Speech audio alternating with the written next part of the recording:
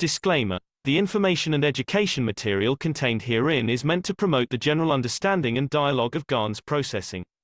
Such information is not meant or intended to serve as a substitute for a healthcare professional's clinical training, experience, or judgment. For patients and individuals, such information is not to be a substitute for professional medical, therapeutic, or healthcare advice or counseling. For medical issues or concerns, including decisions about medications and other treatments, readers, viewers, listeners should always consult their physician or, in serious cases, seek immediate assistance from emergency personnel. Prescription information, procedures, and use of medical devices information should be undertaken only by properly trained and certified medical personnel. We specifically disclaim any warranties, express or implied, including implied warranties of merchantability or fitness for a particular purpose. Such information is provided, as is, and is believed to be accurate at the time of its publishing, but it is the viewer's job to evaluate the accuracy of any information found in this presentation. Every case presented is of their own experience, applied by themselves for themselves, and it applies to their case only. Every person experiencing health problems should seek professional medical advice and consult their course of treatment with a doctor. The processes of plasma balancing described herein are a natural process which supports the body but does not replace medical advice or therapies one is already subject to.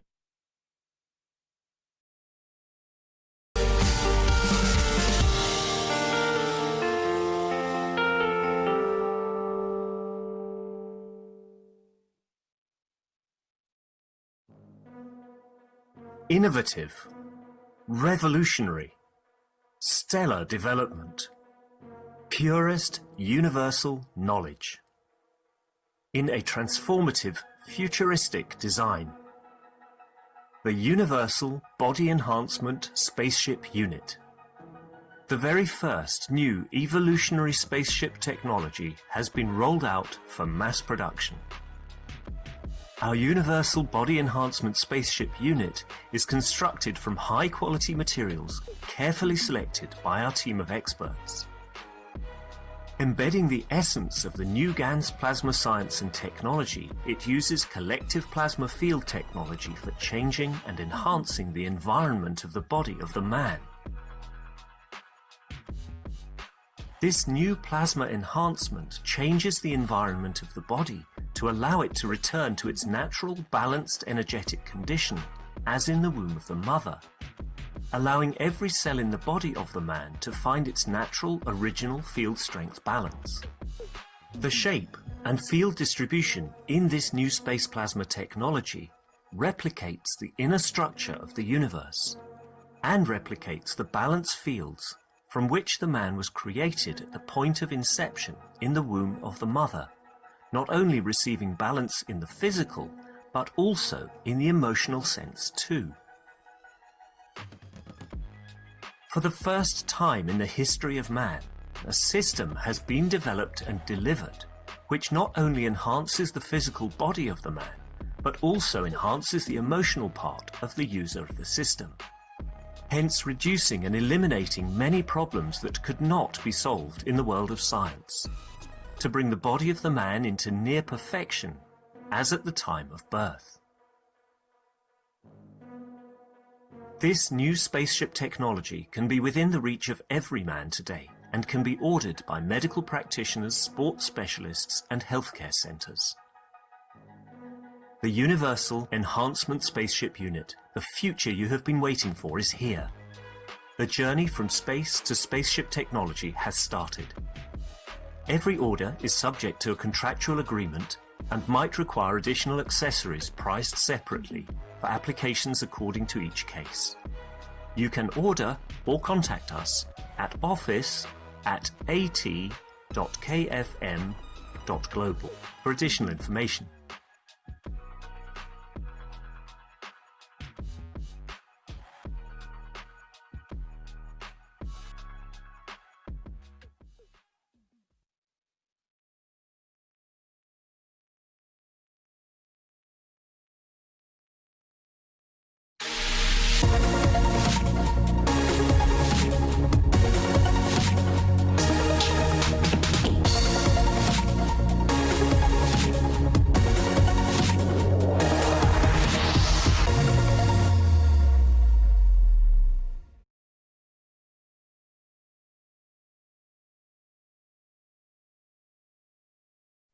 Hello, friends, neighbors, universal citizens, agents of peace. We welcome you again to another Keshe American Knowledge Team for September 18th, 2022. I'm your host, Mark Anderson, joined along with Alex Skorick, Randy as co-host, and many knowledge seekers from around the world.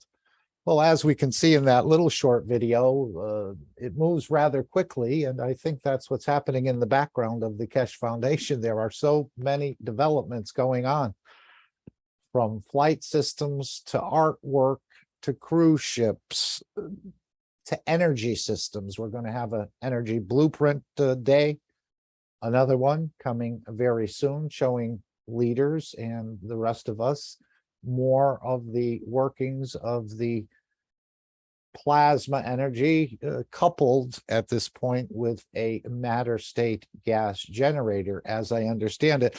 But we have so many things going on. I know the store is being revamped.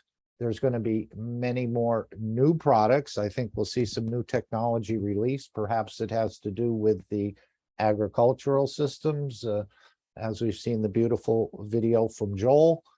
And of course, Joel was in the Portuguese meeting on Friday answering a few questions, but even that system, apparently with the rings and so on, is obsolete. So many things, exciting happenings as the solar systems gets drawn in closer to the sun, and the entire solar system gets drawn in closer to the center of the galaxy. Well, this planet is getting drawn into the knowledge and technology of the Keshe Foundation or of the universal community.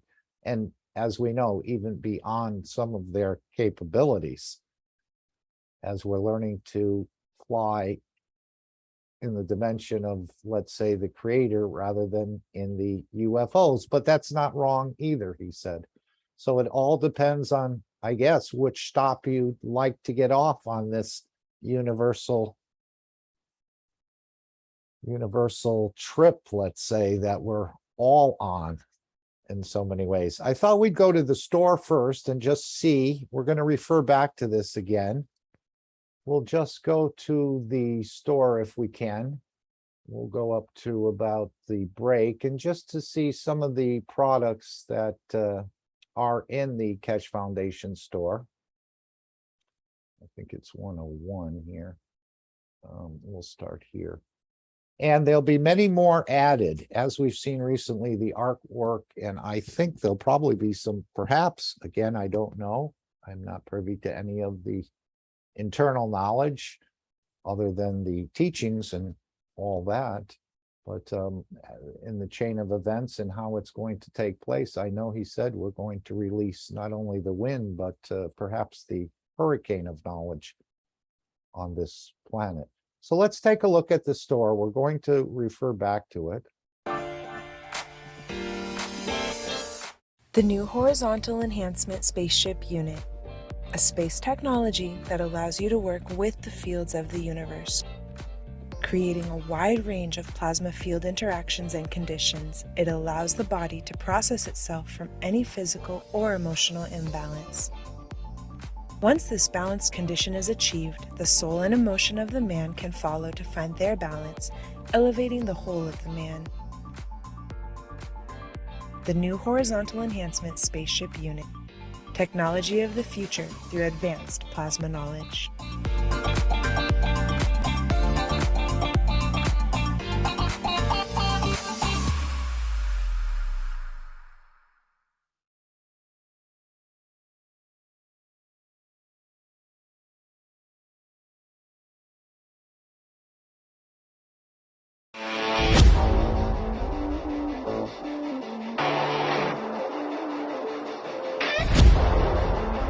The new Vertical Enhancement Spaceship Unit.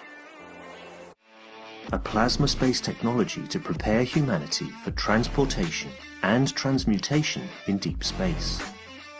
Essential processes are embedded to prevent mutations and psychosomatic conditions during deep space travel. This new system is designed to support upper body conditions, especially of the lungs and intestines, and can be targeted specifically for each organ. When inside the vertical enhancement spaceship unit, the body experiences balance in totality, enabling it to correct and rebalance all the fields within itself. The new vertical enhancement spaceship unit, a dimension in health and transportation never seen before.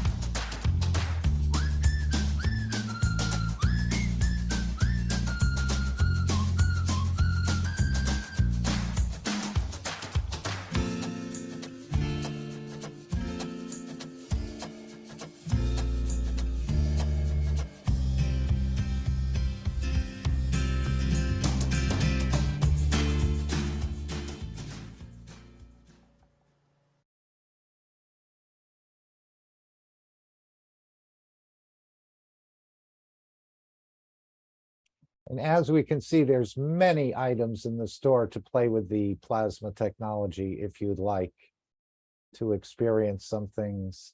I don't know if anyone bought the air filtration system, but I think that it talked about producing negative oxygen, but I think that produced a small amount of plasmatic CO2. All of these systems are for elevating the soul of the man. And of course, the plants and the animals and all the created things on this planet. So the store has probably 150 to 200 items in it. And as I said, he indicated more new products are going to be added to the store for you to benefit. And I know there's sweet cups in there, there's pressure cups in there. Again, for conditions of diabetic or high blood pressure. And we've heard the results from people who have purchased them just using these cups in their single use only, but fantastic results.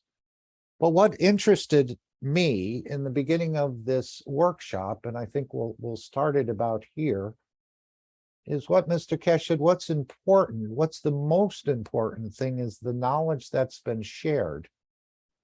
That's the knowledge that we've gained, and what is the future?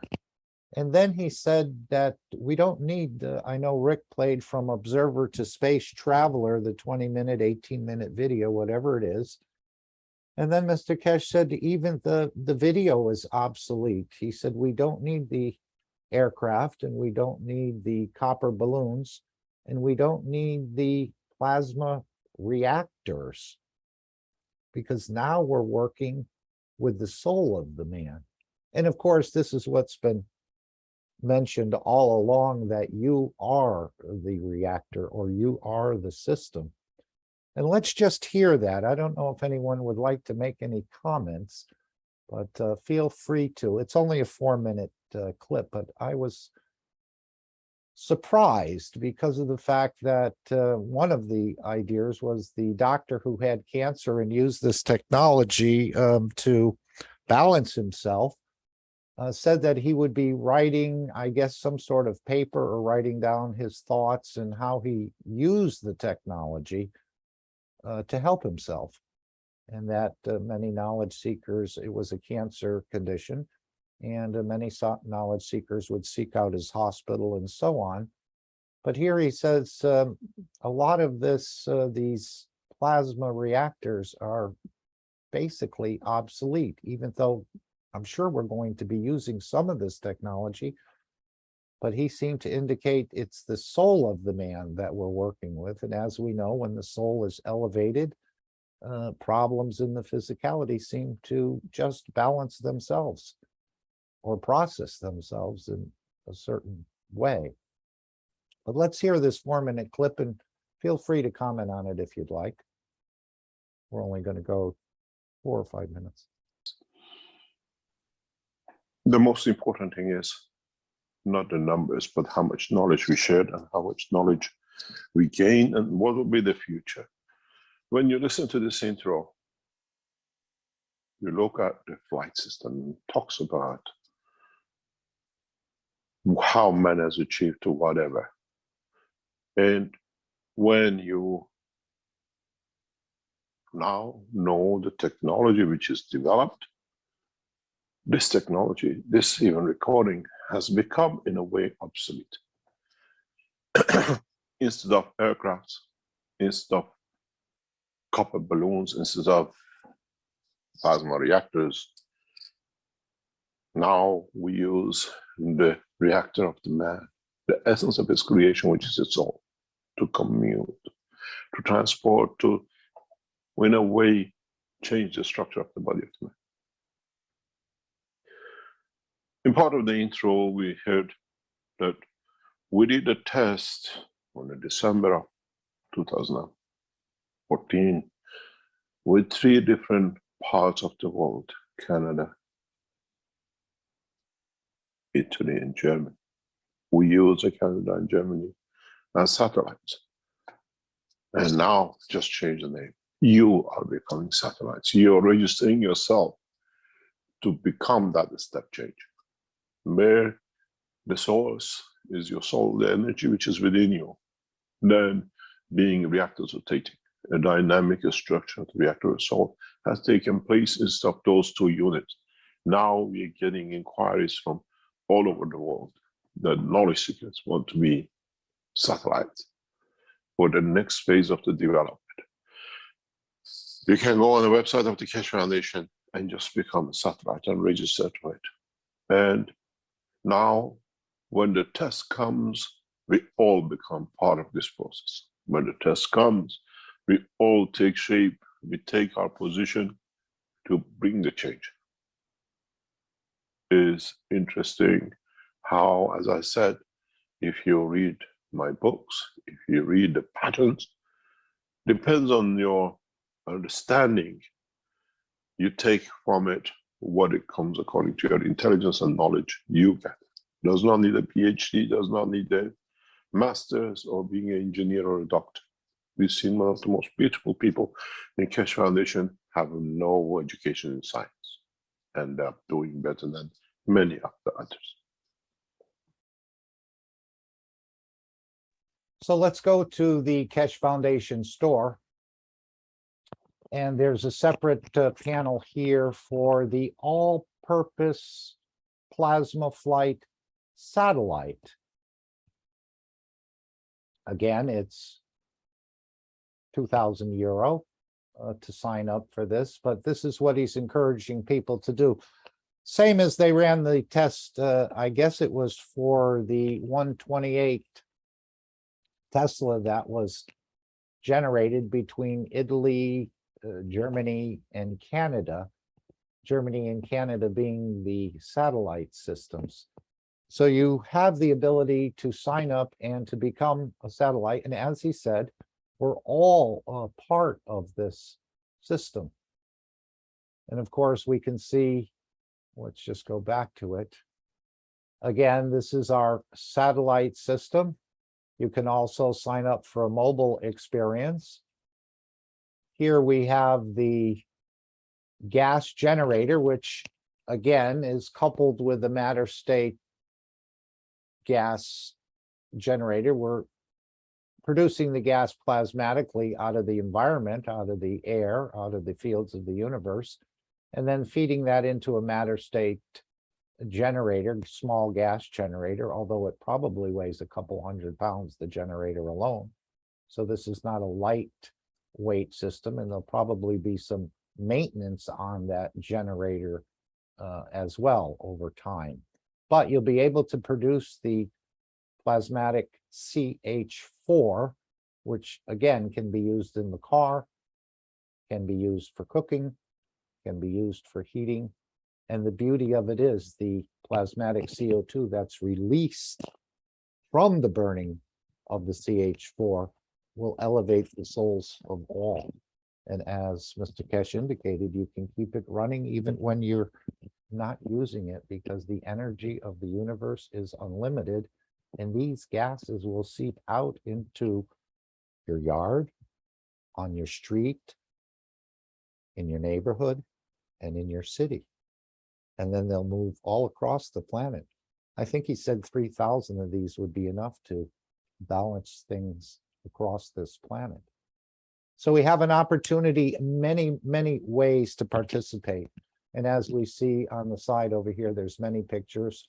The flight system, the Universal Body Enhancement Spaceship Unit that we saw, paint pens, cups for sweetness, for pressure, GANs for paint. And that's another part of sort of the new things. Here's one of the paintings here. And perhaps we'll go to that part in the 450 and come back to the store once again. And I think it's somewhere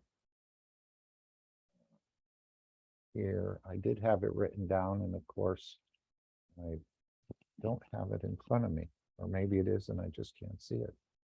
I'm not sure. But anyway, this is a new artwork that is being produced. And again, this is not just artwork, but let's hear Mr. Keshe describe it if I've pulled into the right position. The shipping department does. We'll back it up.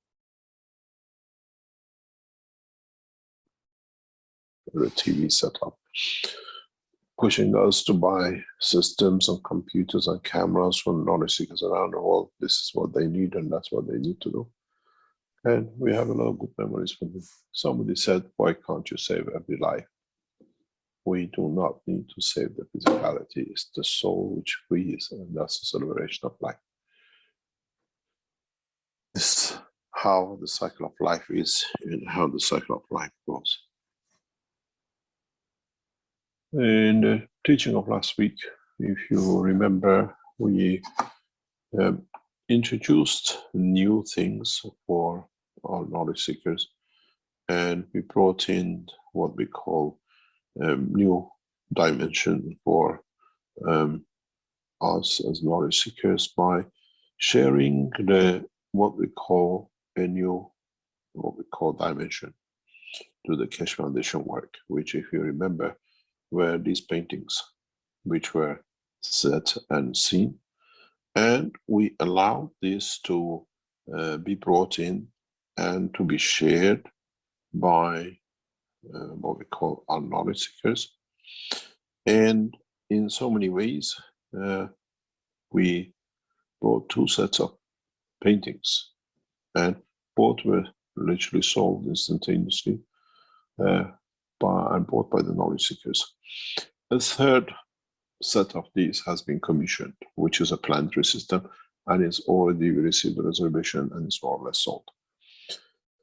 What we've seen with the interest in the plasma paintings, all these 4 pictures has already been signed by me and will be shipped within the next day or two, whatever the shipping department does. We have now seen the interest allowed and commissioned me, except we agreed to make 6 new set of paintings. But instead of us choosing, you go on the net, you put the picture. It has to be what we call not a face or a building. It has to be abstract. It's easier for that. A copies of it in a Gantt state can be made and painted and sent to you. And if you want to leave it to us to choose, as the next series comes up, it's available for. Altogether, we are releasing 6 more set of pictures, 6 more paintings.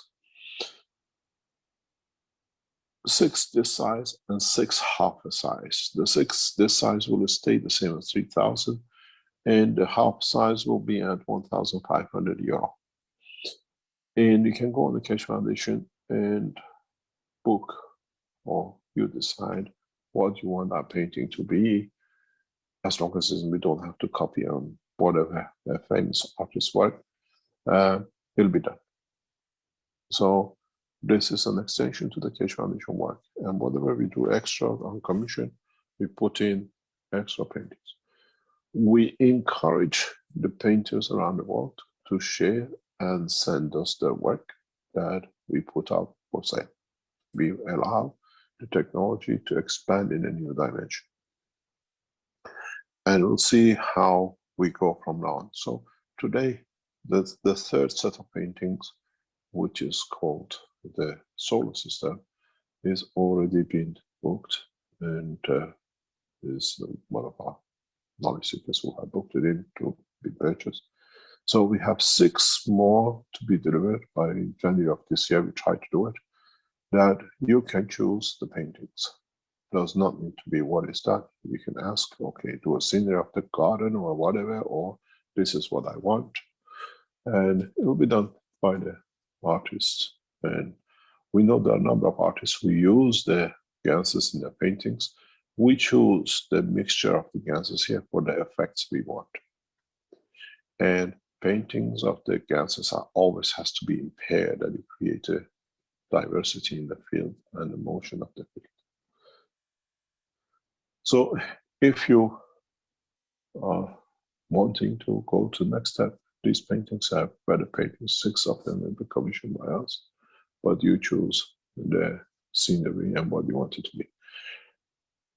A lot of knowledge seekers asked for, they cannot register in satellite, they can't find it. It's been repositioned as of this morning. You go onto the website in the store and you come directly to it, because it was within the mobile system. Now it's been separated into on its own bracket.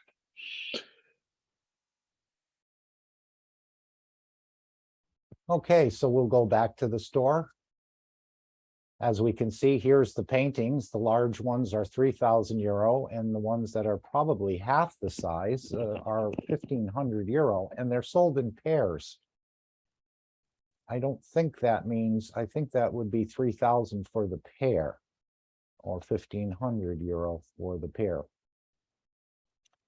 I was just thinking NASA has a lot of beautiful sort of abstract pictures, and we do have artists also within the Keshe Foundation that can send their artwork, he said, to Linz and allow them to perhaps develop that as a pair of photos, but it has to be abstract sort of work rather than a building or a face, something like that. I think that means they could probably produce them a little bit quicker than if they had to replicate the front of a building or something else, which again may be some sort of infringement. And of course, the first thing we see in the store is the satellite. And he's stressing how important this is for people who can to sign up, but we're all going to be part of it. So whether you pay or not, I don't, as he said, not to sign up if you're not going to pay, because that has happened in the past and they just delete the order. He said, go and listen to the previous workshop and you'll find that out. But it's a very interesting position to be in. We all can take advantage of becoming this satellite.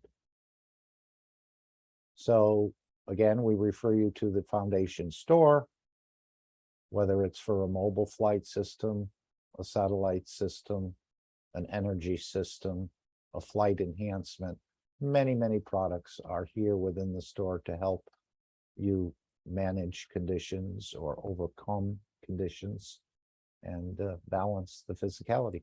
But as he said, now we're working with the soul of the man, between the soul of physicality and the soul of the man, which is this dynamic interaction that's created winds and hurricanes of fields. And this is what we're needing. Of course, we're using these systems as a helping hand until we get to be able to do it on our own. But I think there's many surprises built in for all of us. And they'll probably be surrounding this planet with the fields of the system. I know when we spray the plasma water, he had said this would be connecting the wellness systems when it was being talked about delivering them in each capital. And the GANS waters we spray to create that dome of peace is part of the connection process. I don't think anyone has the full scope and understanding of what the foundation is doing, but it's to bring man and this planet into a peaceful condition. And of course, join with our brothers and sisters, as he said, as part of the universal community. And for many of you, that's a little bit too far out. But again, this is what's going to be shown. As he said to Dean, they're going to bring in the cameras and we will actually see the transmutation of the soul. And then no one will be able to deny. And of course, there'll still be, I'm sure, naysayers and deniers, but it'll be overwhelming, I think, the systems that are about to be released. So let's go back again to the 450th Knowledge Seekers Workshop. We're going to go about 42 minutes to maybe 50. And again, this is part of the new systems where they can create environments. Let me just see here. Okay, we'll go here. And let's see if we can start it about right. Oops. Just a second here. I'm trying to get this. I don't know why that's popping up. Of course, I'm not a great computer man. Never have been.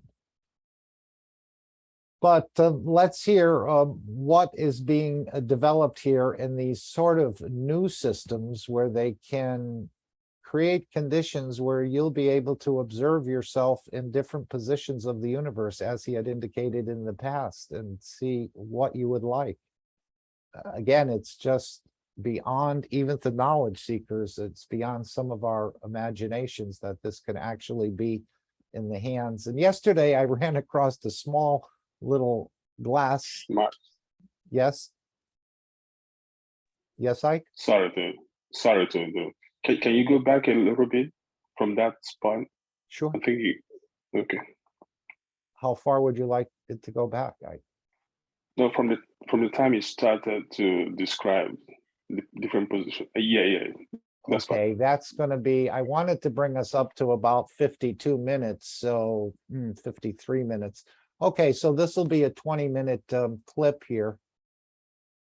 And then we'll move forward from there. But this is what he's talking about, the GANS reactor sort of being obsolete. It's hard to imagine that because we haven't even fully understood them. And maybe the knowledge is going to come through the soul. As he said, the soul does know how to behave in the universe. It's almost like if you go to the moon, the soul knows what to do, what to eat, what energies to absorb, let's say, and how to exist there or on Mars or in any place in the universe. And of course, it's keeping the physicality because it needs to protect that physicality, because it needs something. If it manifests in the matter state or transmutes, it needs something to manifest into. But you may be surprised you're not as tall as you were.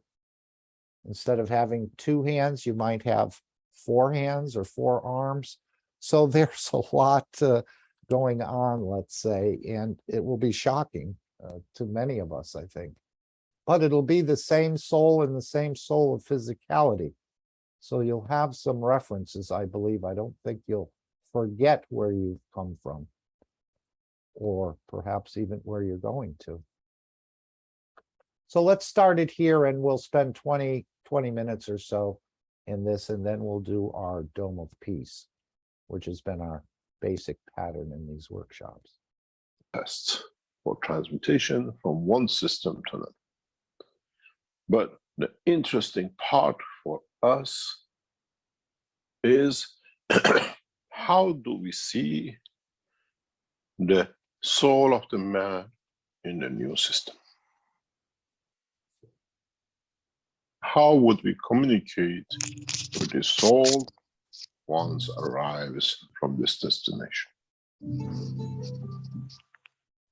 Dean, did you want to add something here? I know you're going to be the cameraman. I see your mic opened. It might have been accidentally. Okay, he's closed it. Let's continue on. Dean will be taking some camera work inside, I guess, and actually videotaping, as we said, the transmutation process, which we'll hear coming up. Oops. For me, it's easy. I know what to do.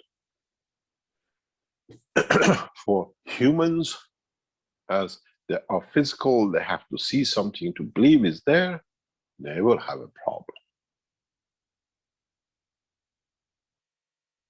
But the beauty of it is, we send the soul back, and the soul confirms receiving the message and being with us and taking with us.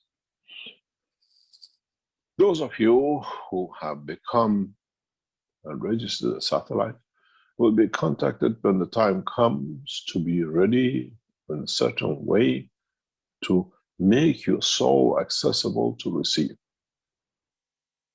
Be it the souls of the man, the soul of the creator of other kinds of lives, and those of the universal community.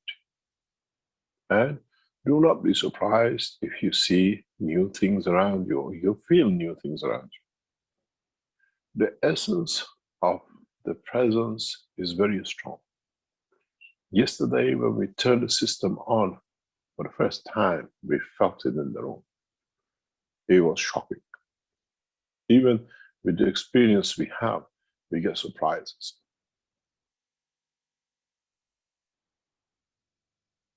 To understand that you are in the presence of the others, even though you cannot see them. You can feel them. Because in our system, we have created a condition of a position in the universe, and our system has become accessible to those.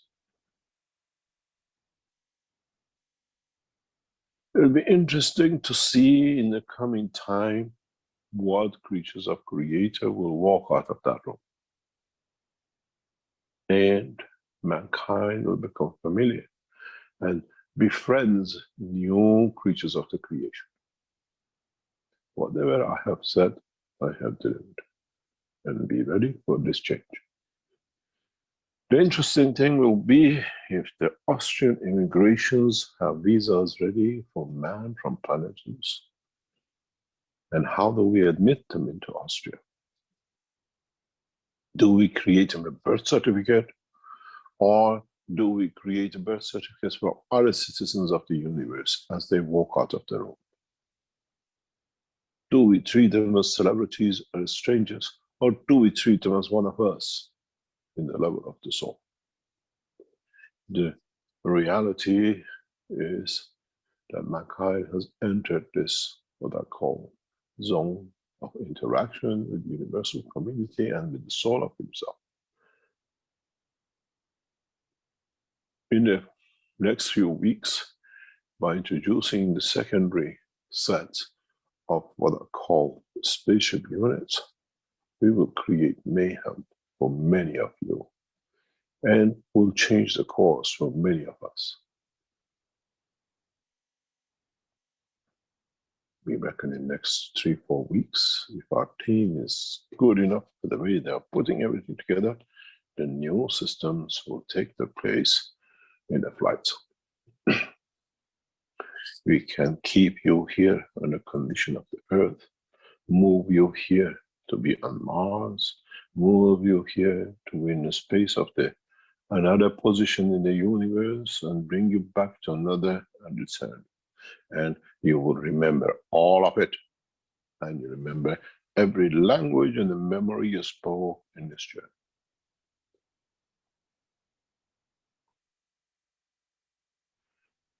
The beauty with the new system is that it brings the beauty of the Creator.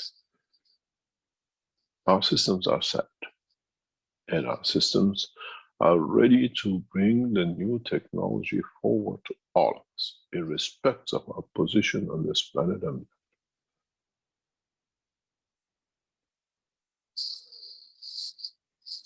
in the coming weeks, we try to bring the communication with those of who we consider as a member of the universal community. I'll make arrangements that we can listen to the communication and the words of the man of the universe, what is expected of us, what we have to do to reach that ultimate goal of the opening to universal community. As you call it, the message in the bottom. The message, in most cases, will not be heard by the ear of the man, but it will be heard by the soul of the man. And the mankind will respond to it.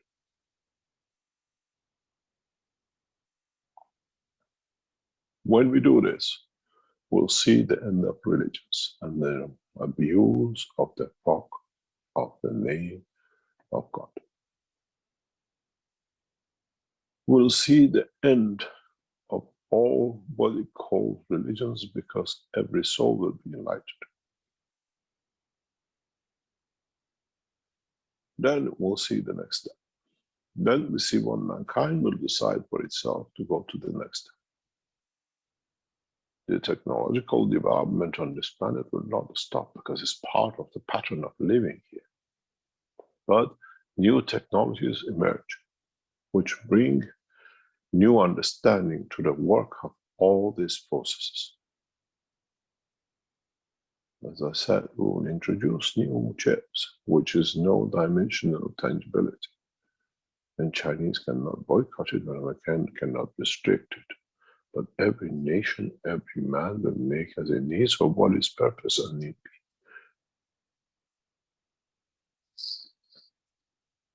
As we see, usually they say, they break a bottle and they inaugurate the sailing of a ship.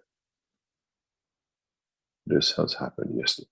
Now we are at the opening of the first space reactor, which allows the soul of the man to travel from one point to another with the point of observation of the man.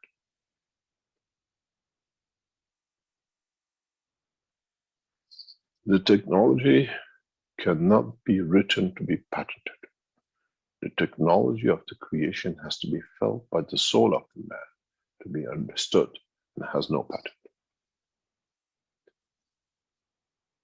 Enlightenment is the pattern. Enlightenment is understanding the pattern of creation and the Creator's work. We'll bring you more and more of this knowledge, and we open the door. We open the door of the knowledge step by step. And we'll bring this forward to the point that most of humanity can understand, can see, and can take it up and replicate it. Will not be belonging to nation, to one person, or one culture. It belongs to all of us as humanity and belongs to the universal community. It's a gift from mankind to become kind to himself, to be a kind of a man that can be kind to the rest of the universal community. In so many ways, yesterday, pre-testing, being in the room, and then going back again and again, and trying to understand if the systems are ready for the next step, if the systems are there to bring the change. It brought forward that the man has jumped a leapfrog across the knowledge of the creation and the creator.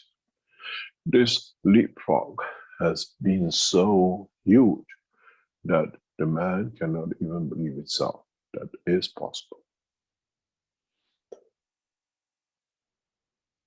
The knowledge has to be spread in such a rapid way that no nation stays behind, no culture stays behind. So the satellite souls, which you are all registering to become, is essential for us to spread this knowledge across this planet. We don't use what we call the satellite people, volunteers, just to transmute to. We use them to transfer energy to the other souls in the language and the environment. In the way, those of you who became the satellite or registering to become satellite, you become the Universal Council soul members supporting. In a way, you will see the next step which is planned for this part of the, what I call expansion of the knowledge. It's not that we send you or we bring you things, it's that we use your soul. In a way, you become messengers of the message of the knowledge of the universe in the language that people, in the emotion that the people around you understand and can accept. He's not teaching anymore by making magraphs and showing how to make scans, but is the way that your soul becomes the teacher to the others, to be elevated to understanding of the teaching of the Creator, the knowledge of. And it can be done in different ways, but all the purpose is to change the ingrained in the soul of the physicality of the man and the physicality of the man to kill and destroy. This way, man walk away from it and accepts in totality, not just individuals. Those of you who volunteered to become satellite, you have not understood what you have walked into, that you become absolute satellites. When you have a satellite over a country, its waves covers the whole of country and every creature. It depends what you have that you can receive, what it sends, and if it is for you to receive. Understanding the work, the satellites of the soul are connected. And so we do not need to put you in the space to be. You're already spaced in the position that you are. We want to change the mankind from the essence, from the path of killing and war and conflict. Then you become the ambassadors of peace. You're the satellites of the peace. This is your job to spread this in a way that it changes, ingrains in the animal, to human and the rest. The responsibility of those of you who become satellites is chosen by your soul. And those souls have the responsibility to change the course of humanity. This is thanks to the new knowledge. This is thanks to for whole nations to understand, to accept. Do not be surprised that you see the clergy who come to you and they take their frocks off and they walk away from what they preach, as now they are enlightened to the knowledge of the creature. We expect many, many clergies to walk away and leave their frocks behind. And some will even hide it because of the abuse they've done while they were wearing it. The time for this is a handful of time, not much. We have to see the end of two that begins with a new cycle. And the two is completed. We are waiting for the cycle by you to start in how you go ahead and how you develop the understanding. The center in Lens is a beacon of the knowledge from the Creator, and you are the satellites to receive it and to spread it, and nothing else. And don't be so arrogant that you become. Be humble that you are. And this will carry on with all of us. This will carry on with many of us. And many of you who came to Linz in the past few weeks, you'll find out that you have become already part of the satellite system. When you listened to the two systems yesterday, it's literally like they are in pattern of adoring each other. The noise is so intriguing, but you feel the emotion of peace, emotion of harmony and tranquility, and in a very, very specific way. This is what I came here for. You feel part of it. We set the systems to change. We set the systems to be applicable for different, what we call, understandings and different souls. And we see how everyone will react. And we sit and monitor to see how you as souls will come to understand the totality, and you come to understand as a whole what will happen to us as a human race. What will be the future of us, all of us, and how we have to have a clear soul that will not allow our own tainted desires to interact with what is to come. In so many ways, we are preparing you in the next few weeks for one of the final steps to become passengers of the universe. In the coming time, those of you who will test as a passengers to the moon and Mars gives us the opportunity for our knowledge seekers to understand the process, that from then on you become passengers of the universe. Depends where you beam the light of your soul, and that will be your home. And if you accept it to be in that home. In the next few weeks, as we extend the work of the Keshe Foundation in minutes, we extend the knowledge of the humanity. In a way, we become the center of the spreading the knowledge through the soul and not through the books. Many of you will come to new enlightenment, and you do not understand how it's happened. In a way, you receive the knowledge without a pattern, as it was said in the intro, that Mr. Stephen Hawking cannot steal it from you. And he cannot cheat.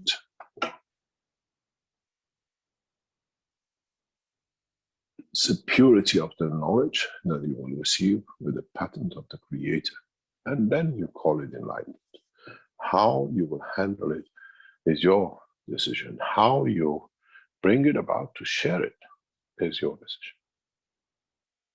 It'll be very interesting to see that we are still developing different aspects of the technology in the physical dimension, but you are so advanced that you think you might not need it. But if you transmute into the matter state of it, you still need that knowledge to be able to do and to be able to live.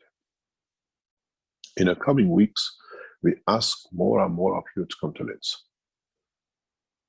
In a way, we request you to come to LITS and go through the system, because there is a bigger plan in the background for this purpose.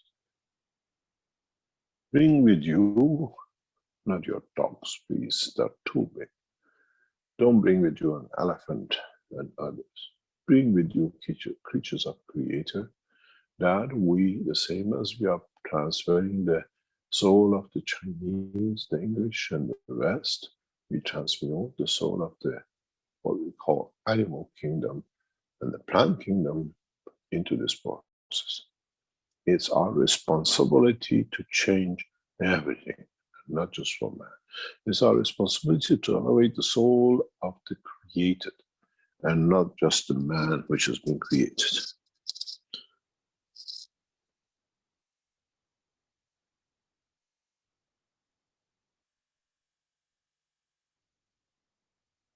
In the teaching of today, I have taught you a lot if you understood it. And there's a lot of hidden messages in this teaching of today.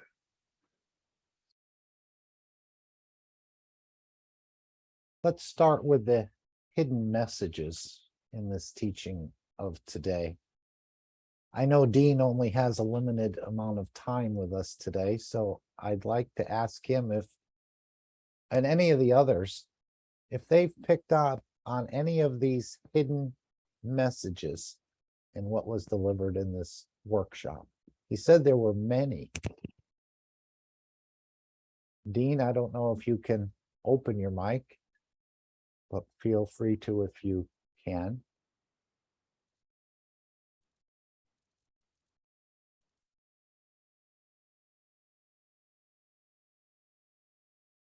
Well, one of the things I noticed is the knowledge is going to be transferred through the soul to others.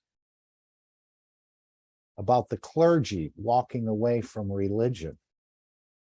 The soul becomes the teachers to the others all across this planet, using these satellites to spread the knowledge. We're going to see and feel new beings around us,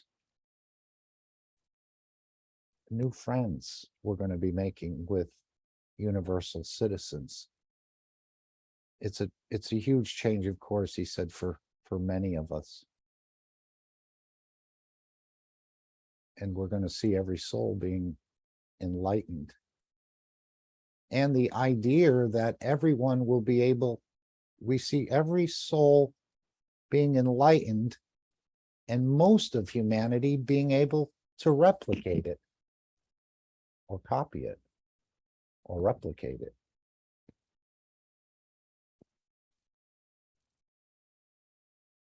So it's just an amazing amount of hidden messages. Did anyone pick up on any hidden messages? We're going to become more enlightened and we're not going to understand how this even happened.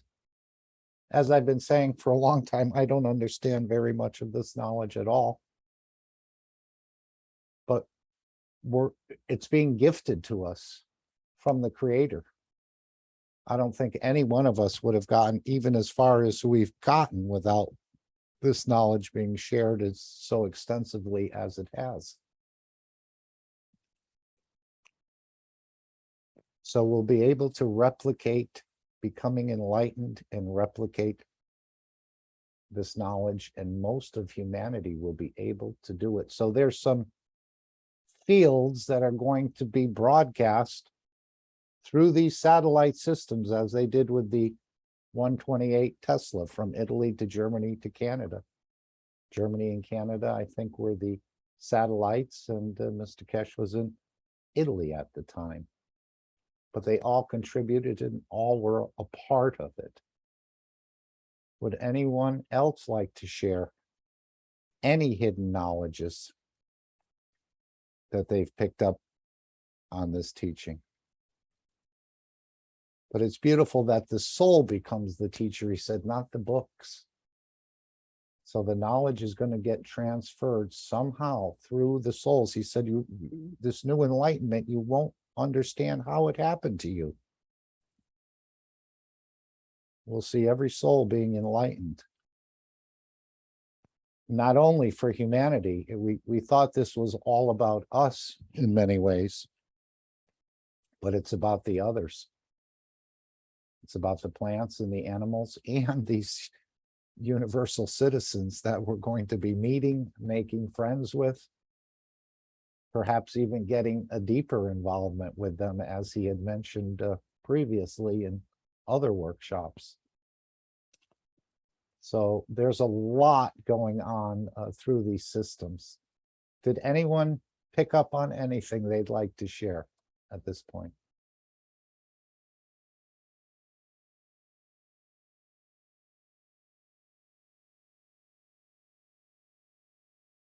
Okay, again, back to the store. Encourage everyone to sign up for the plasma flight satellite system. And again, your soul will lead you into this journey somehow, that your soul has chosen you, almost the way the Universal Council is chosen by the soul to become part of that, or to be perhaps a supporter, which I think we all are. I never thought the designations were really necessary, but maybe there's a bigger purpose to it in the future. I didn't like to see any differentiation between any of the knowledge seekers. We're all equal, as I understand it, whether you have a lot of knowledge or a little knowledge. And your understanding is your understanding based on your position and your understanding. And we respect that, even though I may not understand what you understand. But now it's going to be shared through the soul. As he said, he doesn't teach through emails and telegrams and so on and so forth, although that's what we've seen, many whiteboards, many explanations. Now I think the knowledge will somehow become clearer to us. It's almost like you get a new job and you work there, you don't understand how it all works, but you're doing your part of it. And then down the road, after you've been there a while, you start to see the whole structure or a bigger part of the structure, and now you understand it all. It seems foreign in the beginning, but as you work with it, as you start to understand more, and you realize you're part of a much bigger structure. And I think this is where we're heading as far as the Keshe Foundation. Any comments from anyone? And again, we respect your understanding and your position.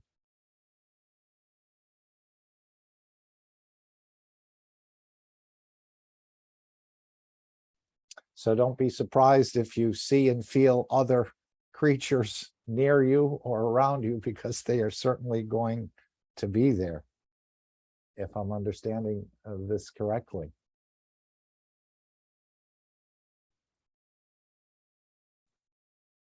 Okay, let's go to the World Peace Treaty, because this is one of the key simple documents that's been released before we go to the Peace Dome. And again, a very simple document. Would anyone like to read it? I'm sure you've all signed it. If you haven't, you signed it with the pen in your soul, of your soul. The World Peace Treaty, and of course, this is meant for world leaders, religious leaders, and every other entity on this planet. And I'm sure if the cats could sign it, or the dogs, or the elephants, they would. But apparently this knowledge is going to be spread to them in the same manner, direct, because how could we convince an elephant not to go rogue and destroy a village? It has to get transferred through the soul, or the lion not to kill anymore. It has to get transferred through the soul. And that's what we were talking about a little earlier in another meeting. We keep hearing all these stories about all the things that gone wrong and all the skullduggery that's done by many former people. Even Mr. Keshe said he'll be bringing back some of these souls to explain why they created so much mayhem on this planet. But the only way to reach the others is through the soul. I know the gas system is going to be also instrumental in doing this, especially for the planet. But anyway, I will read the World Peace Treaty. As citizens of Earth from this moment on, except to lay down all tools of aggression and war. I shall never think about getting involved or incite war or develop or use any tools of war on this planet or in space.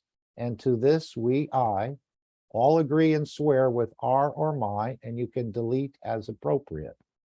So if you're there pledging your nation to peace, which the Universal Council members have, it's for your territory. It could be for your council, your religion, your city, your town, your body and soul. You simply put your name here, your signature, your date it, your position, and on behalf of, whether again, it's the nation, the territory, the council, the religion, the city, the town, or the individual, and have it witnessed simply with a name, a signature, a date, and the position held. After signing this treaty, be proud to display this certificate wherever you consider being important to you, that everyone can see and know your ethos to fellow men and the mankind and other created beauties of the Creator. So again, you can display this, you can hand it out.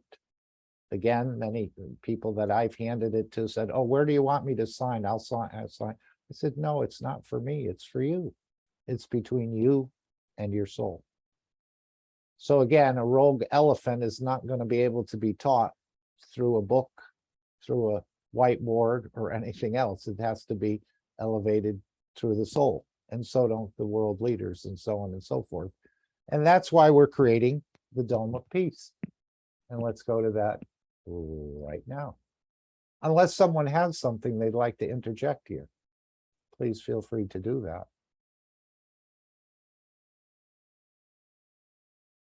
Again, this is the first part of the Dome of Peace, which we continue every Sunday collectively at 12 noon CEST or 6 p.m. CEST. And let me see if I can play this. I don't know if anyone want to read this Dome of Peace. Anyone want to offer? I With will a nice read it voice. for you. Okay. This is what came in and what is now become a pattern.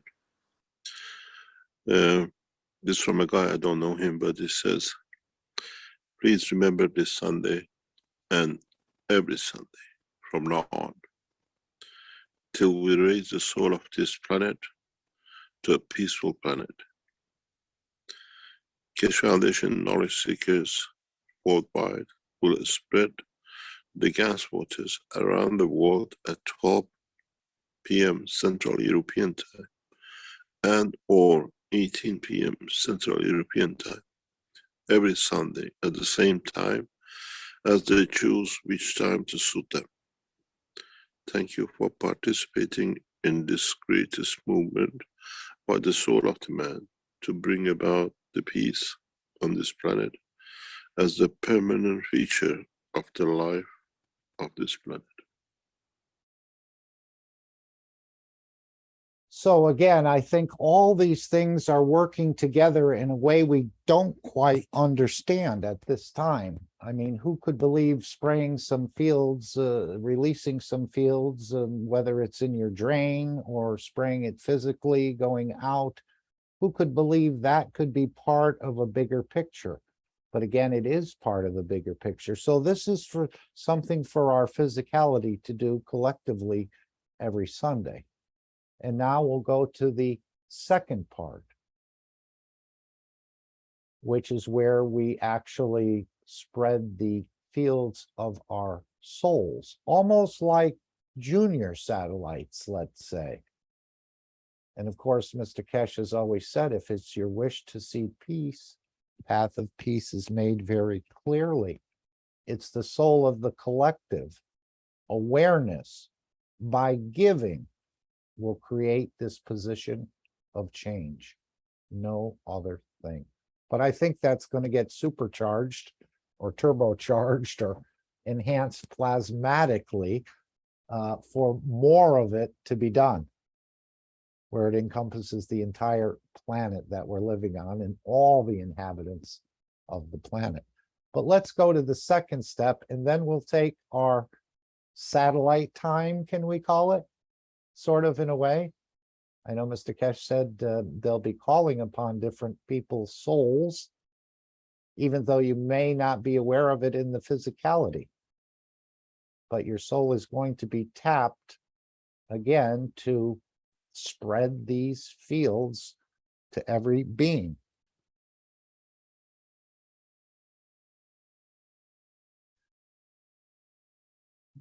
Start there.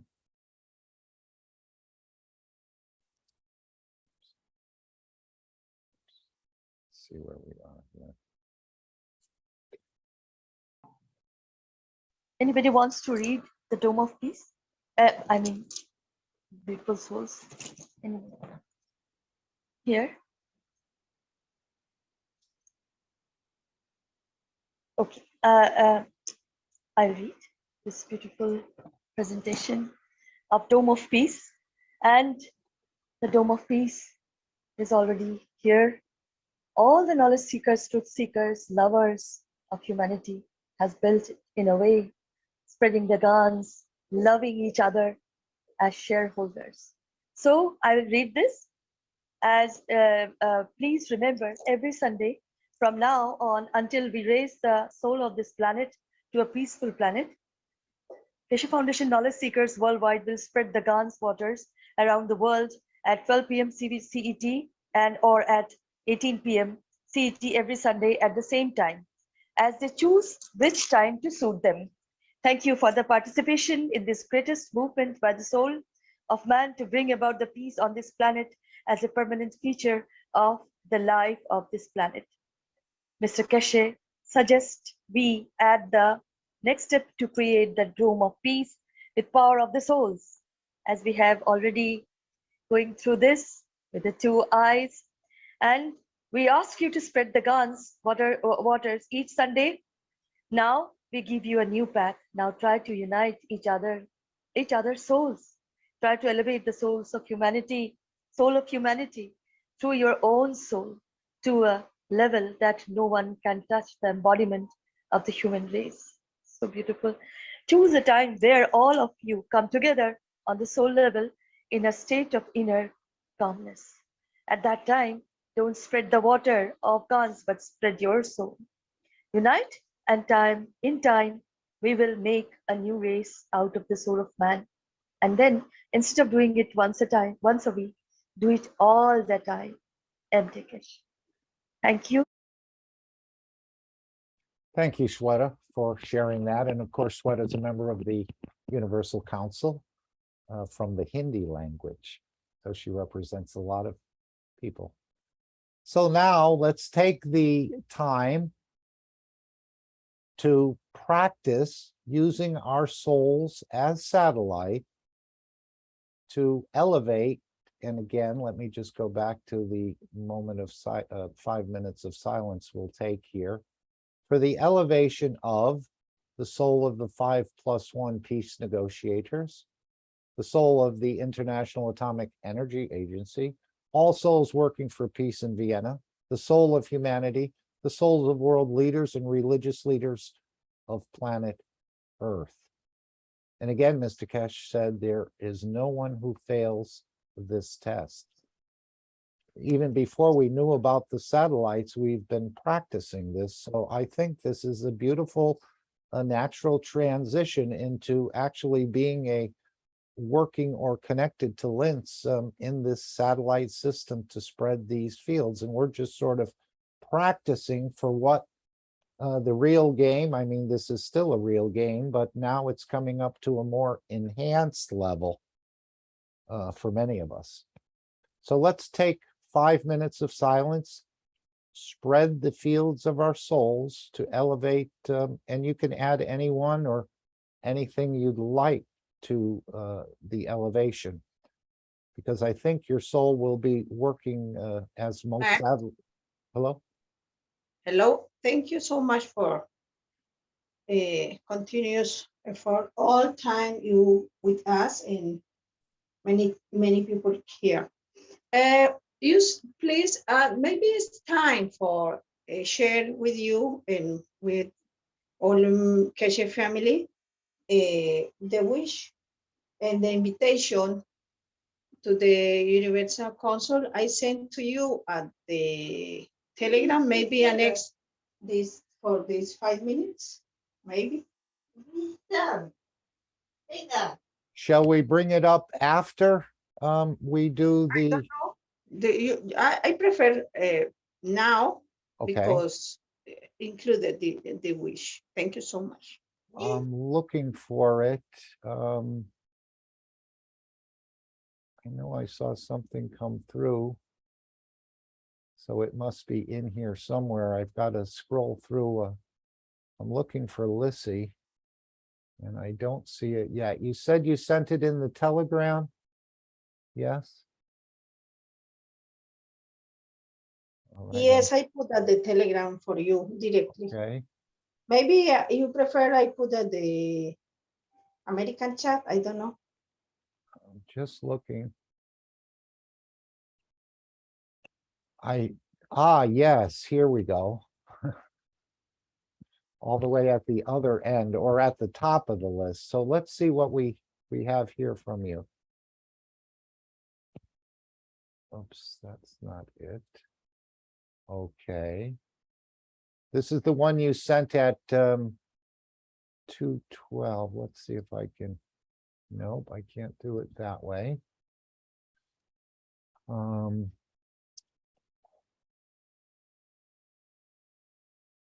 Okay, this is an invitation.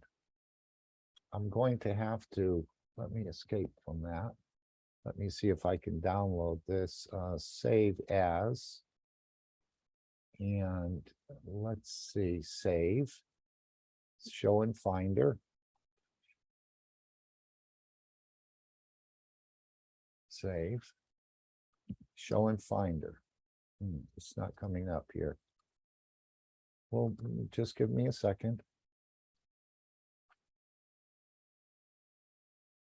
Okay, even though this is not quite what I wanted to.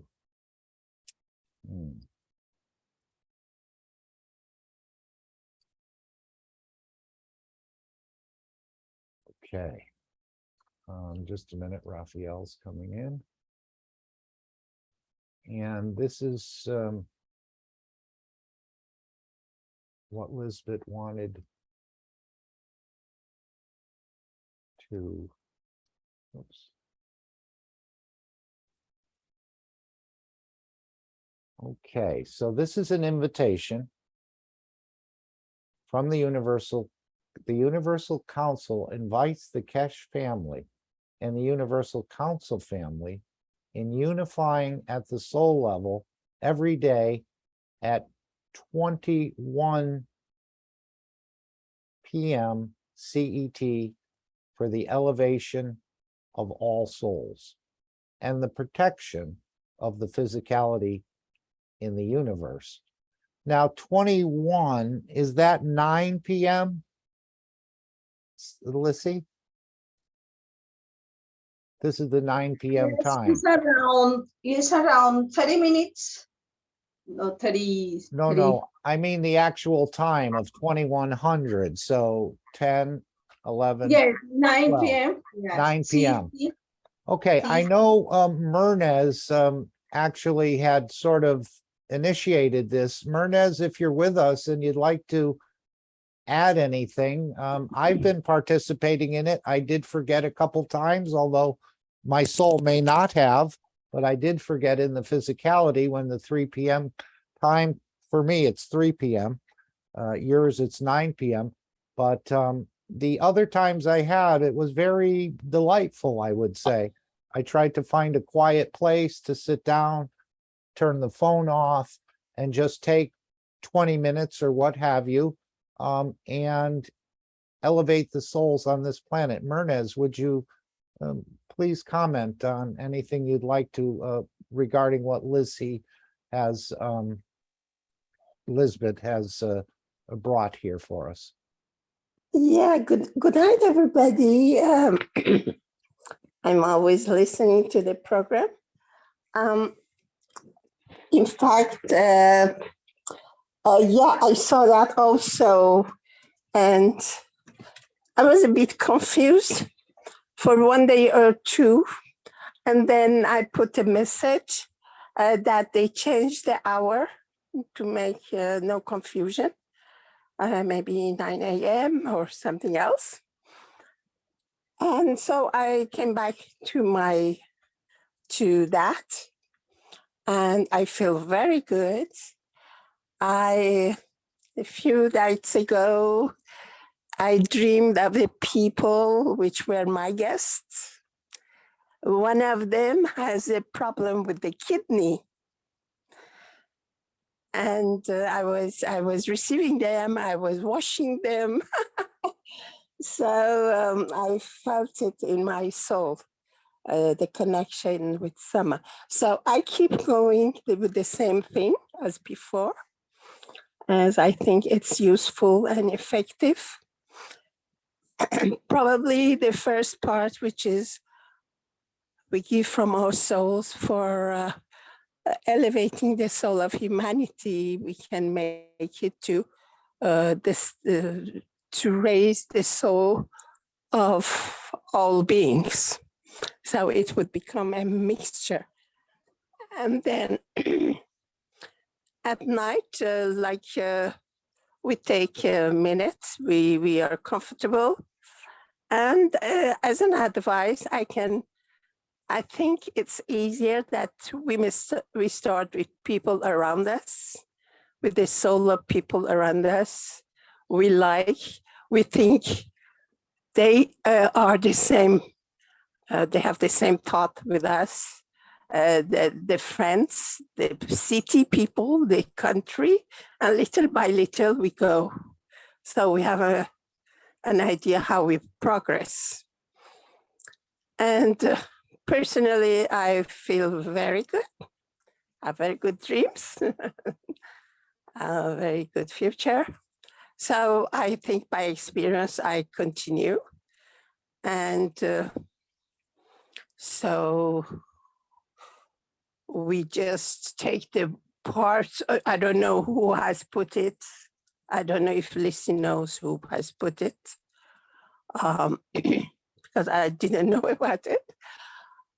So we put the part which is about all the souls, and we added to ours, which is the humanity. So the thing is this exercise of connection of the souls, which is like connection of satellites, which one of us in a part of the world, we are trying to exert our soul to come out, to go further, because the soul is extendable. The more you put it away, it goes. It's not something rigid. So we are just the satellites, in fact. And we try to develop our fields higher and higher and more powerful. So we keep the 9 o'clock, and maybe they put it another hour, 9 a.m. maybe. But the more it is, the better it is. The more satellites we have. So It's all good, all of That's us. what I was thinking, Myrna, is that everyone would take 1 hour and just for a minute. So if you took 9 o'clock, I would know you're there at the 9 p.m. CET hour. And if I took 10 o'clock CET, again, just a commitment for 1 minute, that way everyone around the world would know that you're uniting with at least one other soul. And then, so we'd need 24 people for that. Then if we extended it, there's 1,440 minutes in one day. If everyone took 1 minute, I take 10:01 and you take 10:02, you would know that throughout the day, whatever time it is, and whenever you have the feeling to or your soul prompts you to, you could join in the elevation of the other souls or the planet. But and yourself also at the same time. myself also, which I needed a lot. But now that they're transmitting from Linz through these souls, it's going to be a continuous process. Not that we'll disregard this, but I think we don't need the every hour on the hour or every minute on the minute, although it was a nice thought I had. But now I think we'll see this continually broadcasting out of Linz, and as more souls sign up for the satellite network, we'll all be doing it all the time in a way, and on the soul level. Anyone All else? is good. Anyone else all have is some good. thought? But I think we are that's, the satellites. We Yeah. are the satellites. go ahead, Micah. Okay, maybe your mic just came open. Sorry about that. My That's okay. apologies. No, it's no problem at all. Dean, I could give you another opportunity. I know you said your time was limited if you wanted to add anything here at this point, but it seems like these are the wellness centers or the enhancement systems that Mr. Keshe has been talking about, delivering in the physicality, but now with all the headaches of doing that, it may be delivered directly through the souls of the satellites, those who sign up for the satellite program, where all souls will receive this enlightenment, and it'll probably be going on 24 hours a day. The units are sounding like they're getting very excited about the whole matter. The invitation is extended to all Keshe family and the universal family, because it's that time is unified in souls, the universal council. But extended invitation for the all souls of the universe, included Keshe family. Right, and the Brazilian team has been doing this for several months now. I think the daily intentions come at 2 a.m. CEST. And the Wednesday meeting for the elevation of the world leaders and religious leaders, IAEA and so on, IEA, happens at I remember again. noon on Wednesday, if I understand correctly. Yeah, but I remember again. That time is Universal Council Unified Souls, but extended invitation. You understand? You see, I'm a universal council also, and we have talked about it in the program, and it has been fixed like that. So we cannot have two at the same time. It creates division. Person doesn't know, I didn't know to go this one or that one, so I didn't go to any. You understand? It's better to have many people in one at one time and then another one at another time, so that people know what have to be done. You understand what goes. If we put all the same time, create confusion, so we don't know we don't do anything. I think it'll be happening 24 hours a day once the satellite program, and he said you'll be contacted when the time is right for this to be launched. Right now, it's just in the sign-up phase of it. And more people every day are continuing to want to become satellites. So this is, in a way, a practice, but in a way, it doesn't fail this test. Everyone passes this test. And we're just approximating what it would be like to become a satellite of the system in Linz, as I'm seeing it at this moment. In fact, there is nothing fixed. At the moment, we need to do that, I think, because we are far behind what Mr. Keshe is doing. Mhm. So we have to run a little bit. We have to work in our spiritual level. But when we think there's something other thing, we do something else. At the same time, I felt there is a necessity that we catch up. We make things go faster, and we actively do our part in exchange of the technology. Because we are using actually the technology, but we all don't do anything in exchange. So the raising the soul is something everybody, even lazy like me, can do. So this way we give our debt to technology, because at least we have used cup one, all of us, or CO2 for the pain. Mhm. So we owe this technology something. So we return it back for the cause of peace. So kind of we are, they gave us something, we gave back. So we feel good, first of all. And that's the least of things we can do. You understand? If we can do teaching, is better if we can. If we do other things, it's better. If not, at least we can sit on the chair and exert our soul to raise the soul of everybody else. Beautiful. And this is what Mr. Keshe is encouraging the Universal Council. He said, when they understand this and start working through their soul, this is the way things will start or are changing. But he's encouraging the Universal Council to work this way. He says, I work this way 90% of the time on the soul level. As he said many times, he doesn't deal with the doorman or the physicality. He goes right to the boss, which is the soul. So this is what I think we'll be seeing in the future. We don't need to write as many letters or send telegrams or whatever as we start to learn to work more effectively through the soul. And of course, with the systems in Linz being, you become part of that system, I think it's a beautiful way to proceed here. Exactly. It's very honorable service. I personally am honored.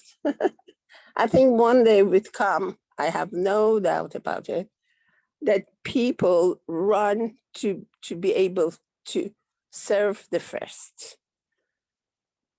I'm absolutely sure I've seen that these days in the people who go to Karbala in Iraq.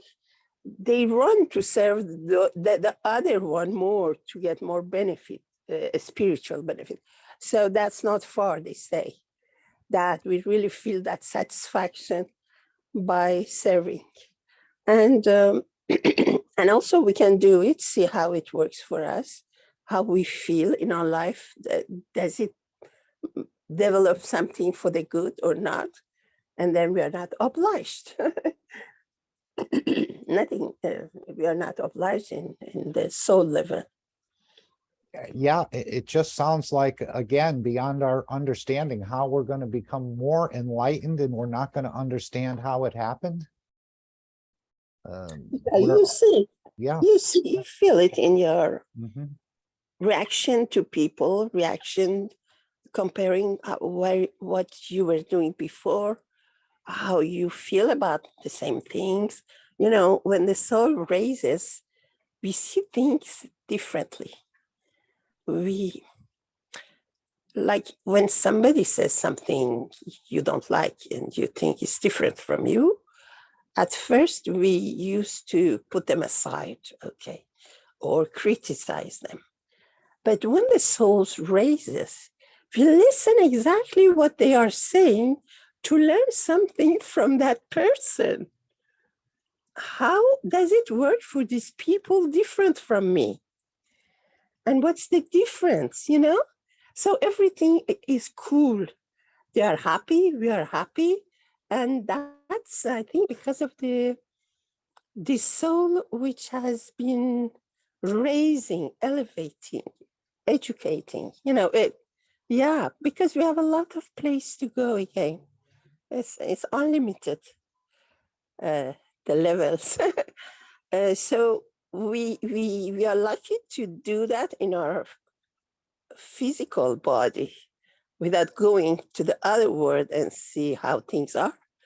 We can raise our soul, see things differently from how we were seeing it 3-4 years ago, and yet be in our body every morning, waking up and eating and things like that. So we are in a beautiful time, beautiful moment. And of course, it's like any change, it's kind of destabilizing. You know, we come out of Yes, comfort zone. we've prioritized the physicality so much that this seems quite foreign to most of us, right? That we could actually work through the energies of the soul to make things happen, to create conditions. And as we know, the soul of physicality follows the soul of the man. Yeah, of course, of course. Like, yeah, we go to a new city from our village. We are afraid of all these cars and all these noises, and then we find friends and we understand how it works, and then we enjoy the city. Very Little by good. little. So let's take the 5 minutes of silence now. Practice exercising our souls, signing up for the satellite system, and so on and so forth, to bring this change. As I played that little music before the program started, we're all waiting for the world to change, but the world's not going to change. We have to bring that change. And it's not by going out and protesting or holding placards or making so many phone calls in the matter state that the change is going to happen. It's going to come through the elevation of the souls with this soul of ours, which is a source of energy and life in the universe. So we're just basically learning a bit about it, but I think the enhancement will truly start to happen once he implements this satellite system that he's talking about. And of course, they won't be up in the air, they'll be right here on the planet. So let's take the 5 minutes of silence now, practice elevating of the souls of the world leaders, the religious leaders, all of the creation on this planet. So we'll begin right now. Unless someone had something else they'd like to add to this.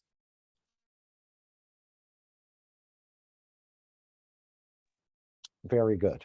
So now we're prioritizing the soul rather than the physicality.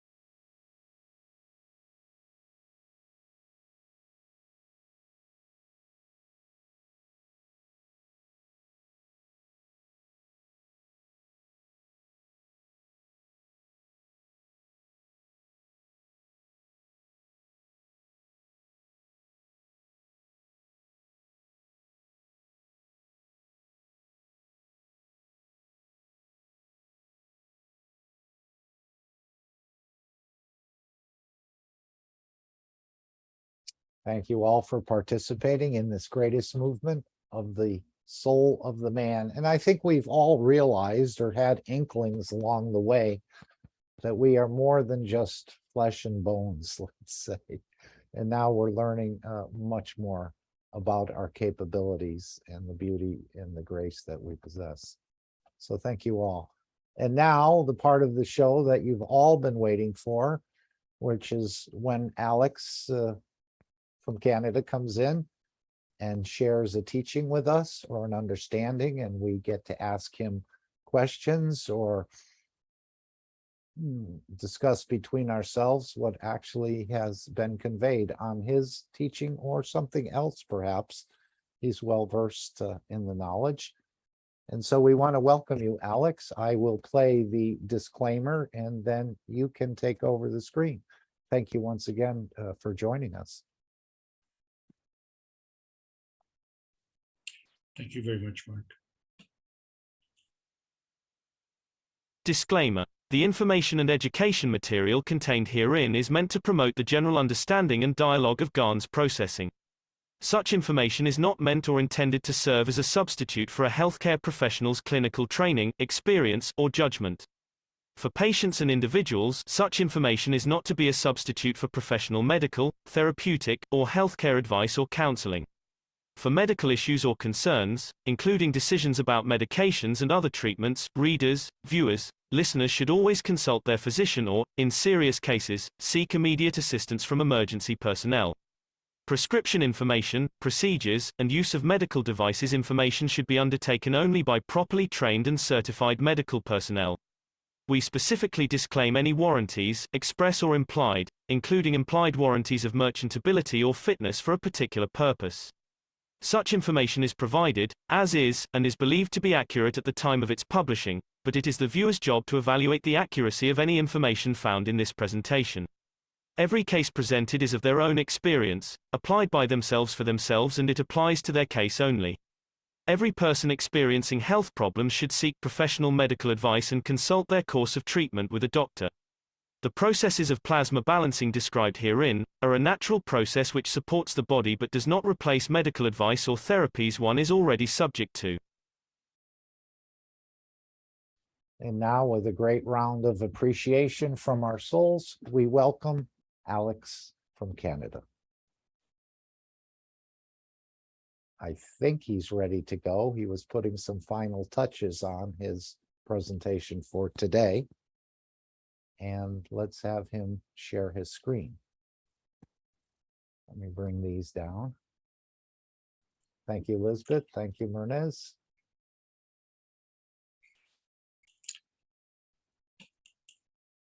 Just have to do some video adjustments here. No problem. This is the reason everyone has come to this meeting. Well, one of the reasons, let's say, is to hear your beautiful understanding of the technology.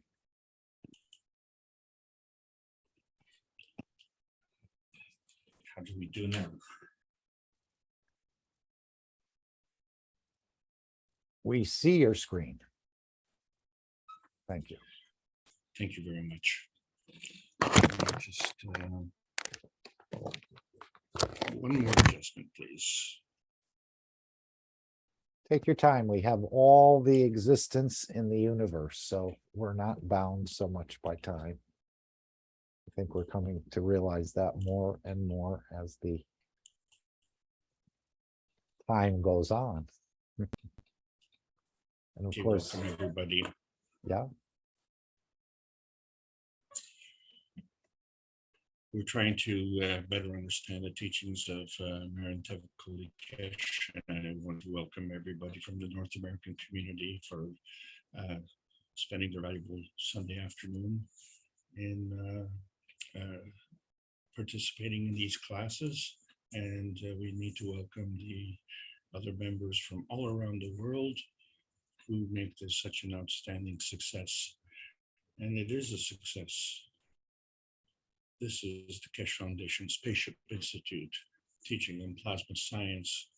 We're into the basic outer space discussions. Today's topic is overlapping fields. My name is Alexander. I am from Canada. It is September the 18th, 2022. And this is the Keshe Foundation North America Plasma Education Series. We're coming close to 2 years on this path here, and we're still doing basic stuff. And we started with basic teaching in Brazil, and we got into basic understanding, basic knowing, basic insight, basic earth space, basic inner space. And now we're trying to find this basic outer space. And last week, we had to call the wild. And we never did figure out who was calling. And when we look at book number 1 with the universal order of creation of matters, we find that that's very important to us in our little tiny perfect world, which is that little tiny red dot in the bottom right-hand corner. And when we compare that to the rest of the universe, it really is humbling. How much we know or how little we know. It depends on your point of view. And we brought in the 2 other books, The Structure of Light and The Origin of the Universe. And so these are all trying to help us to connect our soul to the source. And in the process, as we're searching for outer space, because we all want that piece of the pie. And we know it's out there. It's somewhere in the sky. And what is this phantom pie that we keep striving for? And so the definition of phantom is something that's apparent to the sense, but with no substantial existence.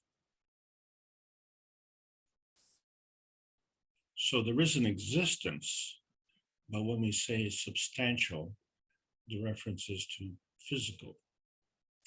And when we say apparent, that means it's not physical. And in our school, that is a plasmatic reference. And so when we're looking at our reference points, and we always have to make sure that we understand that there are reference points, we look in the sky and we see all these stars. And one star in particular is very, very bright. And that star has a name, and that name is Sun. And that Sun has a space of reference. We call it the sun space. And within that sun space, we have all these planets. And so each of these planets have their own space. And that space is basically positioned by creating boundaries with other planets. So Earth is kind of positioned between Venus and Mars. And so that's our little pie in the sky. And we have a very strong sentimental attachment to that. But we have an even more sentimental attachment to our physical bodies, because that's part of our man space. And then so what we see that within our man space, we have souls, we have emotions, so we have physicality. And we have to understand that all of this is present within the physicality of the earth. And so what we're trying to figure out is the positioning of our soul. And so we find that we have 2 souls. And so one soul is very much tied to our physical body. And we have another soul that is very tied to our physical brain.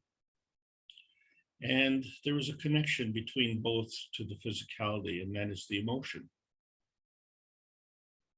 But we find that the mind emotion is a little bit different from the physical emotion. Insofar as, first of all, the mind emotion is not really visible at all. But we find that the GANS, which is physical, has an affinity to the plasmatic fields of emotion. And so the GANS has this duality where it actually is physical, but it also has an emotion. And so it's kind of transcending these various dimensions. And then we try and figure out what's our position with regard to this. And so we have to really always keep in mind the relationship of the sun to the earth. So when we look at this, we see that actually the soul of the man is far stronger than the soul of the body in terms of field strength. But the soul of the man is within the body. And we are all independent with respect to other beings on this planet. And so we're all kind of structured the same way, but we're all independent. And yet we are all on a common ground, and that common ground is the earth. And the interaction between our field and the earth field is what we call inertia. And so we trust that, don't we? Because we get up in the morning and on most days the sun is shining, but even when the clouds are out, we still see that there's daylight. So we know the sun is back there. And we trust that when we go to sleep, that we'll wake up in the morning within our body.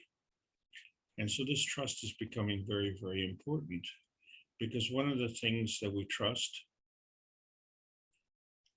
most of us trust ourselves. Most of us trust the universe, but trusting other people is really, really hard. And so when we look at these comparative relationships, we see that our man's universe is actually a smaller universe with relationship to our sister universe. And it kind of is comparative to the relationship of the earth to the sun. And of course, you notice that the sun is kind of bright and the earth is not as bright. And then we see that we have a comparative relationship to the soul of the man and the soul of the body. But they work in unison. And so all of this works in unison. Our body works in unison, the earth works in unison, and our universe works in unison. And so that becomes the gravitational core component, which we call a neutron. And so that is the amalgamation of the three matters of matter, dark matter and antimatter. And they come together to create a maggrav field. But from there, they create two other fields, which we call the creation of as the fundamental principle of the twinity, like our universe and our sister universe. But there is a difference, as we can see. There's a significant difference in the size, where the electron is 1,849 times smaller than the proton, but the combination of the two create what we call is the atom. And of course, the atom, in the original meaning of atom, is uncut. And obviously, we have tried to cut it into electrons and protons and matter and all sorts of things. But what we see is that there is a field strength, and the electron has a magnetical field which is transferred from a larger magnetical field of the proton.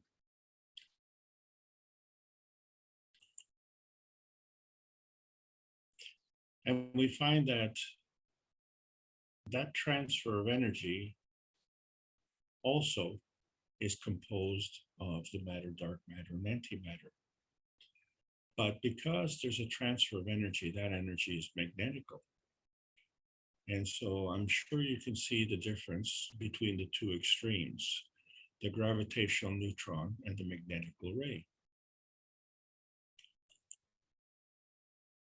And so we see when we created the twin cups, we had one cup feeding another cup, and then a feedback from the first cup back to from the second cup to the first cup, excuse me. And they're twin cups, but how does that work? And so as we're trying to figure this out, we find that This is an extension of our understanding of the twinity. So the neutron is a fundamental plasma, but the electron-proton combination is another plasma. And in the process of decay, there's a decay process which releases the PM ticks, which are another plasma. And so we find that we differentiate these plasmas by having different reference points. And so one point is the creation of the PM ticks. And another point is the launching of the emission of the energies. And another is the landing field, which represents the absorption of these energies. And all of these energy transactions are done at light speed. But we didn't say which speed of light. And so we didn't say which field, whether it's a launch field or a landing field. We didn't say which one.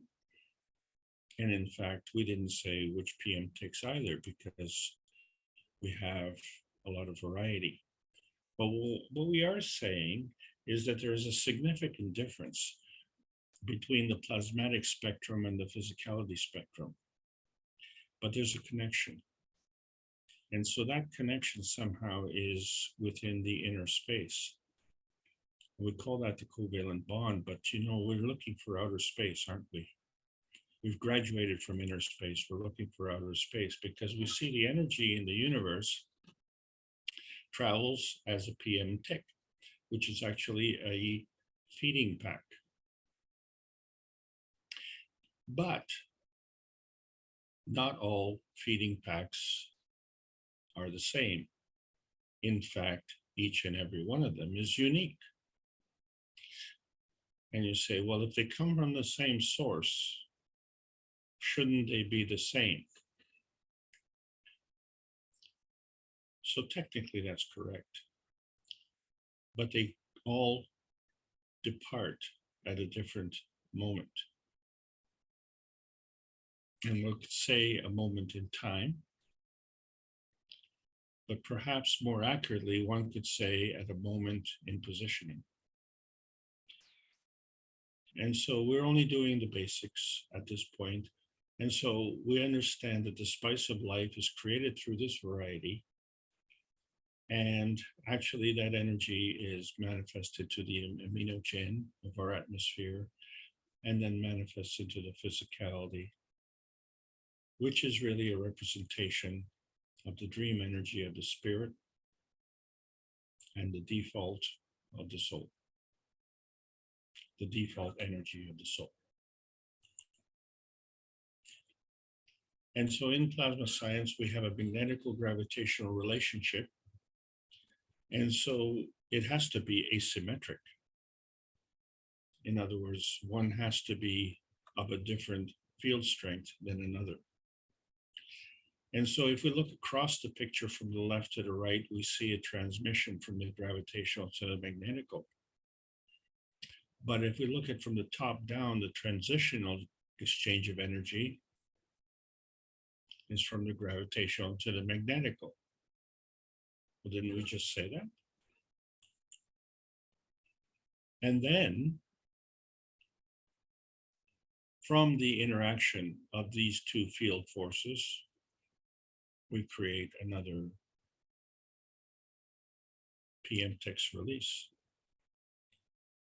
And that too is magnetical, but it goes through a gravitational field, which we call a maggrav, which is the combination of all of these various matters. And so we have to have 2 points when we're discussing things. And what we do is we add a second point and connect once. But that doesn't tell us which way we go. And when we look at where we start and where we end, well, they're both magravs. And so there are some things that we have to figure out. And so one of those things we have to figure out is how do we go through from one field to another, because there's a gate in between. And so how do we unlock that gate? And so we find that the emotional energy contributes to that. So this emotional energy has to be manifested. And so that energy is manifested the same way as the physicality is manifested, insofar as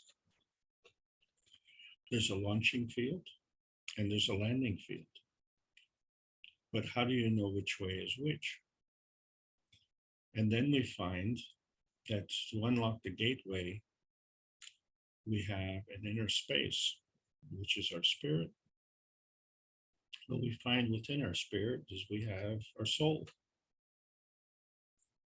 And so our spirit is part of inner space.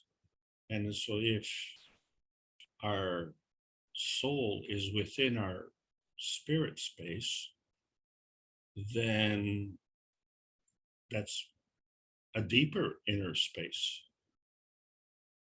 And so if our soul is in the inner space of the spirit inner space, then the earth body must also have an inner space. And where is that inner space? And the lack of understanding of this relationship is why we're having trouble having peace and prosperity on earth. Because some people want to debate about the merits of war and poverty. So what we don't understand is that in the plasma feeding, the higher strength feeds the weaker strength. And so what we have to determine is which is the higher strength. And so the higher strength is the gravitational field. And we found that when two fields come together and we create these PM ticks, that the PM ticks are a maggrav of energy in motion. And where do they go? Well, they go to another field, which is a combination of two fields and has the PM ticks of energy in motion, another maggrav. And that's the way our souls function. And that's the way the relationship with the sun and the earth function. And we have to take this into account. We can't just take into account our own physicality, because we're sharing our environment with our earth. And so the question then becomes is, how is the earth functioning? And so the earth has to take into account the sun. So that therefore we have to increase our schemes of reference. And then when we understand that our relationship and the earth's relationship creates a condition. And so that becomes another maggrav, a maggrav condition, which is a combination of the reference from earth space to man space. But earth space also has to have a relationship with the sun space. And so we find that somehow we are gravitating to all of these places, but we don't have enough energy that's coming together. And so something's missing.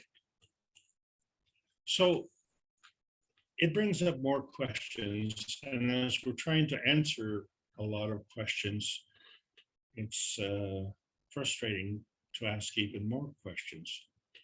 But I guess it's the questions that we have to ask and the type of questions we have to ask. So let's do a comparative analysis. Let's say we all know what differentiation is.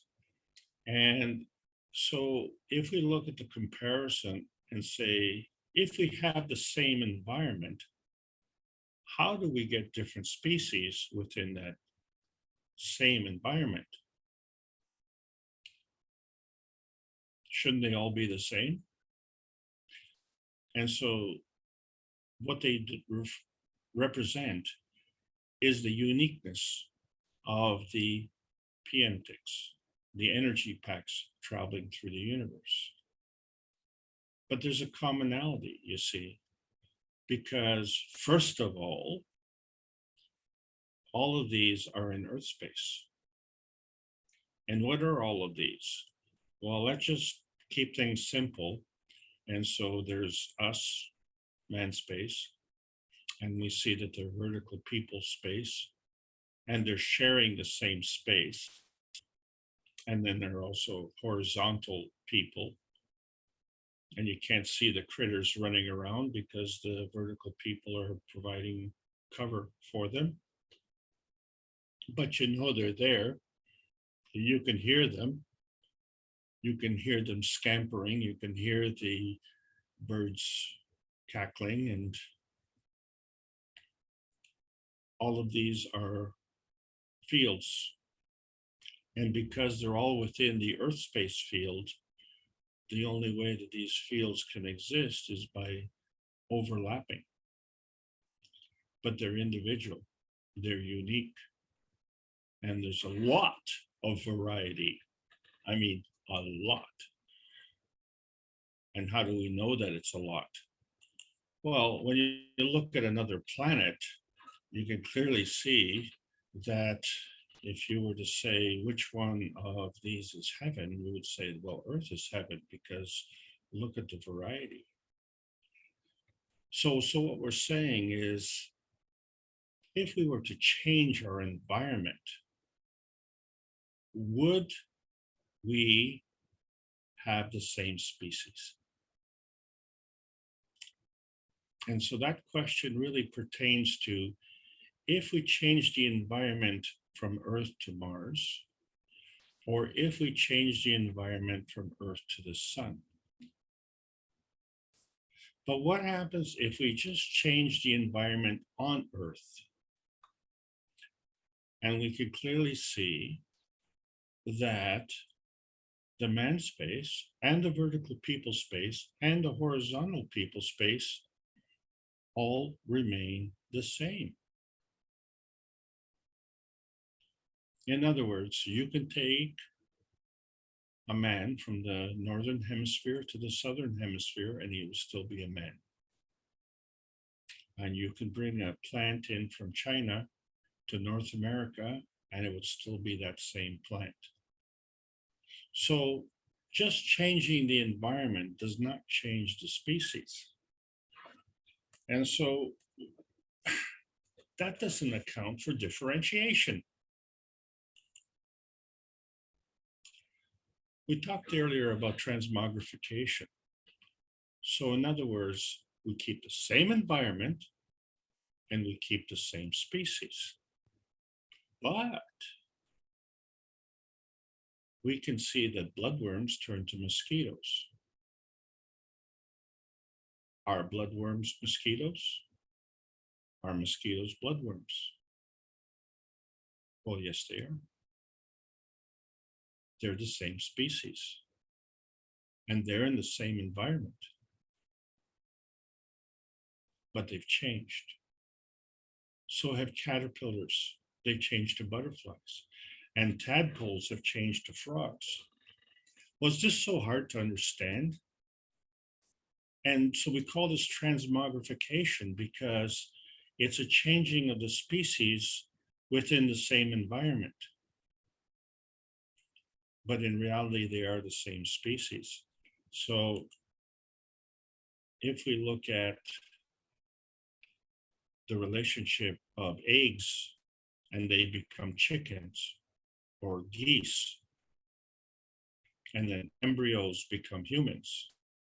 And when we talk about differentiation, that means when we wound ourselves in the physicality, the repair cells are called blastema cells because they're undifferentiated. So what they do is they enclose the wound. And then once the condition becomes normalized, then those same cells differentiate into cells. So that's how the body knows the difference between the nose and the toes. It would really be quite, well, shall we say comical, if you had toes growing out of your nose. And so this differentiation of cells we call differentiation. We don't call it transmogrification. Well, what's the difference? It's the same environment, it's the same species.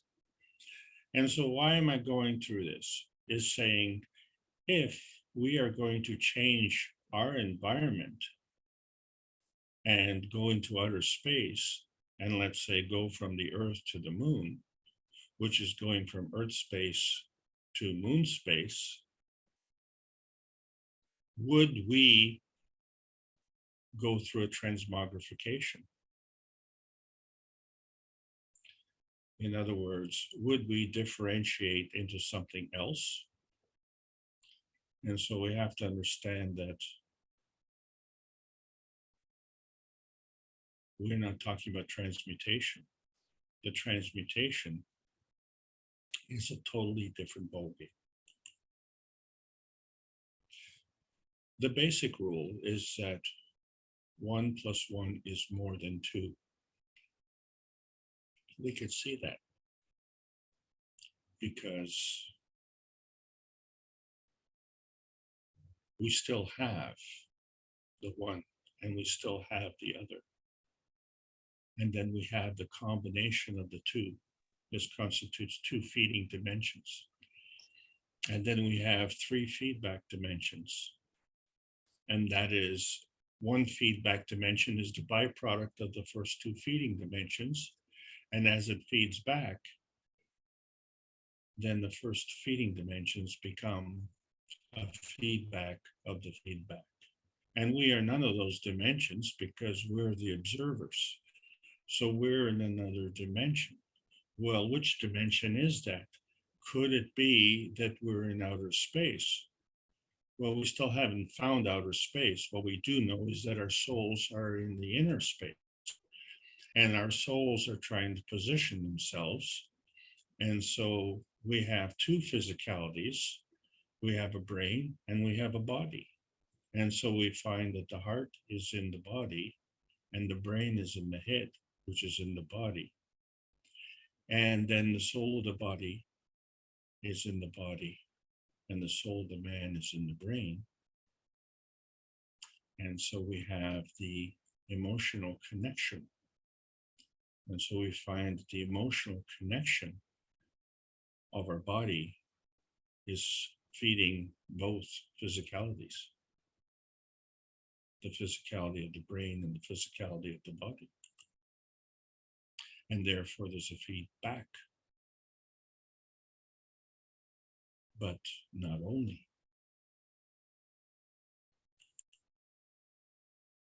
The soul of the body is also feeding. So we have a feeding from the soul of the body and the emotion. But not only. We have another emotion, a second emotion, a mental emotion. So we say, well, are you thinking with your head? You know, or are you thinking with your heart? They're both emotions. But not only. We have the soul of the man and the soul of the body, but they're all part of our inner space. So this is causing us some problems here because we have 2 souls, 2 emotions, and 2 physicalities, and we're still looking for outer space. All of these are within the inner space. And so we find that when we look at the plasma science, it's based on the plasmatic magnetical force fields of attraction and repulsion, which we call magnetical gravitational, part of the feeding and the feedback systems. And so when we look at the creation of the universe, we find that the universe exists from energy. And energy in motion has a charge and is always in motion. But the thing is, all things work in combination. So when we look at the cover of book number 1, not only is it book number 1, but on the cover is one maggrav. But within that maggrav are three field references: the antimatter, dark matter, and the matter. And whatever dimension it is, and we don't know which dimension it is, it only represents one dimension. And so we find that energy has to go across various dimensions in various directions. And so there's a sequence. And the thing about energy is that energy is always a charge in motion, where the charge indicates the direction of the motion. But the charge itself, the energy, is always positive. And all things work in combination. So in addition to the field forces of attraction and repulsion, we have to understand that we as man space have choices. And so we can turn on energy and we can turn off energy. What we cannot do is not turn it on. And we cannot not turn it off. Because energy is always positive. So if you do not want to not turn on energy, then you have to turn it off. And that's part of the feeding system. And the feedback tells you if it's enough. And so if you want to change the strength, we can either increase it or decrease it. And another way to change the strength is to change the position. So the positioning also has a factor. And in respect to that positioning, you can either enhance the field force or you can diminish the field force. So we have choices. Okay, so this is a good thing. We have overlapping fields of the soul, the emotion, and the physicality. But that's not the way it works. That's the way we think it works on Earth.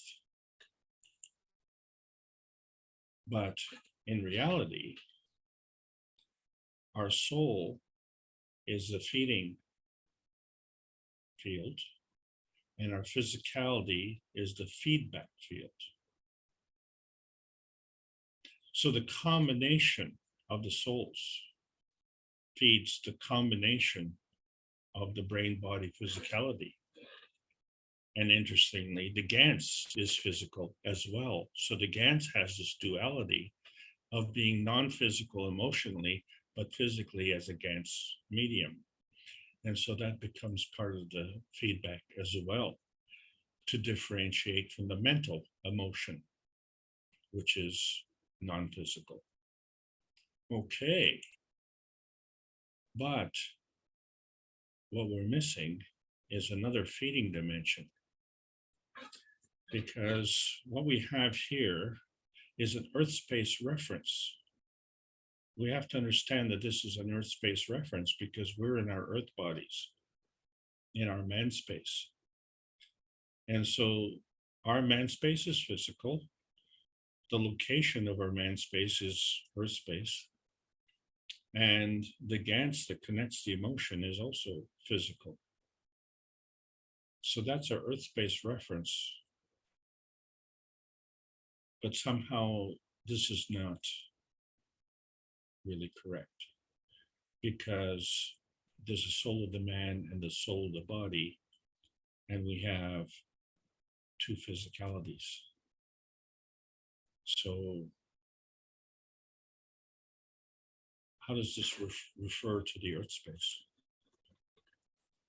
And so we find that when we put the cups of life together, we have two cups. And they create this space. and a point in between somewhere, some nebulous point in between. And so we know what's outside of these cups, but that's not outer space, that's Earth space. And we know what's inside of these cups, that's inner space. So what we don't know is, well, where is outer space? And so when we look at the creation of the cups and we find that we create a magnetical and a gravitational field in cup number 1. And how we did that was with the copper coil and the zinc plate, and introduced the nano copper coil. And so we created this GANS, but we see that the GANS itself has the capability of creating another field within it, which is transparent. And so this is all part of our biosphere, where we have the glass, which is very solid. We have the water, which is very liquid. And then we have these gaps within the liquid where we have some GANS, which is very physical. And we have this hole in the GANS, which we don't know what that is. It's just some hole. And of course, though the water is in there. And so obviously there's an exchange of energy. And not only that, but we created other GANSes. We had zinc GANS, copper GANS, CO2 GANS, calcium GANS, amino acid GANS, and water GANS. And so this becomes quite a dynamic construction. And then we created other cups. And by changing the zinc plate for a copper plate, we created a second cup. And we call one cup as an emotional cup and one cup as a physical cup. Well, they're both physical cups. So we now have another reference. And so we find that the GANS is also physical, but it has another reference as well. So it has emotional connection. And we know that the mind has an emotional connection. And we know that the mind is part of the physical brain. So we can see that there's a connection between the emotional cups and the physical cups. And then we also had the cup of inertia. And the cup of inertia is the interaction field of two other fields. And one of those fields was the cup of the earth.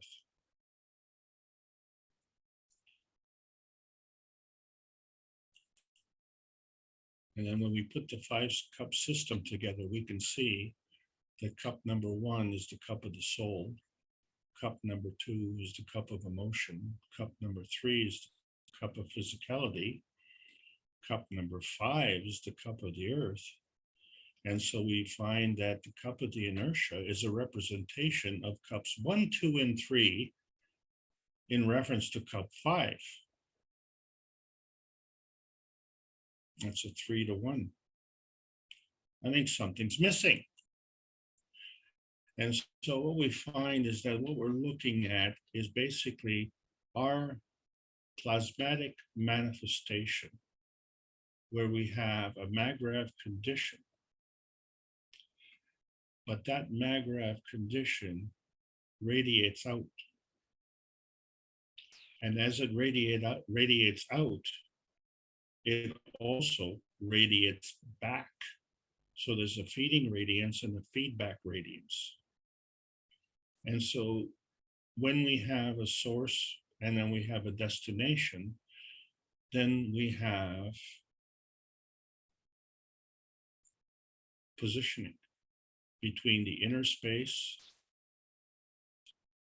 and the man space. And so is this radiance our outer space? Well, it's actually an extension of the inner space, isn't it? Because what we're really seeing is the man space point within a man space field. Well, if it's a man space field, that is not outer space. And if man space field is within the earth space, that is not outer space either.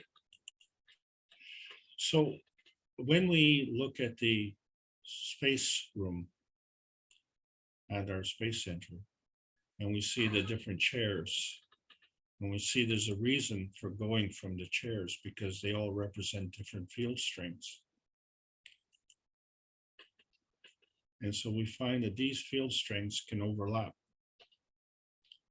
And then from this overlapping of what we have, the field of physicality, the field of the inner space spirit, and the field of the inner space soul.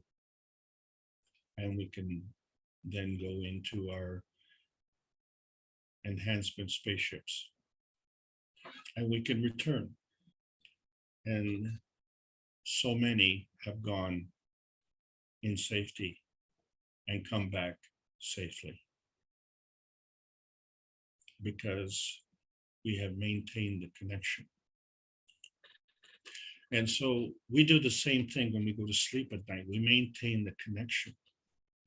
And that connection is to our inner space, isn't it? And so it's kind of a flight simulation, isn't it? But we come back every morning after we go to sleep. We're not sure where we go, we can't remember, but we always want to come back to nature. So what we have to understand that we are nature and we are always connected.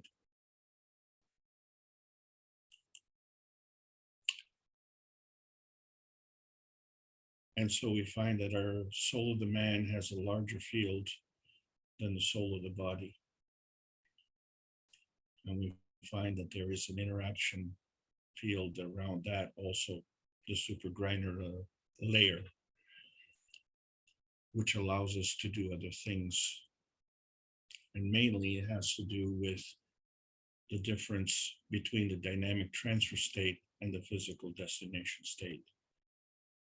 And so we've mastered that science because we can take people out of a coma in 30 days. So we find that these two fields, the soul of the man and the soul of the body, are basically part of inner space. But what we see is that the soul of the man is really the essential you. And the soul of the body, well, that's the surrogate you. Because the soul of the man is an interaction between the plasmagen states and the mattergen states, whereas the soul of the body is the interaction between the plasmagen state and the environment. We didn't say which plasmagen state, and we didn't say which environment. And so when we look at the comparison to the cup of the universe, we find that it's not all stacked up, but it's not only based on field strength, but it's also based on positioning within the field. And so the cup of the universe representing the soul of the man and the 5 cup stackers representing the soul of the body, they work together. And so when we put all the 5 cups together, we find that each and every cup has a magnetical gravitational field force, but each one has a soul in the middle. And so now we have a dilemma, because when we put all 5 cups together, the combination has a magnetical gravitational field and a soul in the middle. So is this the soul that connects to the other souls? Is this the soul of inner space within the other souls of inner space? Is this the inner space? And then we find that the first 3 cups, the cup of the soul, the cup of emotion, and the cup of physicality, represent man space. But in order for us to feed ourselves, we have to incorporate the earth space. And the interaction between our man space and the earth space is the force field of inertia. And so this is the basis of the new plasma feeding systems, which will assist in mitigating one of the worst problems on this planet, in that of starvation. But still something's missing. And so what we have to understand is if this principal matter, which is the convergence of the PM ticks from around the universe coming together, and they create a plasmagen conversion, which is a combination of the principal matter, transition matter, and convergence matter, and that being a MAGRAV condition. But a MAGRAV condition somewhere, and where exactly is that?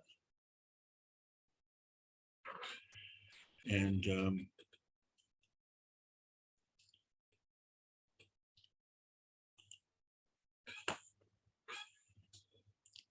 give me one moment, please. I need to adjust the screen.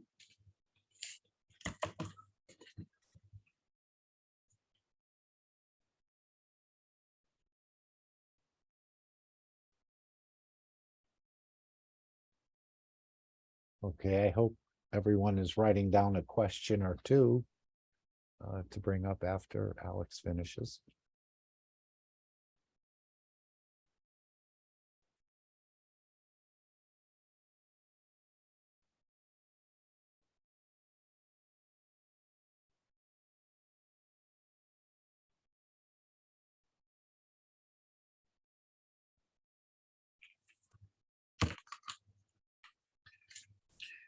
Hello, I'm back. Great. It seems like every time Zoom does an update, some setting gets changed.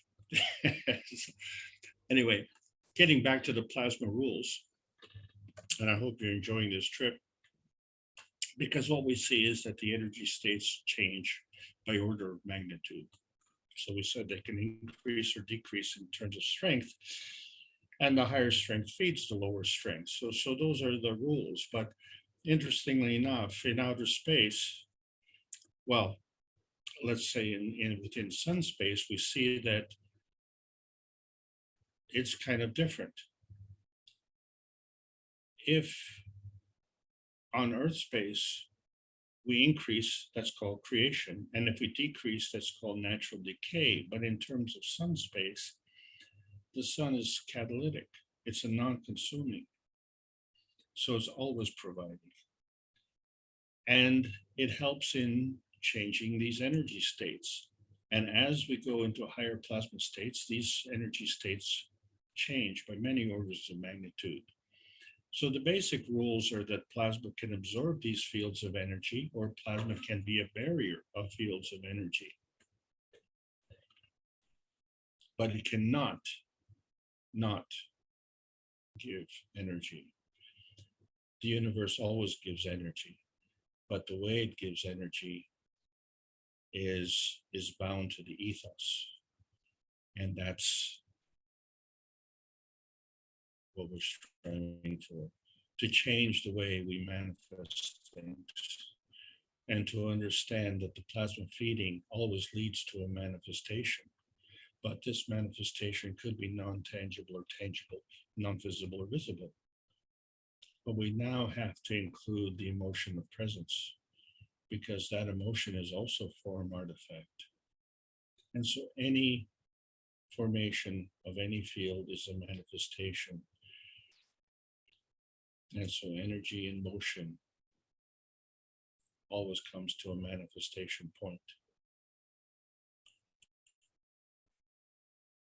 And so that point can be physical or can be plasmatic.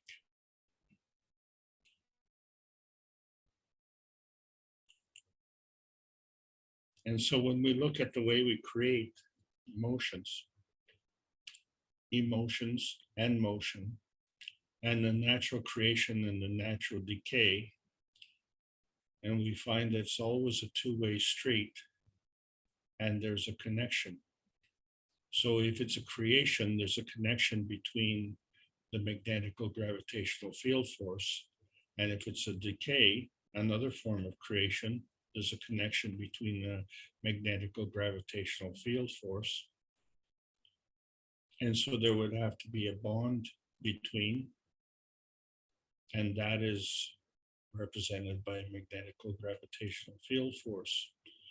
And so what we're saying is that there is an overlapping factor where we had the physicality, which is the weakest force,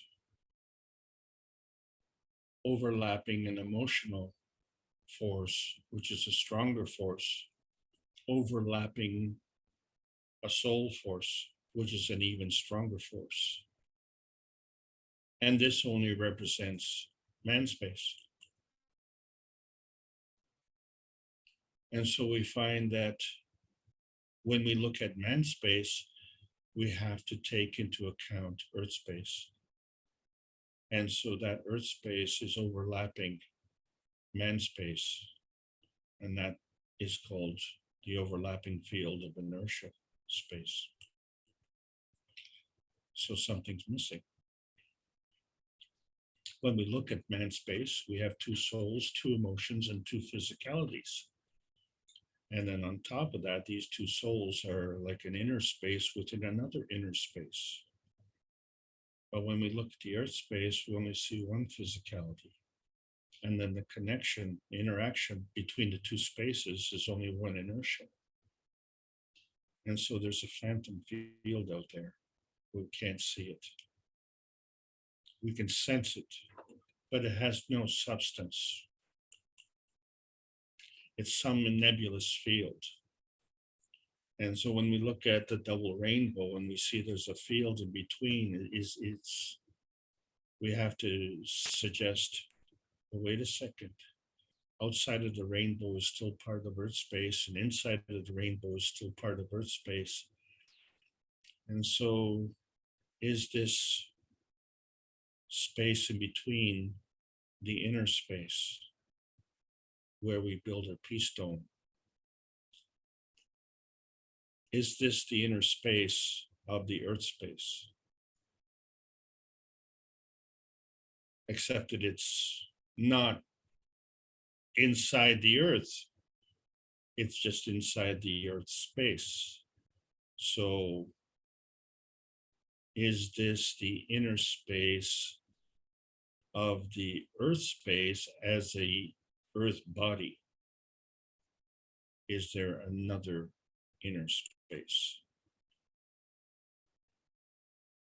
And we may become confused because we find that the Earth keeps moving and the seasons keep changing. And if the seasons are changing, we can say the environment is changing. But, you know, we all seem to get here, all of us. Man space, vertical people space, horizontal people space, regardless of the seasons, you know. And if we talk about the seasons, well, we find that the vertical people, they kind of leave. The geese migrate, but the vertical people go to seed, and then those seeds sprout and become vertical people the next season. Do those seeds differentiate? No, because all the seeds are different. Do they go through transmogrification?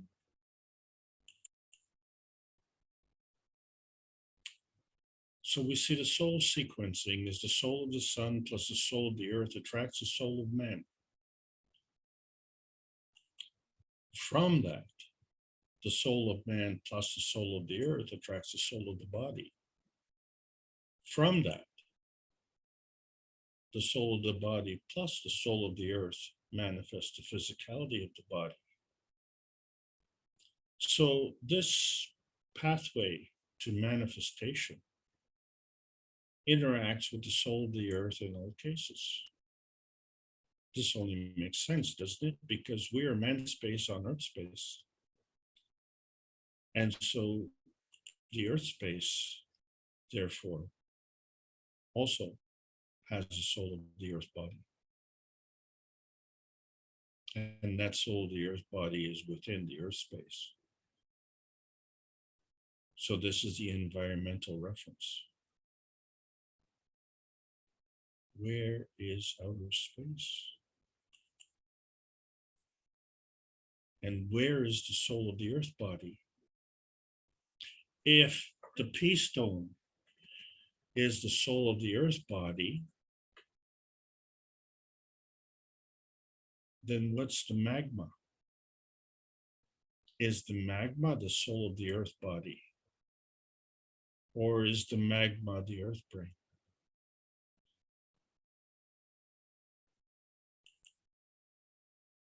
So when we look at the soul of the earth relationships, we see that our relationship has a relationship with the soul of the earth. So the soul of our body has a relationship to the physicality of our body. So therefore, the soul of the earth has to have a relationship to the earth space. But since we have a soul of the body and a soul of the man, then the inner space is the soul of the earth body to the physicality of the earth space. So does that mean that the soul of the man is outer space? Except that the soul of the man is an inner space. And so this is where we're having trouble transcending the limitations of nuclear science, because we have to understand that life wants to live. Energy is always positive. And on the basis of that, we have to take into account other things. These phantom things of morality and compassion and courage. These are all part of creation. And so we find that our reference is based on our neighbors. And so when we understand that our reference is our neighbor's reference, then that's what we are. And that's where we keep throwing our garbage. We keep throwing our garbage to our neighbors. And this is the failure in our pursuit of happiness, because man has never launched a rocket into outer space. More questions. Do the Earth space rules apply to inner space or outer space?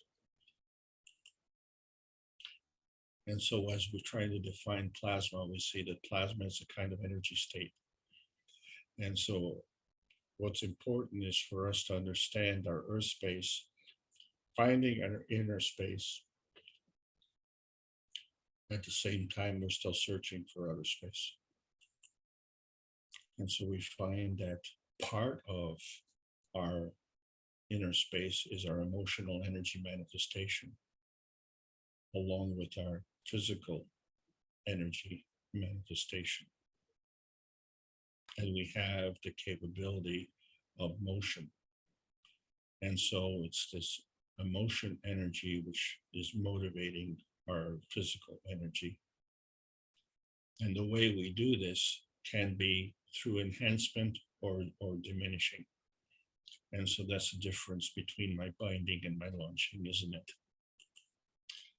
And so we see when these forces come together, there's a universal method of self-enhancement, or there's an earthbound method that we choose for some reason of self-consumption. And it is self-consumption because it's the lowest energy state. And so why is the sun such a shining example? And so we ask ourselves, what kind of creation are we creating? And if we're stealing and feeding ourselves at the expense of others, this creates a binding of energy and it doesn't flow. And so we find that with the vision enhancement units, This is what we're trying to do to help people all around the world, and particularly the soldiers who are patriots and suffering from PTSD, to have an inner space emotion, energy, manifestation that defaults to their soul pathways, soul enhancement and spiritual enhancement, inner space and inner space. And so this is how we create the biosphere of peace.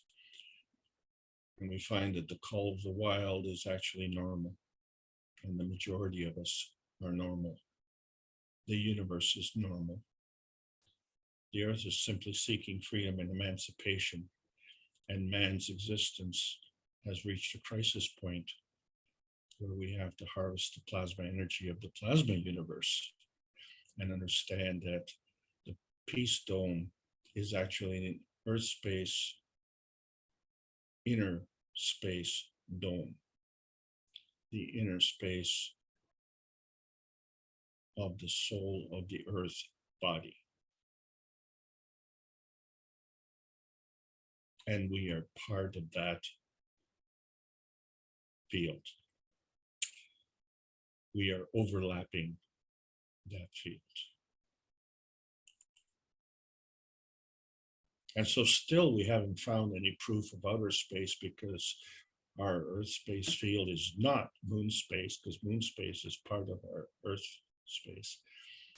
And Mars space, well, that's just another planet space. We are a planet space, and we're all part of the sun space. And there's all these points in between which we can see. And so they are all part of the in between space. And we find that we've really found our inner space, and now we've found the inner space of Earth space and all of these overlapping fields, but we never found outer space yet. And so this is the thing about advanced technology. Advanced technology is advanced.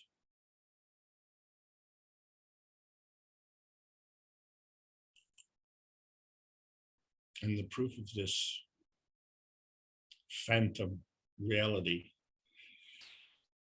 is our preference and sentimentality. When we were born, our preference was Earth, and we are sentimental towards Earth. And we came using an outer space system. And we were born into the inner space of the Earth of the body.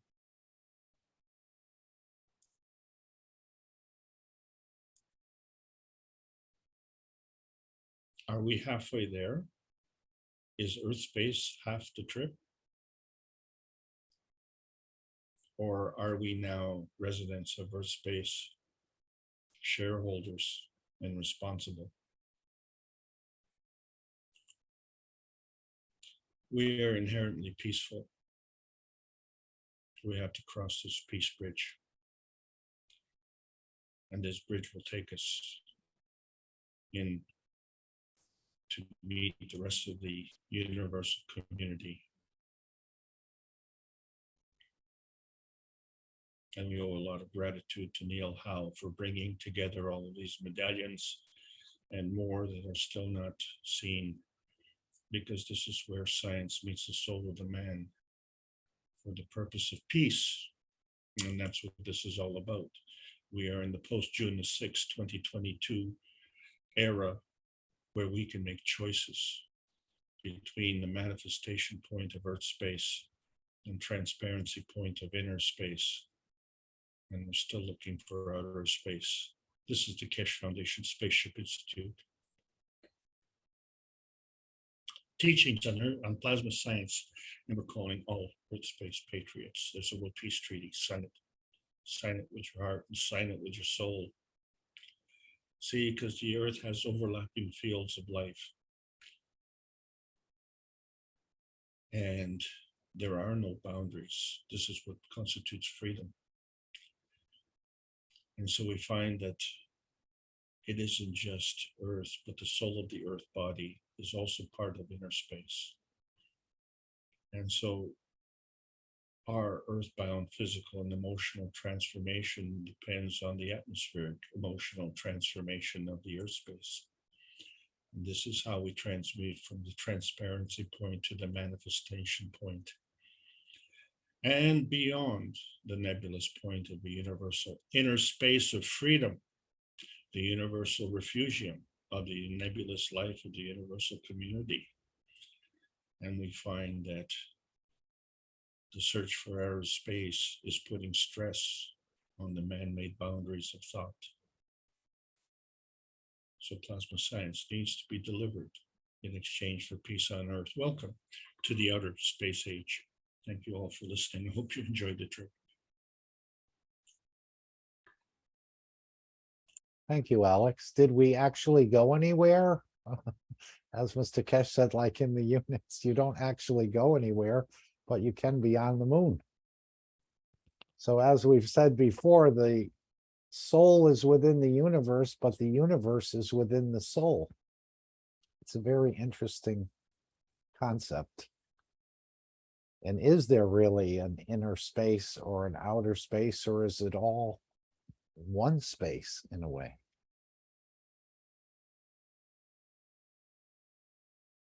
It's just us who've limited ourselves by operating mostly in the physicality, although our soul is showing us something at night or when we go to sleep or when we daydream, perhaps, that there are other dimensions, and maybe that's its way of sort of hinting to us that there's more to this existence.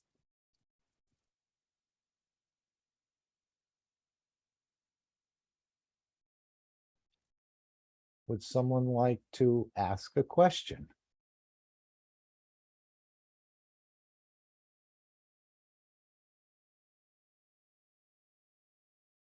When you showed the twin cups early in the presentation, Alex. Oh, sorry. I think Salamia has opened up her mic. Yes. Hi, Mark. Hi, Alex. I'd like just to say something about the universe, which is in our soul. How comes? Soul expand and soul become as big as universe. Our field of the soul and this line of this field expand, and we become the unicos. So we are the unicos at the soul level. When we go out from our body, we just see our body and we realize that we are everything. We are the unicos. And we do this every night and every moment when we are in the vacuum, quantum vacuum, or in the principal fields of the principal star. There is a vacuum. And there, in the vacuum, we are out of time and space.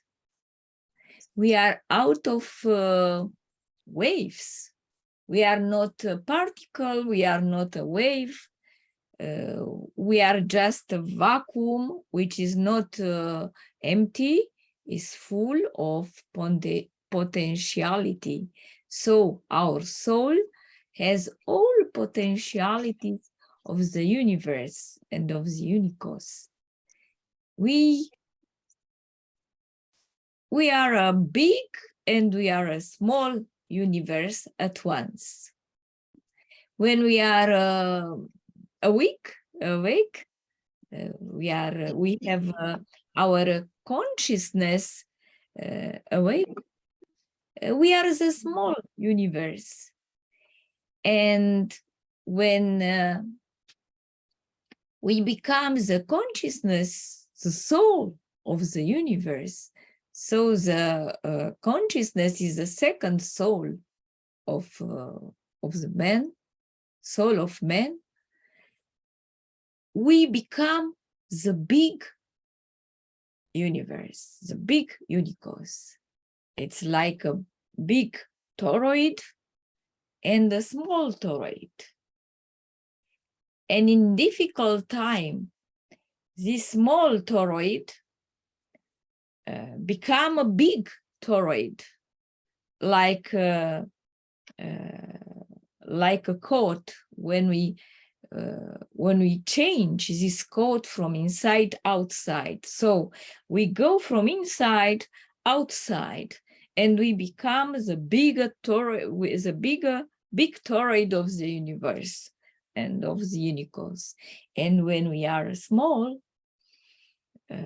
we are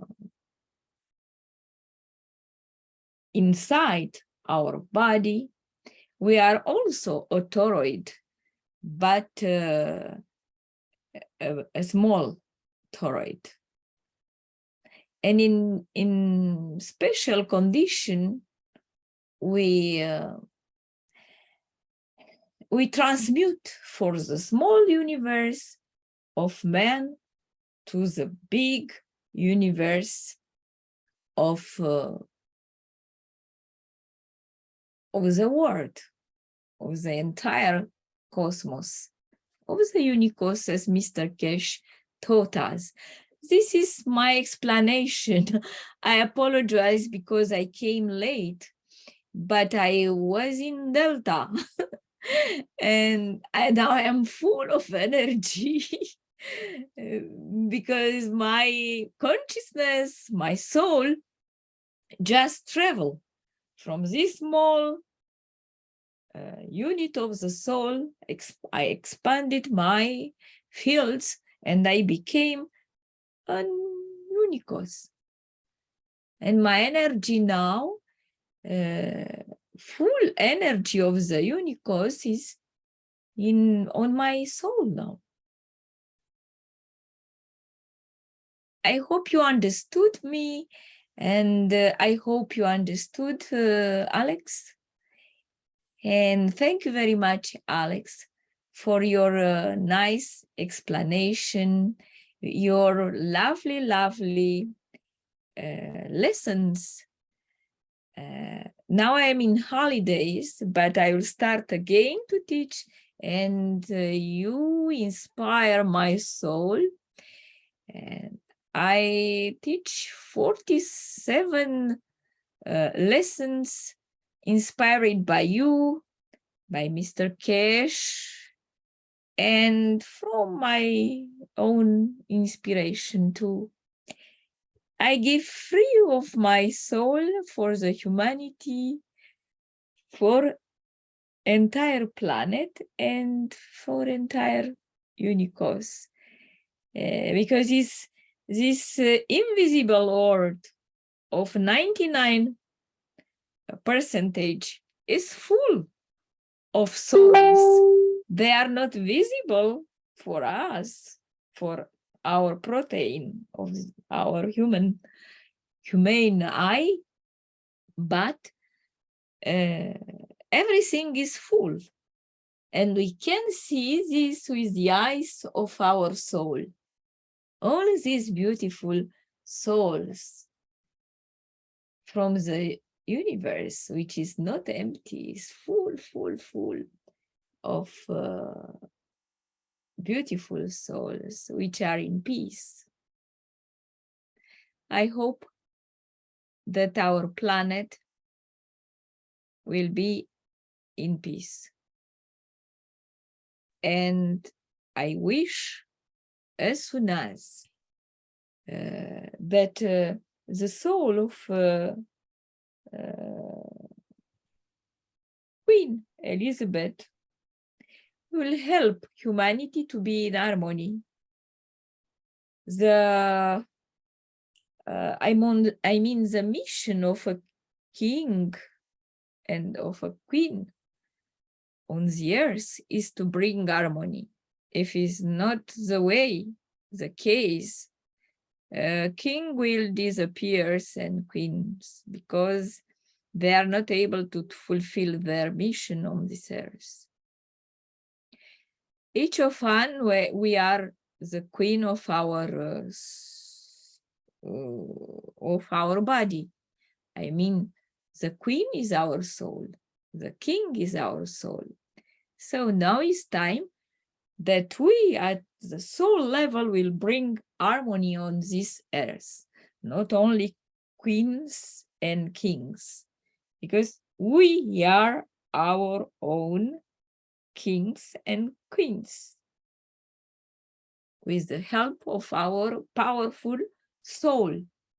Humanity, now you wait for the promised one, but the promised one is just each man, each human being. If we need peace, we bring peace inside of small universe. And how is inside is the same outside, because inside is a fractal and outside is the same fractal. Fractal means how is inside, the same is outside. If we need harmony outside, peace, we are able to create peace in ourselves. The soul of the queen be in peace outside, and hopefully will bring peace in all the leaders' soul, able to bring the peace on our beautiful, beautiful blue planet, full of beautiful souls, full of beauty. Beauty is a force of the universe, is the fifth force of the universe. By beauty and goodness, we charge our batteries. We become a force on this earth, on this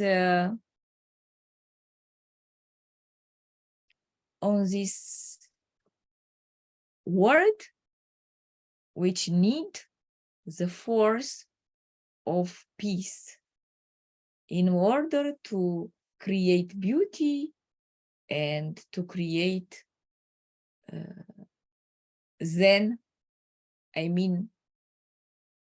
goodness at the soul level. The same is outside, the same is as it is inside ourselves.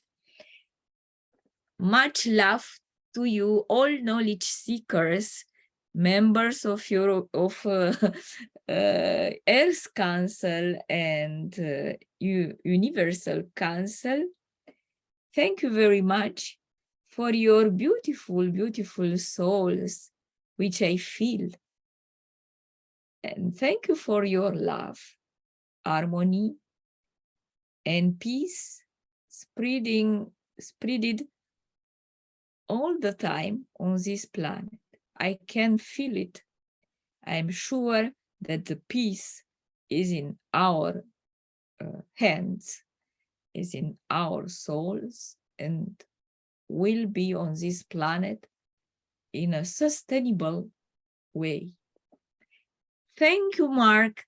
Much love to you. Thank you, Alex. Health, happiness, joy, and all the best to you and to your family and to all friends. Thank you so much.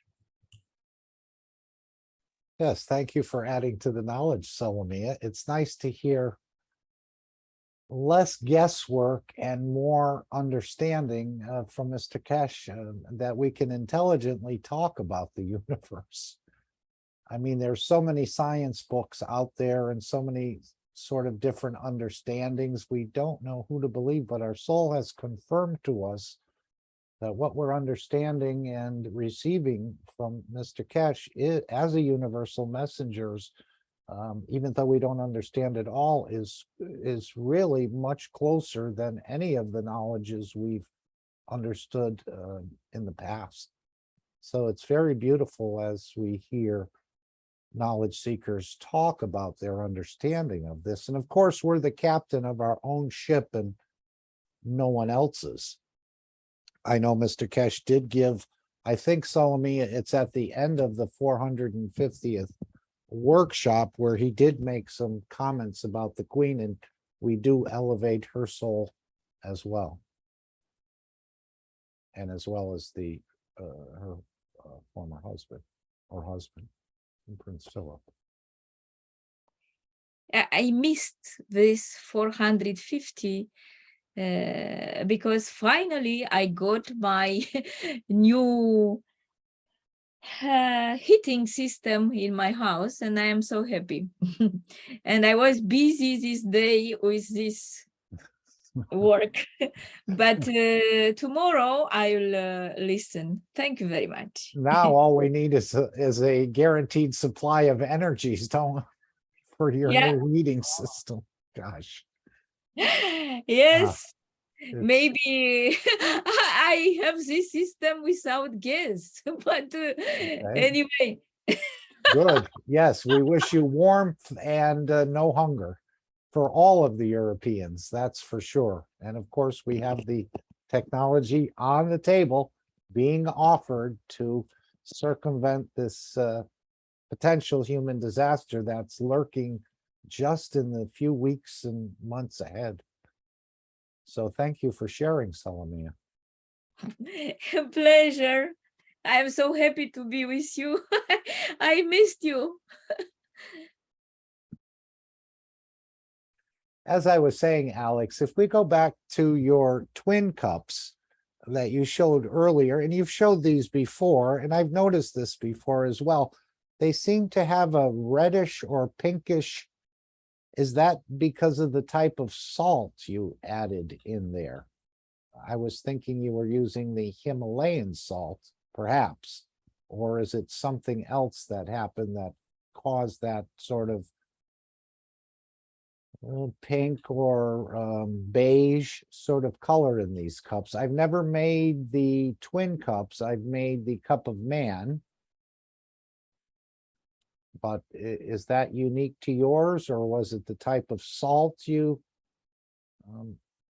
put in there?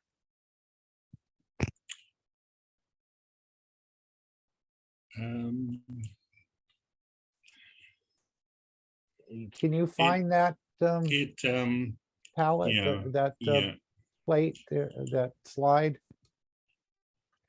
Just it looked like a color I haven't seen. I mean, basically, I haven't seen it in the GANs, and again, I haven't worked that extensively. Yes. Now, maybe it was the lighting or the background. It's the lighting. Okay, because it looked like Himalayan salt to me that was being used here. No, it's definitely the lighting. And, trust me, it's very white. Okay. Okay, very good. Another question I had was, you know, we're going to be meeting our brothers and sisters from the universal community. I'm wondering, we know that the inertia and the cup of the earth, let's say, magnetical gravitational fields brings us to a certain creation. If we go to the moon, those fields create a different structure. If we go to Mars, we may have a different structure, and so on. Do you think the universal community was able to figure out, even though they're not on a planet, they're sort of roaming through the universe in a way, how were they able to maintain their, and I would think they would have wanted to keep the structure, whatever that was on their planet. How are they able to create these magnetical gravitational fields and inertia within the craft itself to maintain their structures? Just a question for thought, just trying to maybe get your thoughts on that, because they're not on a planet. So the planet is not really affecting it. Well, Mark, first of all, you don't know that because you would have to see what they're like on their planet. And I don't know the answer to it as well. But what I do want to say is that we have multiple species on this planet. And so they came here and they manifested as something quite unique. And the question in my mind is, if a horizontal being is coming to Earth, is it specific to Earth only, or is it a reference point in conjunction with its soul? And I think what I demonstrated today is that each one is unique. But to extend that question and say, well, if, for instance, a bloodworm comes to this planet and then changes into a mosquito, the question is, why didn't the mosquito come to this planet? You know, we want to travel from here, let's say, to Mars, but we want to travel as a man. If we go to Mars, would we be different? So the field strength of Mars is going to make a difference. But the field strength of Mars is going to have to interact with the field strength of our soul. The combination of our soul with the Mars space is different from the combination of our soul and Earth space. And this is the point that I want to suggest. However, we have an anomaly here where a bloodworm can turn into a mosquito on Earth. And so the question then becomes, are we able to do the same thing? And obviously we were, because, one moment.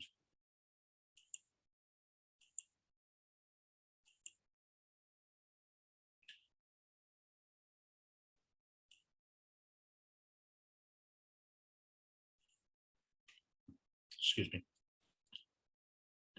We could go from embryos to humans. We can go from children to adults.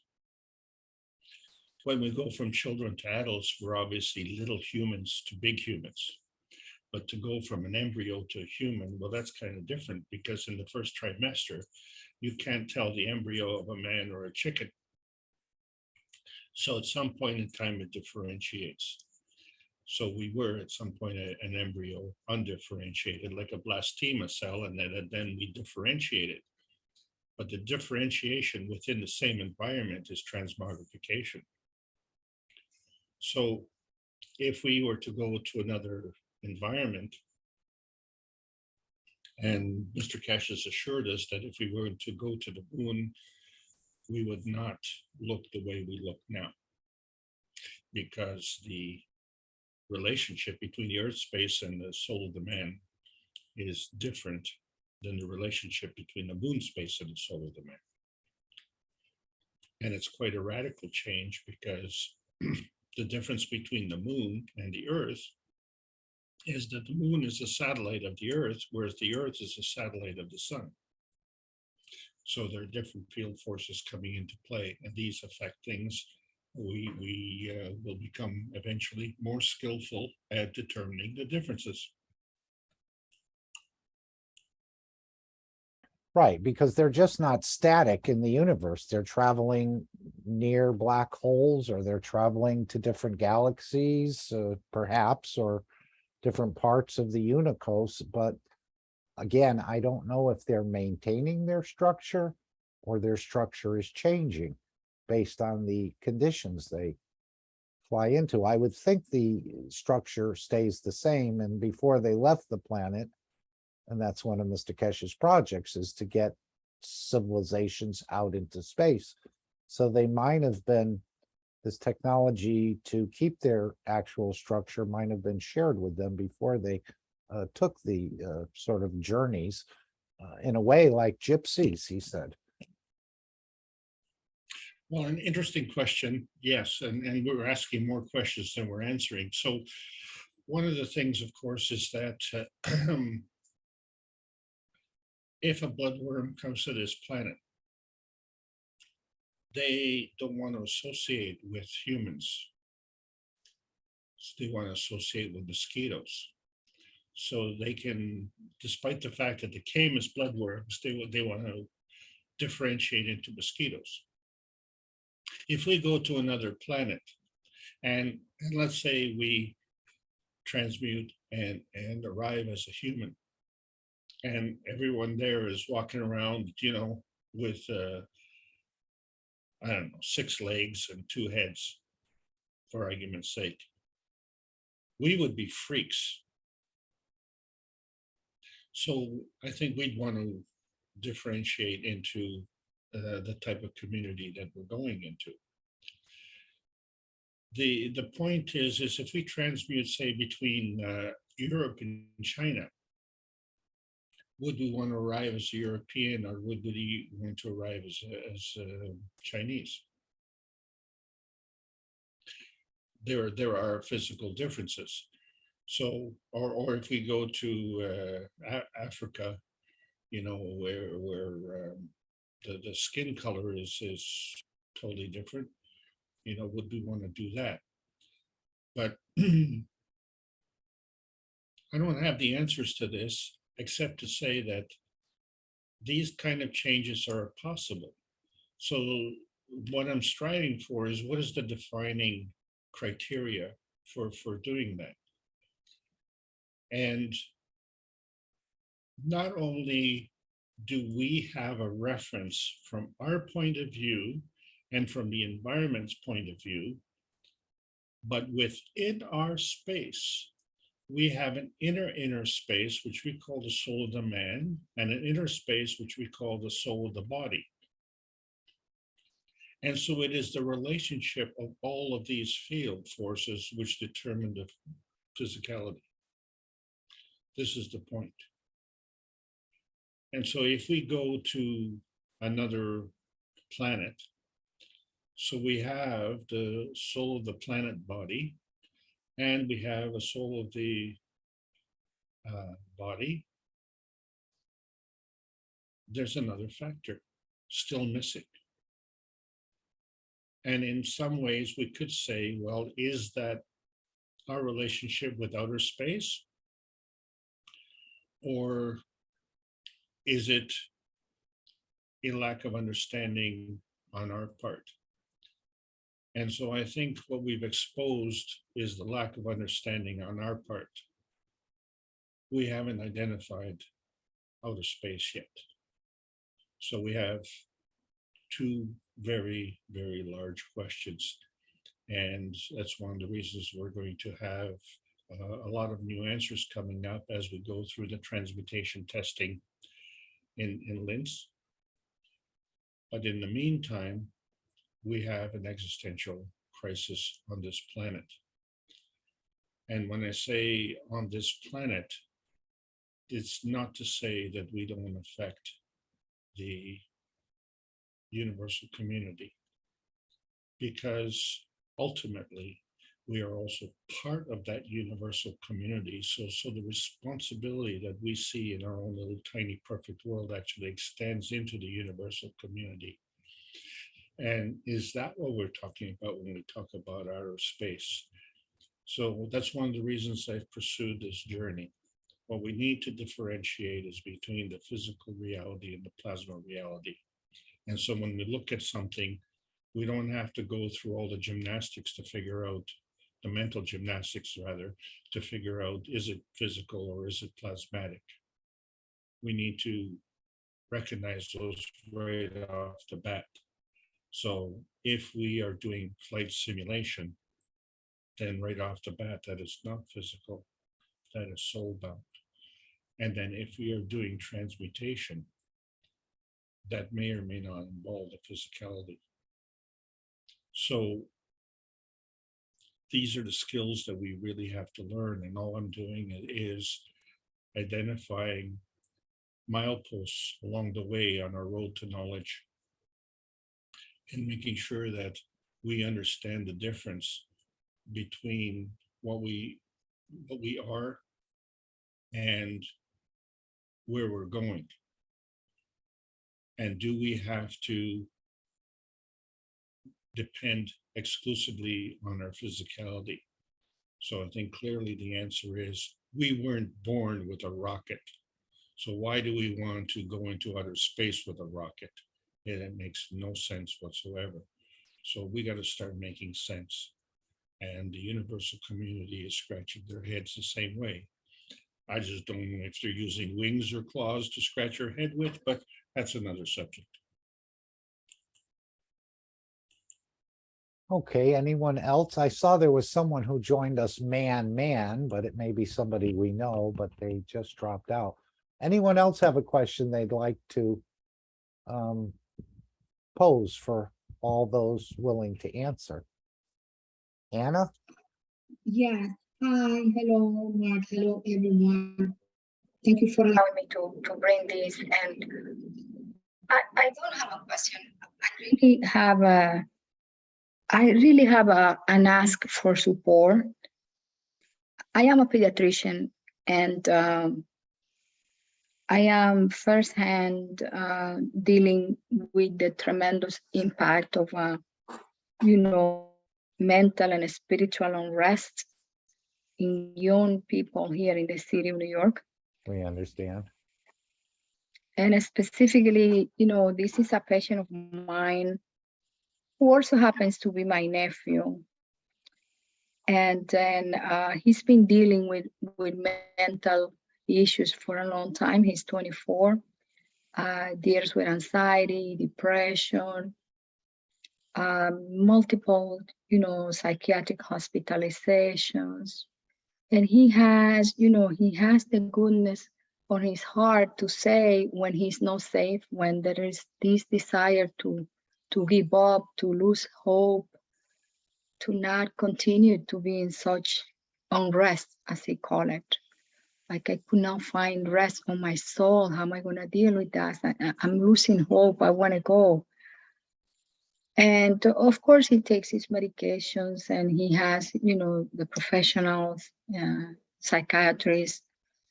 He happens to be now taking a vacation with his father, and he has expressed that clearly. And most of all, he wants hope.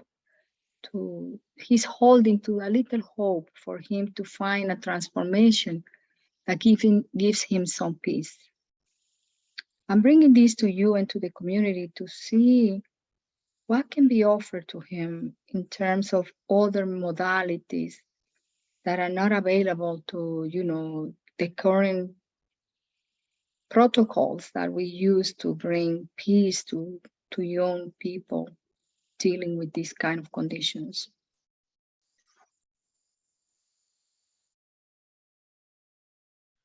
Well, I'm not a doctor like you are, so I can't really make any medical, although one thing that comes to my mind, obviously, is the ability of the zinc GANs to elevate the emotions. So that may be an avenue of pursuit for you. Yes, I'm learning to do that, and involve. I'm also, I wonder if one of these units in LINS could patients, with all kind of these type of situations, PTSD, anxiety, if they could find some alignment energetically that could be an addition, in addition to the, traditional modalities of treatment, if they could add on to these new technologies, the family is certainly, open to bring new possibilities for him and for his life. He's 24. He wants to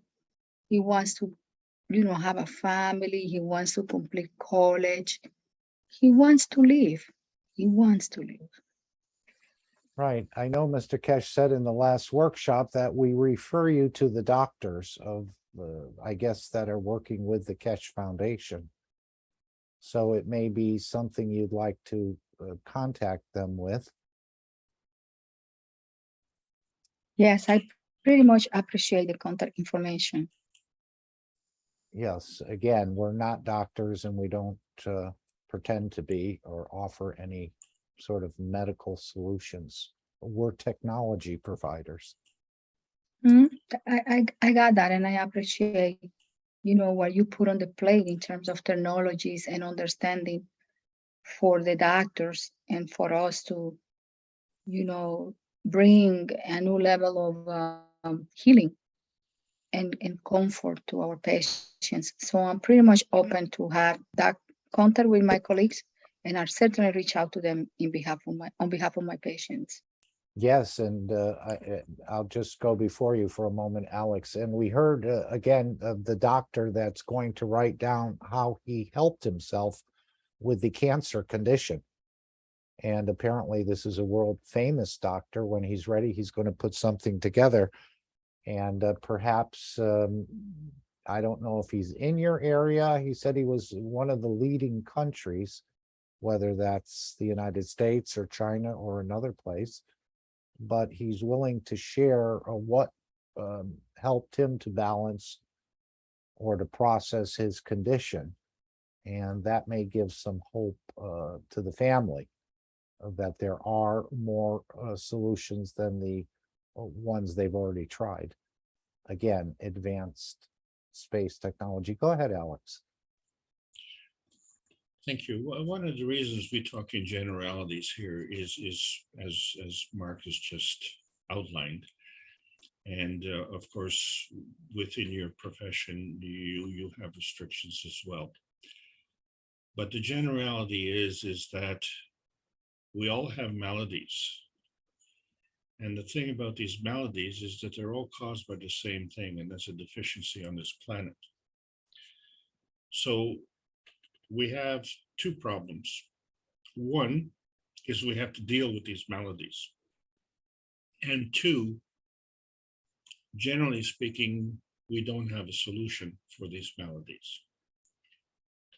So as the Keshe Foundation, what we would like to say is that we have the capability to offer hope. And we can't be specific because each case is different.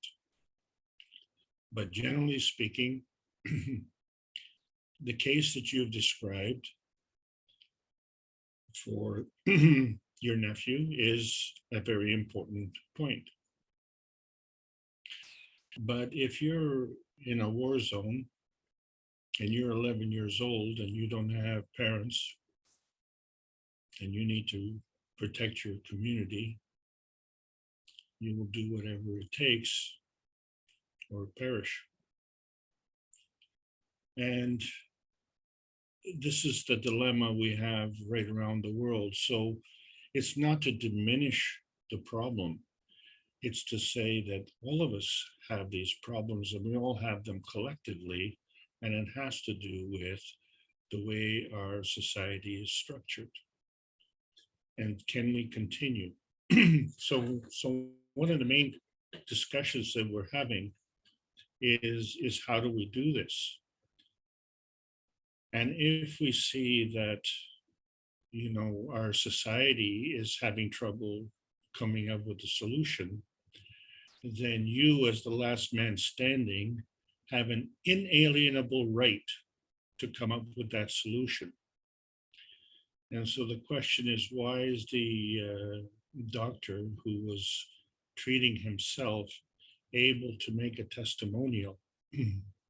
And that is because you are allowed to speak about your own case. You're not allowed to speak about someone else's case. So that's the current situation. And so we can't really comment on your nephew's condition, but what we can say to you is, in the absence of a solution, things are hopeless. But the Keshe Foundation is providing a solution. And so that's hopefulness. Not adopting the solution is not hopelessness, it's ignorance. So we have a solution and we need to implement it. And that is our moral responsibility as shareholders of this planet. And so whatever you learn and are capable of doing within your own space, you are contributing to the whole of humanity, because we are all interconnected, and that's the message. Yes, we may not be offering any physical solutions, but we know we can work through the soul. So let's take 1 minute. We don't need the name of the young man or his location because it's already known to the souls. Let us take 1 minute of time collectively and elevate the souls of the person that Anna is requesting for. Again, we don't need the name or the location, as the souls are fully aware of where he is and what his name is. So let's take 1 minute right now and see if we can collectively elevate the soul of this young man and many others, but specifically this young man.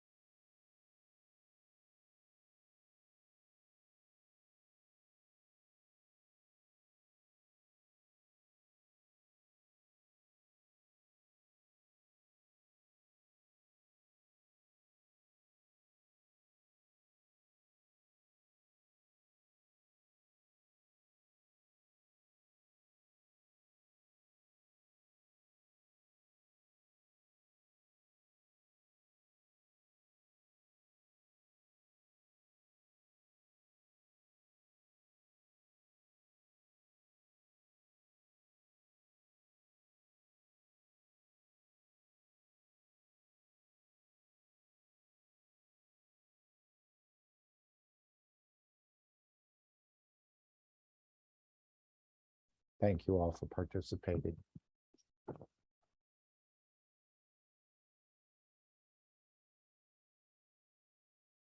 Anyone else have a question they'd like to bring forward here? I know Mr. Keshe said the teachings will never end as long as man is in existence, but he seemed to indicate that many on this planet will become enlightened and be able to replicate the technology, Alex, or copy the technology successfully. Maybe the teachings won't ever end, but what are your feelings on this? Just in this stage, we'll be able to do it, and then when we go to the next step, we'll continue with more teachings, or how is your interpretation of that? We're going through a technological change, and as such, it causes a lot of upheaval. The initial desire, of course, is to do it gracefully, and we are continually trying to do it very gracefully and in the face of mounting opposition. So that part is going to take time. But in some cases, that time is a luxury. And so now we have to navigate somehow through this storm. And if you're asking my opinion, then I think that we have a crisis on our doorstep, and it's worldwide. And I think that recognizing that we have a crisis is the first step towards correcting that situation. And since all of us are the last man standing, then we all have to make these choices.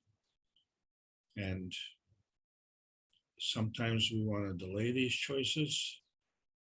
And again, if we have that luxury, okay, well, that's fine. But if we don't have that luxury, then we have to figure out what we're going to do.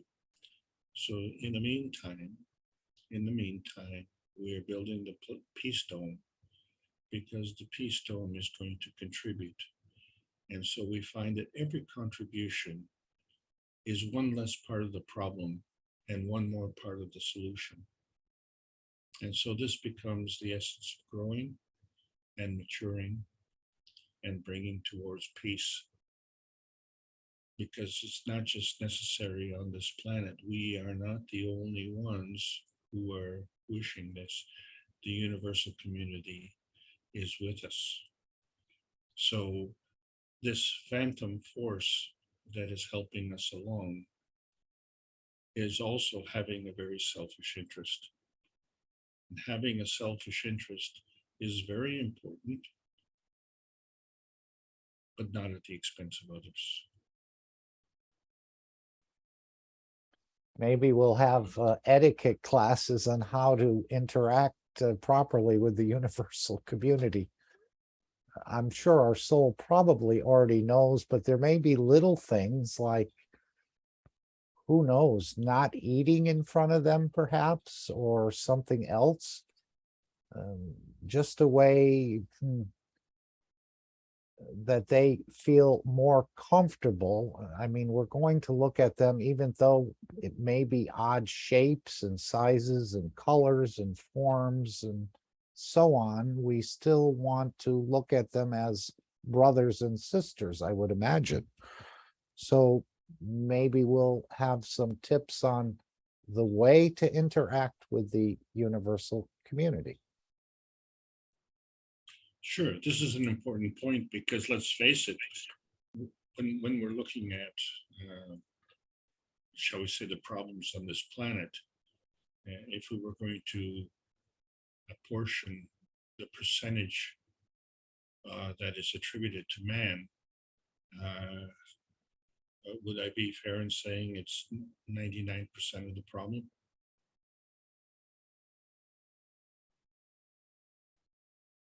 Did you say we're 99% of the problem? Yeah, we're 99% of the problem.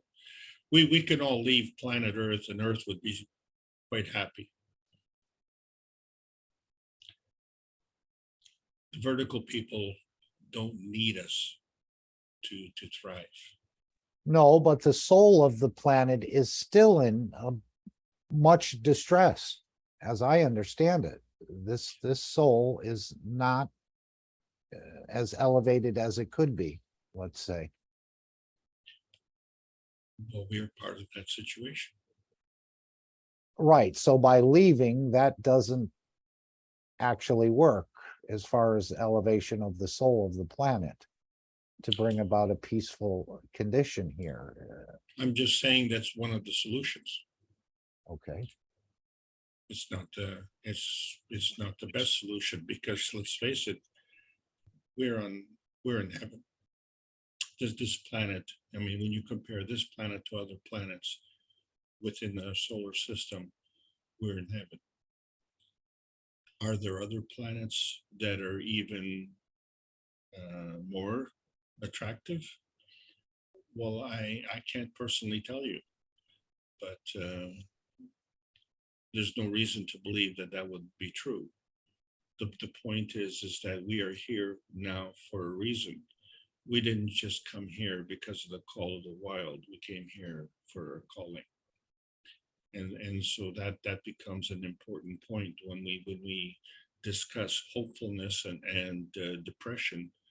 We have to understand that there's a reason for us to be here. We didn't just come by happenstance. We weren't just passing through the universe. Oh, well, there's Jupiter. Oh, no, I don't want to go to Jupiter. Oh, well, there's Mars. Hey, you know what? Earth is just around the corner. Let's go there instead. There is no instead. This was a destination point. You know, you can't get on a plane and say fly to Paris and say, oh, you know, we're over England. Can we just land down in London?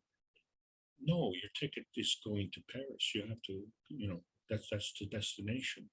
So this is the way we've got to look at, you know, why we came here. And to go through life without knowing why we came here is really the cause of our depression. And it's totally understandable why a lot of people are depressed, because if you're navigating without a purpose, you know, it's just like being in the middle of the Atlantic Ocean, and where are you going? Are you going to North America, or are you going to Europe? Going to Africa? Oh, well, you know, the wind's blowing left and then the wind's blowing right, and we'll just keep you know, bobbing in the middle of the ocean. Well, that's a depressing thought. And so most of us are having that opinion of our physical presence. And we have to understand that our physical presence is a manifestation of at least two other fields.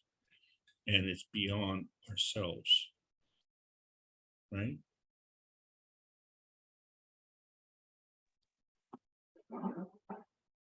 Then why do we think like limited human?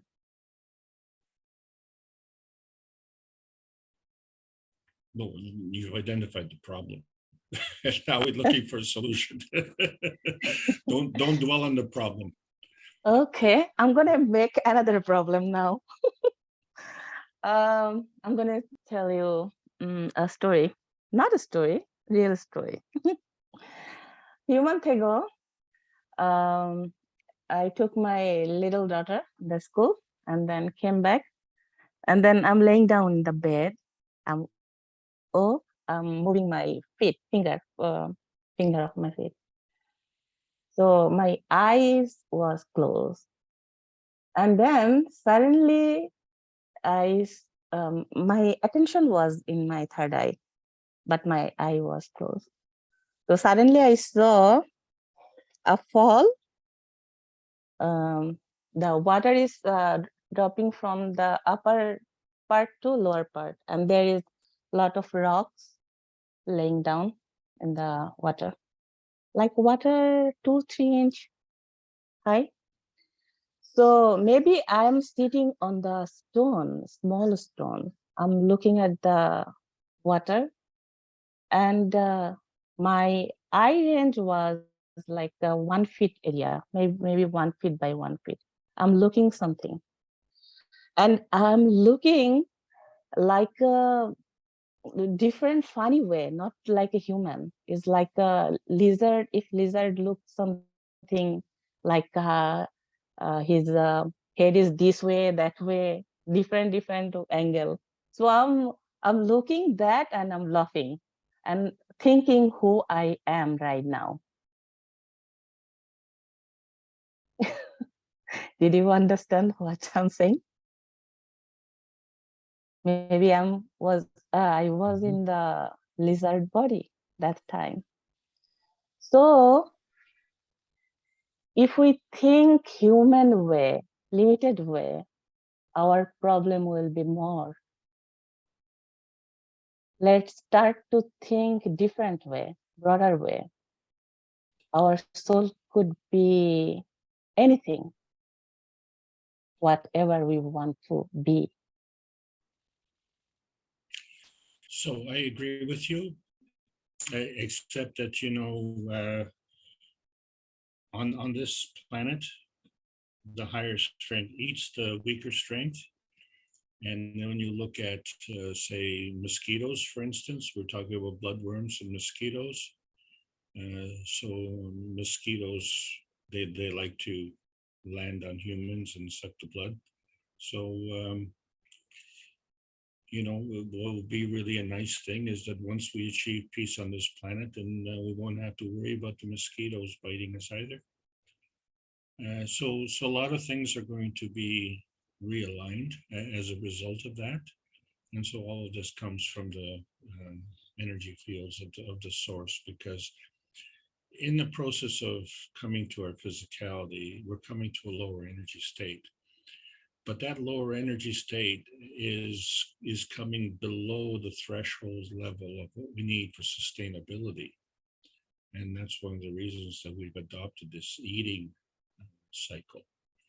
So if we can maintain our threshold that is necessary for sustainability and become more like a catalytic converter, like the sun, where we give and take energy, we have to understand that we have to give and take energy because energy is always in motion. And so we can't store that energy. We can't just put it in a memory bank and store it for future consumption. When you become catalytic, you're not a consumer, and you're not consumed either. So you're a provider, and that's what we are. We are universal providers, and the universal community is already part of that process, but not exclusively. So in other words, the problem that we have on this planet is not exclusive to us on this planet. The thing is that the universe is operating under a different set of rules. And so that involves morality and compassion. And we need to practice morality and compassion, not just talk about it. And why I'm saying that is very specifically, we are looking at the plasma science as a kind of a remedy for many of our physical ailments. Well, we have to look at the plasma science as a way of life. This is a totally different attitude. And we have to find that, I'm sorry, some of us are going to lose our jobs. I'm sure all of us have lost a job at some point in time. So we know how traumatic that is, but then we find new jobs. And this is the key with the plasma science. We're not just going to lose jobs. We will find probably an order of magnitude more jobs and more opportunities. Not only are we talking about peace, but we are talking about prosperity. And that prosperity is not necessarily manifest into money, because money, as we know it on this planet, is a man-made construct. But prosperity, as the universe provides, the universe provides all the energy that you need when you need it in a timely fashion. And when we enlist the services of the universe, that helps our physicality. And so many of us are misguided in understanding that our physicality controls the universe. No, the physicality is a byproduct of other field references. And the thing is, it's beyond us. So it's our field plus our environment field.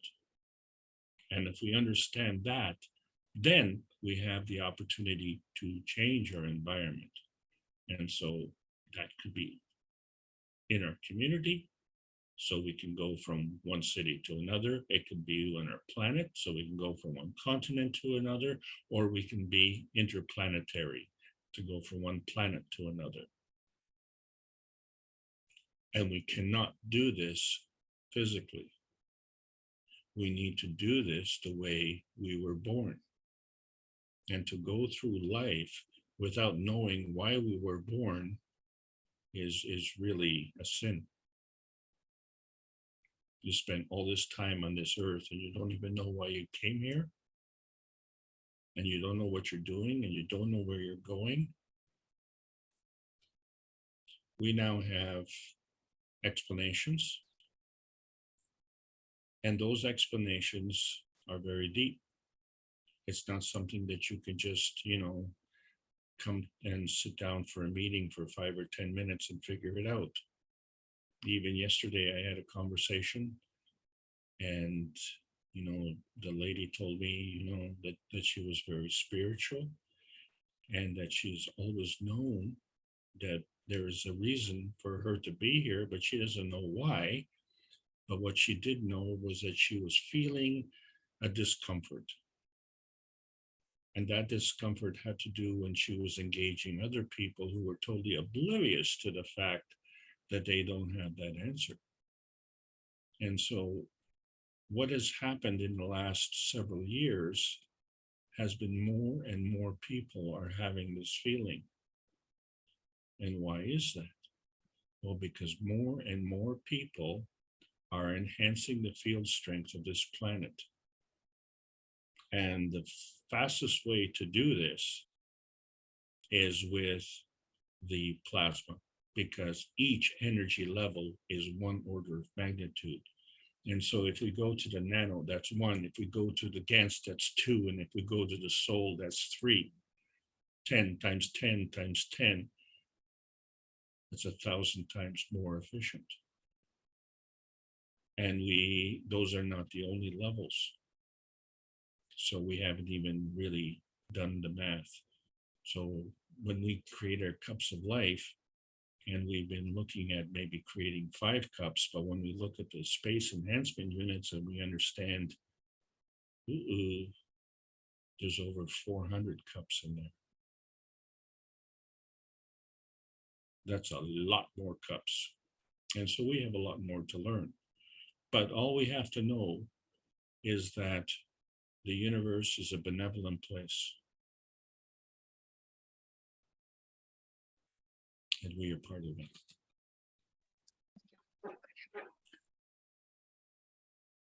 Yes, go ahead, Anna. And then we'll Okay. address Selena. I had Yes. something to say there. No, but I'm please. done. I'm done. Thank you. I thank you for the generosity of allowing me to share this with you.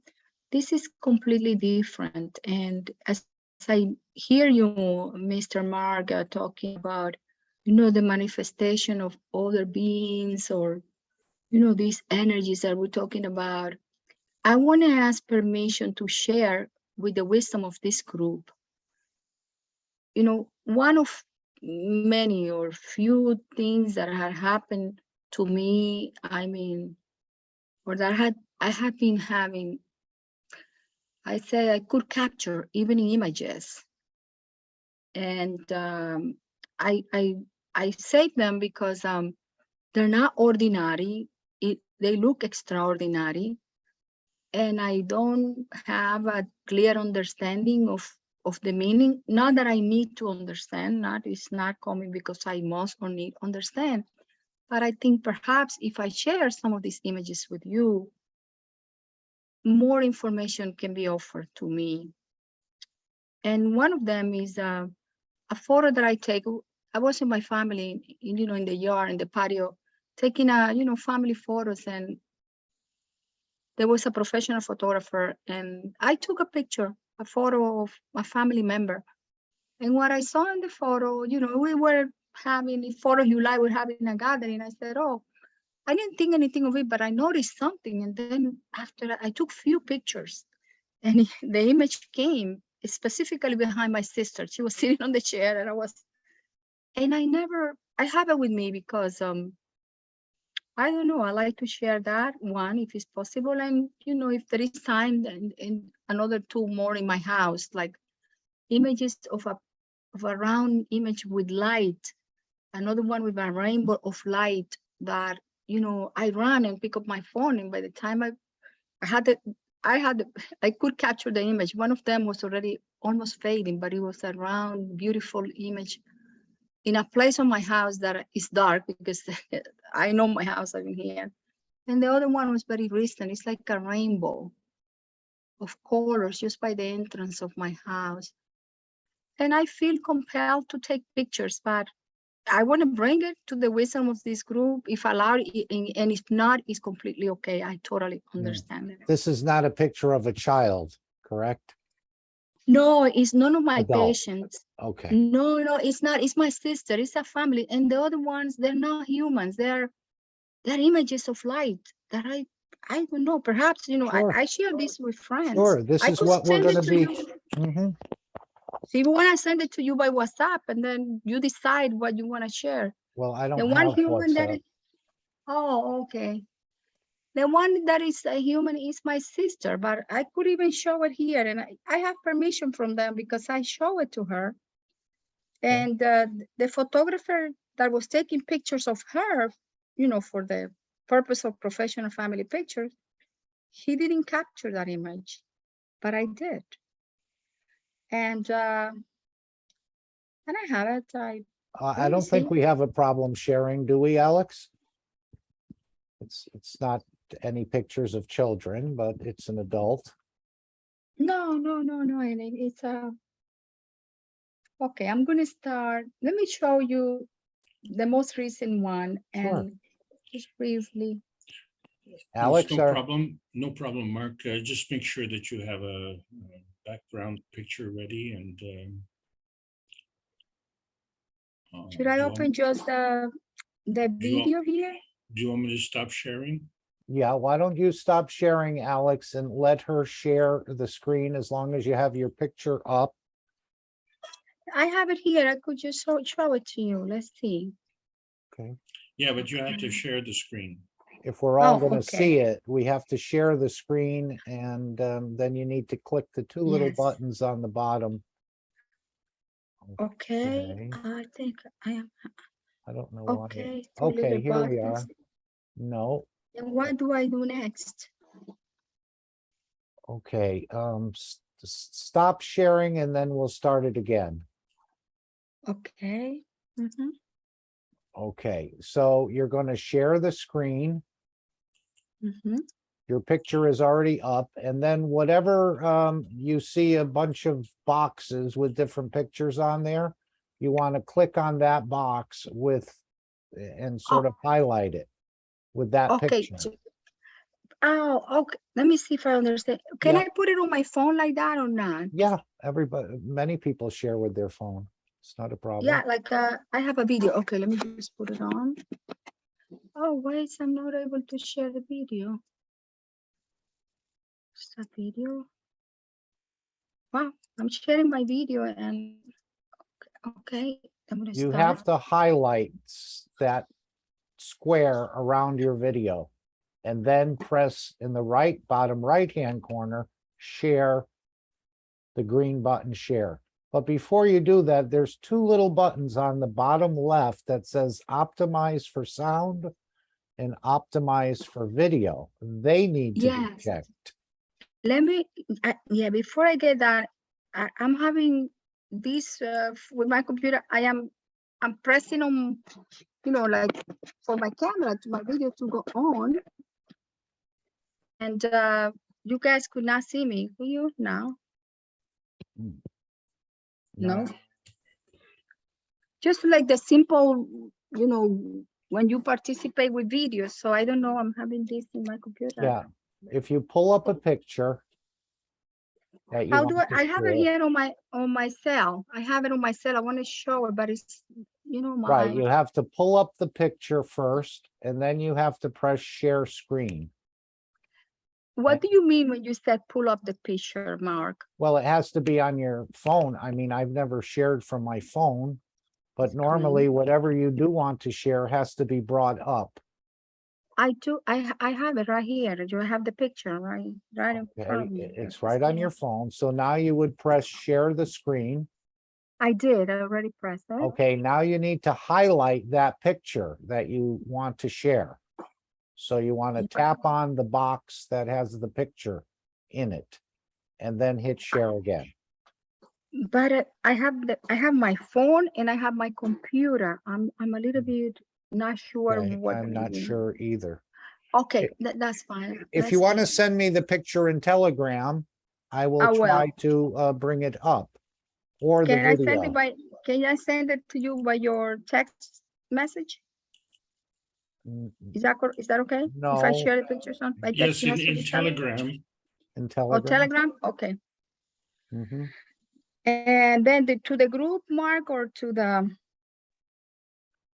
you? No, Oh, you can put it in the group. I don't see a problem with that. Okay, And I'm the gonna Keshe put. American Put. Telegram. Mhm. Yes. And then we can bring Keshe. it up. While she's doing that, I was just wondering, Mr. Keshe answered a question. I don't know if Claudia asked it or someone else about, is empathy connected to the elevation of the soul? Empathy means putting yourself in another person's shoes or feeling the way you think they feel. Now, Selena said she had a dream about being a lizard on a rock. And I know Mr. Keshe said a while ago that we would be able to sort of experience being in the eye of a cat or a cow, just how man has treated these other beings. So, Selena, I was thinking maybe that is something. I don't know if any humans came into your dream, but he said No, it's not dream. I was woke a daydream. and You not were that. awake, yes. Yes, I have vision. Sometimes I We see call it a stuff. daydream. Yeah. It is more than daydream. Okay. I'm moving my feet, and then my attention was in my third eye, but my eye was closed. I do sometimes. I lay down on the bed and move my feet. Is my habit. So I'm doing that, and suddenly I saw a fall. The water is dropping from the hill, and under the fall there was small rocks. The water is staying there, and then so suddenly I felt I'm sitting on the rock, small rock, and I'm looking small place, like 1 feet by 1 feet. My attention was there, and I'm moving my head this way, that way. It, it, I'm not moving my head in the bed, but in that position, in that body. And then I thought, oh my God, where I am, who I am now. It was funny, and then I was laughing, and then I thought maybe that was a lizard. I'm looking at the lizard eye. Maybe my soul was inside the lizard that time. It's happened a lot of time, a lot of stuff I can feel that way. So that's why I tell we are maybe we thought ourselves in the limited way. We can be a lot of stuff together. I saw a lot of stuff like a lot of body, like different human body, animal body, inside animal body, and then in the cloud too, under the sea too. So that way, if I can, those things happen, but I can tell to anybody now. I can tell in your show because we need to know this.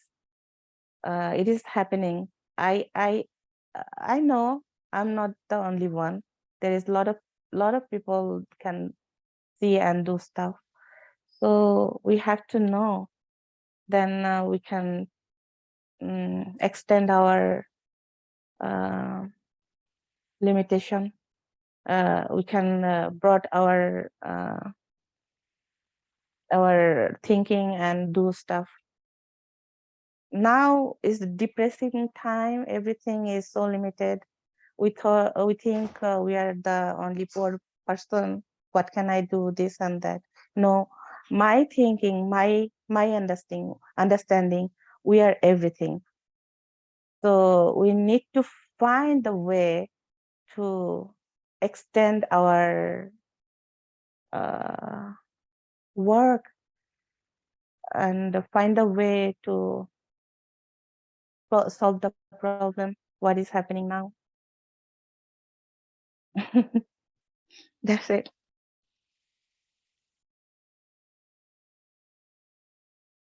Hello, Mark. Can I make a question for Serena? Yes. When you do this experience, do you feel all the senses of the human body, the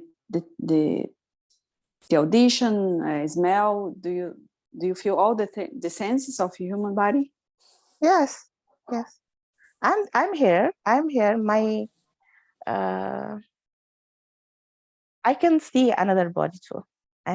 Sometimes in animal body, sometimes in other human body, and I don't know those are real people or not, but I can see other body. Yes. And what is your exact question?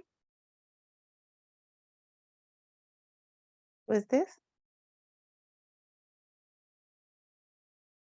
Hello? Go Hello, ahead. repeat. I didn't understand. Sorry, I misplaced my microphone. It's behind a couple of screens. I couldn't find it. But go ahead while I'm trying to get these pictures for Anna. Yeah. What is your exact question? It is Anna? No, I think that was Claudia, wasn't it? Claudia? Yes, it's Claudia, yes. Yes. What is your exact question? Did I answer your question? Or no, if you feel all the sense of the human body, the audition, smell, if you feel all the five senses. Mm-hmm. Great. Yeah. That's why I said that is vision. That is more than daydream. That is more than dream. And I don't have another explanation. That is, yes, another extra sensation, another stuff.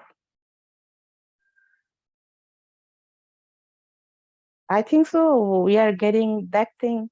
Everybody is having that position pretty soon. Somebody getting earlier, somebody getting maybe a little bit later, but we'll get everything. Everybody, each of us.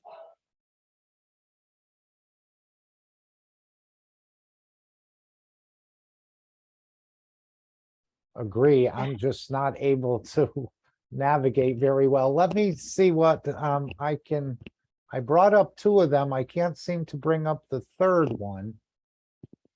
But I'm still trying. I haven't given up. Let me share the screen here. Just a moment. Okay.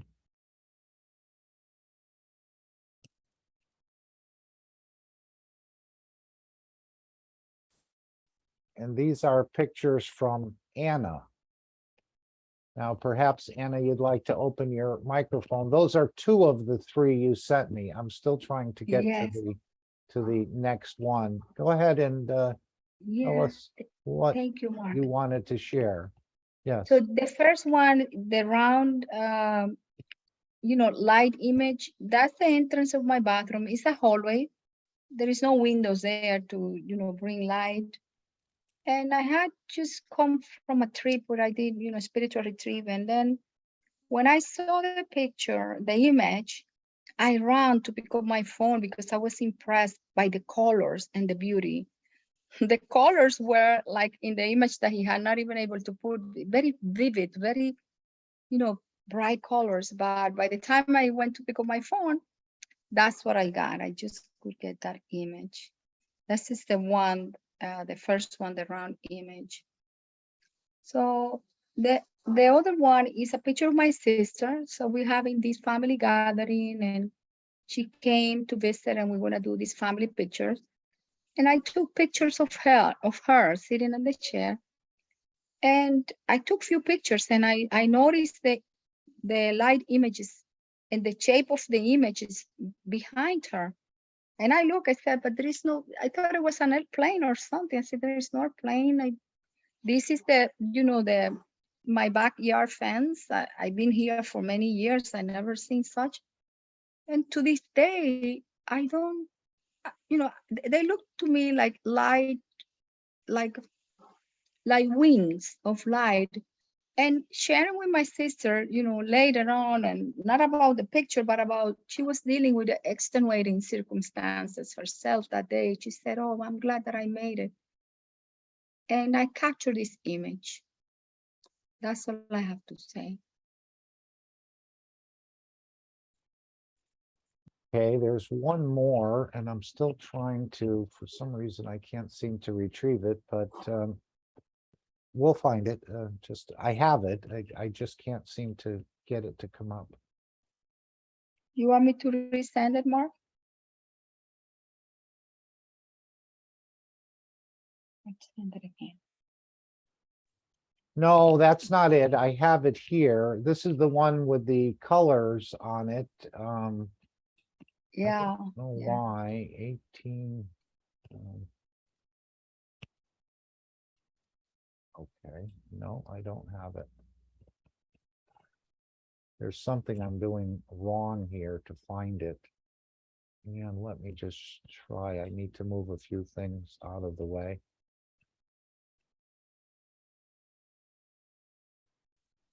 I'm going to try one more time.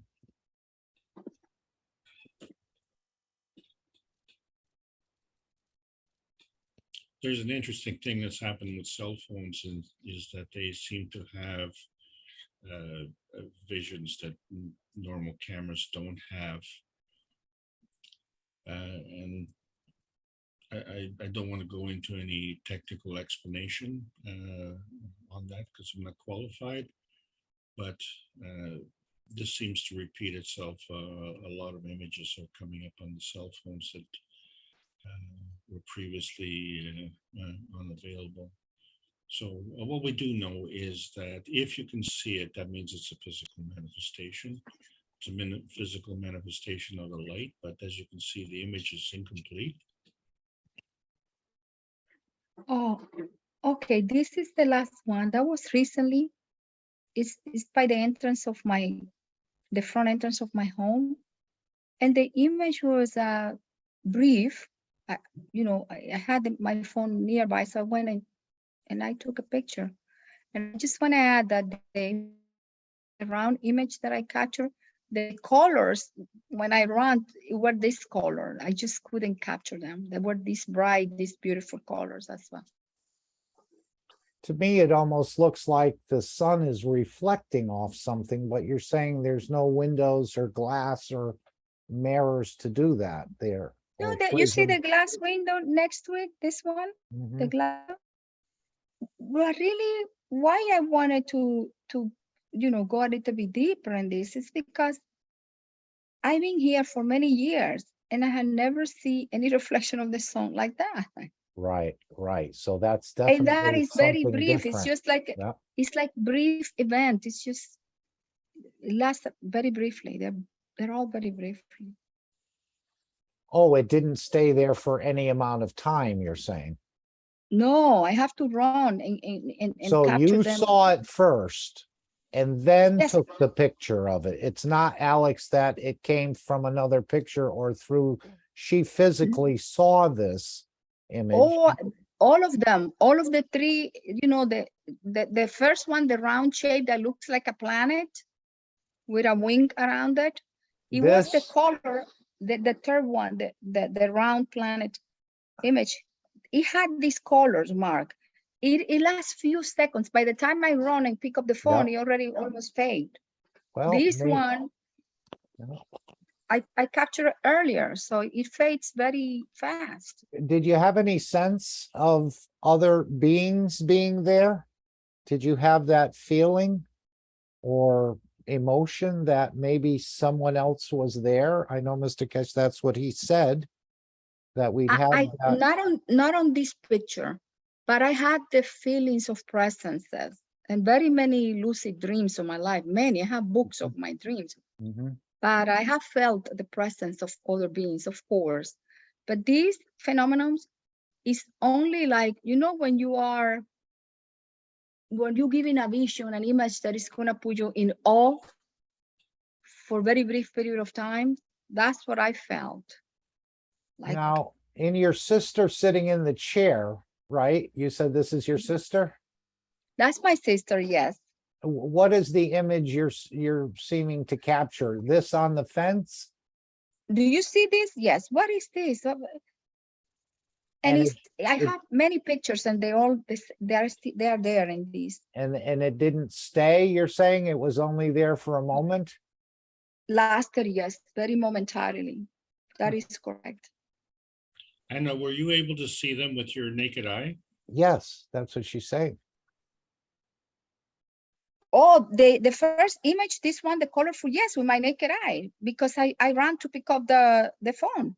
The other one, the round one, I first saw it with my naked eye, and then this one, I saw it with my naked eye, and I also captured on the cell phone because I was taking a picture of my sister. I thought that it was an airplane or something. I said, but I don't see anything. I look up and said, oh, what is this? But we were in a family gathering. I really continue my day like it was, but I capture it. Yes, I And saw then it. after you took the picture, the image disappeared. Yeah, they're very brief. They don't Wow. last a long time, Mark. They're very brief. Interesting. Well, I Very think the main is you're the main sensor. So depending on what you felt, not so much your physicality seeing images, but if you felt the presence of an entity or a being, he said we would feel that. Many times I have felt it. Many times. And I mean, since I was young. That someone else was in the room, or you feel another presence is there.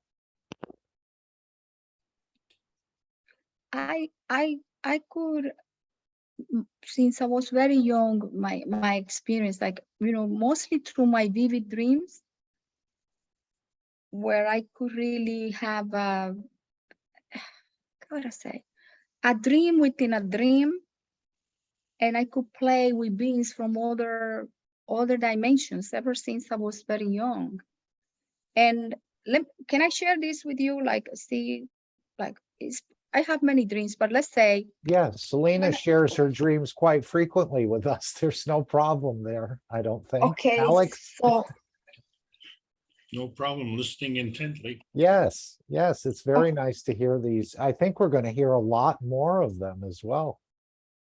So ever since I was young, I had vivid dreams, and that kind of heightened sense of, I don't know why, because I'm, you know, my background is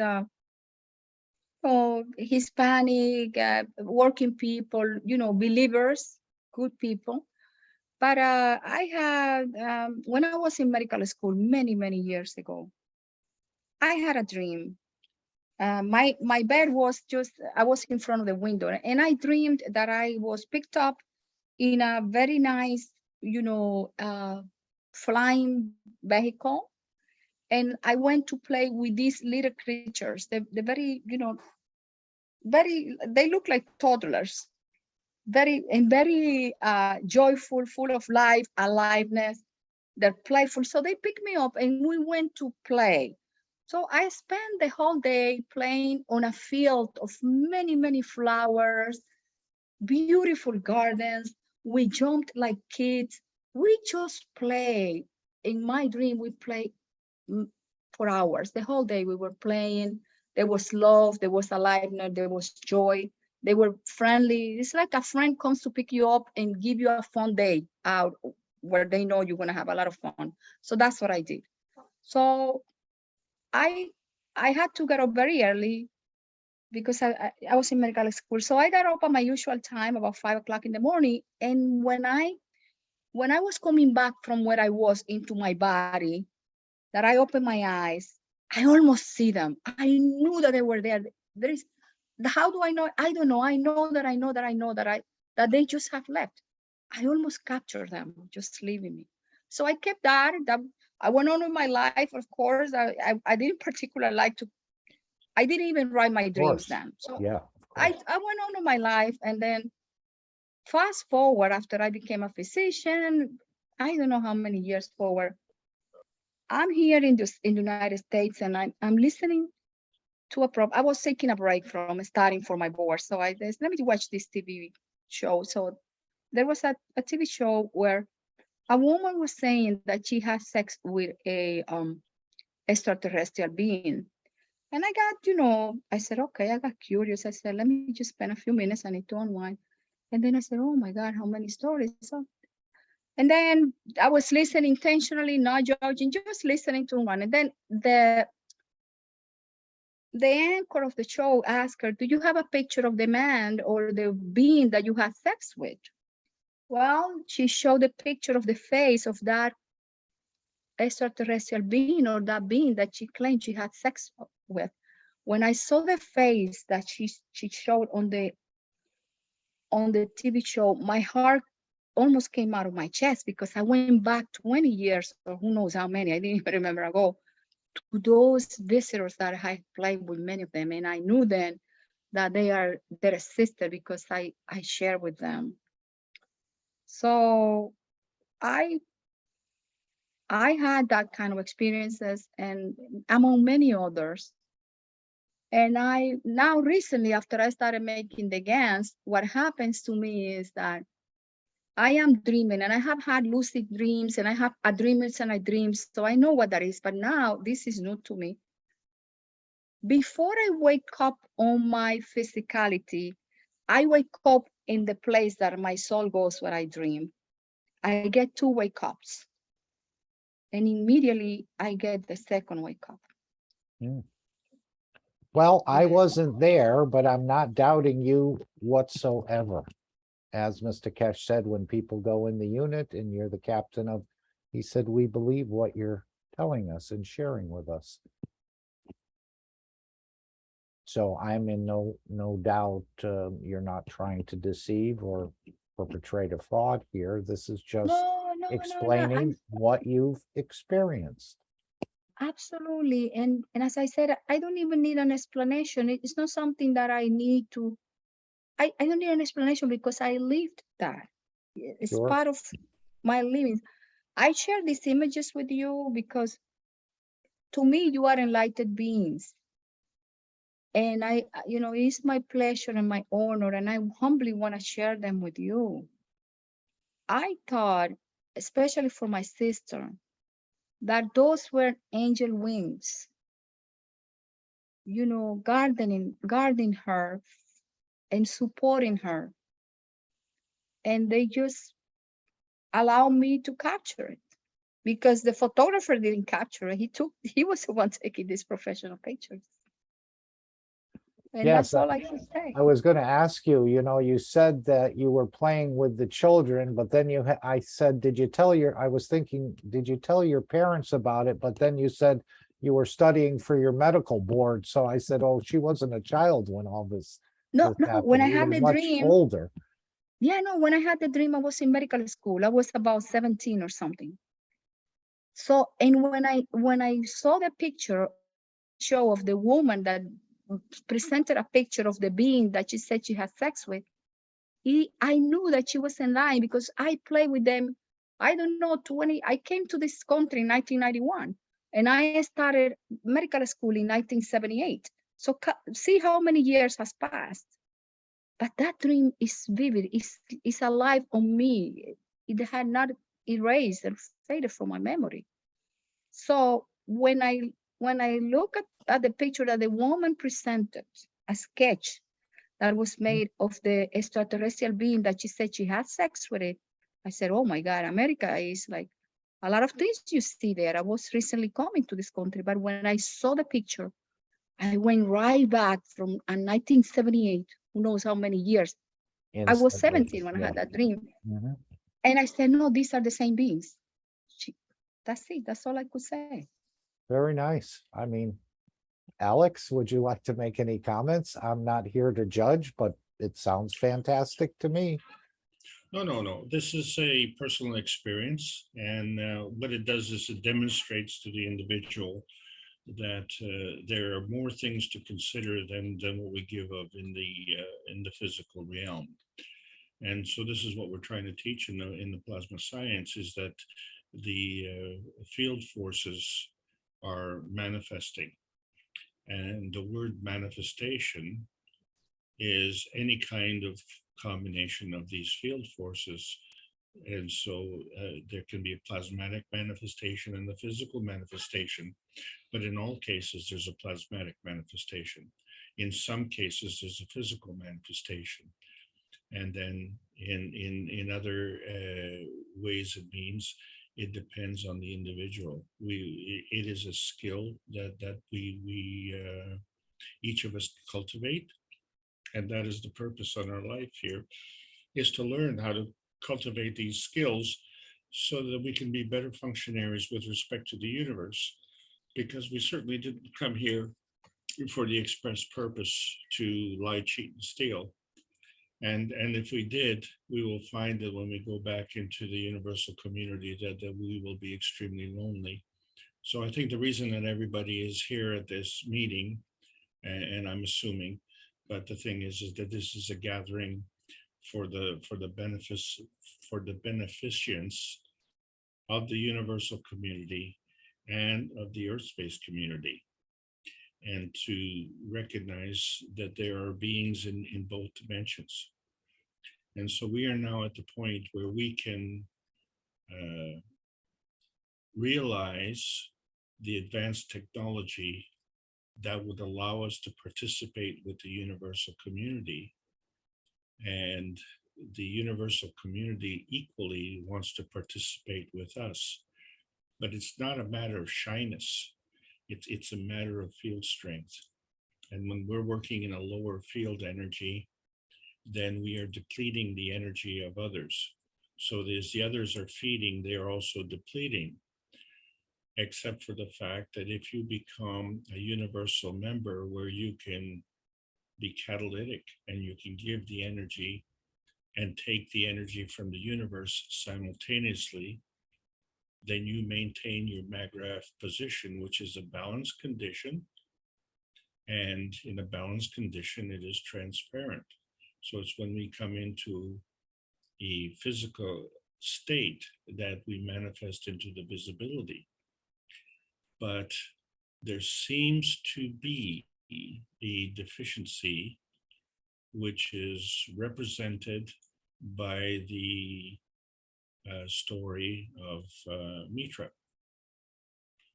And as a North American, this is foreign to me.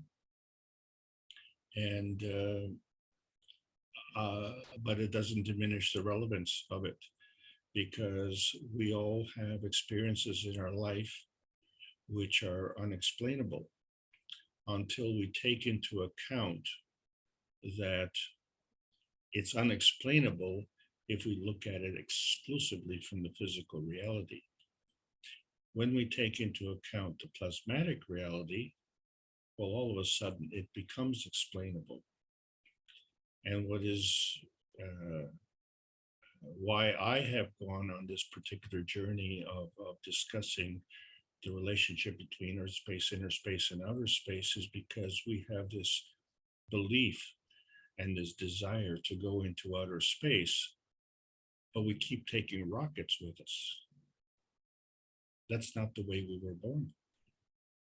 So something is, when you talk about an anomaly, that is an anomaly. And we are supposedly intelligent beings, but we defer intelligence to the community from outer space. But that's where the problem comes in. We are intelligent and we do have the capability. And so we have a responsibility. We didn't just come in for an amusement ride. And so as we incorporate this with our belief system, and then we understand that these experiences are day-to-day experiences to teach us how things work, and the benefits that we have with respect to our health, these are releases of packets of energy that are part of the learning experience. They are also part of the healing experience. So as we heal, we can become better providers, and we can be better universal community members. Right, and Mr. Keshe did say, we're preparing you for encounters with the universal community. There's no question about it. So these might be little hints, or Anna may have been interacting with them on a sort of an arm's length distance or something along that line. She may be already Yeah, prepared in a way. if I may add just one more thing, Mark, to that, is that Anna is in a wonderful position because of her career choice and because of her residence point. Two things, right? Her career choice, her environment. And now when you add the awareness to that, we were talking about a recipe for success. And if you realize how important that knowledge is for you, then you will actually have peace within yourself. And then you'll be able to do more for others. And as you do more for others, you will find that you will benefit along the way. It's an automatic thing.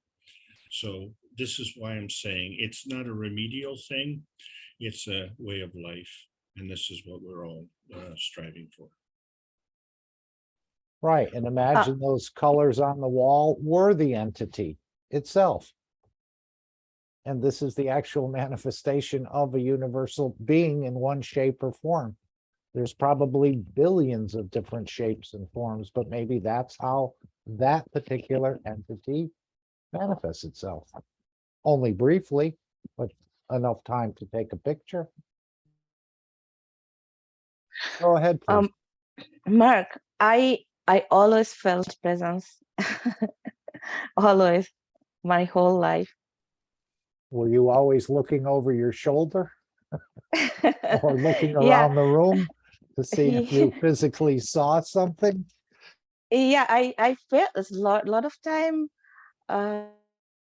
physical thing happen too. I'm making tea and then I put the teaspoon in my cup, and suddenly the spoon moved. It's happened a lot of time, and then ran upstairs.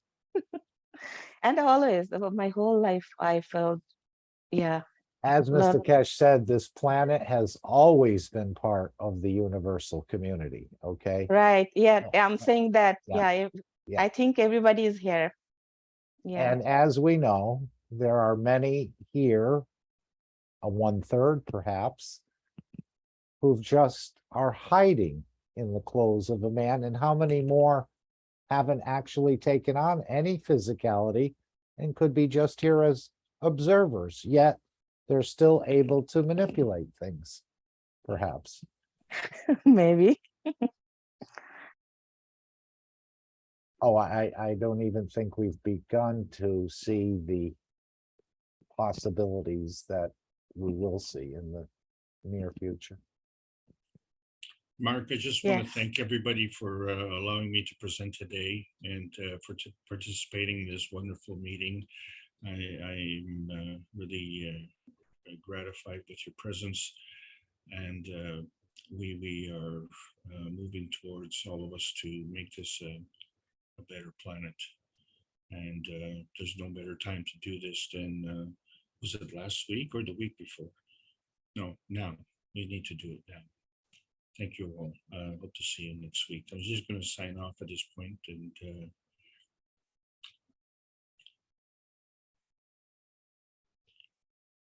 you. Okay, thank you very much. Anyone else want to add anything else? What I'd like to do is to play the tribute that was played in the workshop for Neil. And then, of course, I think he's just going forward like Mario and maybe Sander and perhaps some others that we're not even aware about, as sort of pre-ambassadors in a way, interacting with the universal community,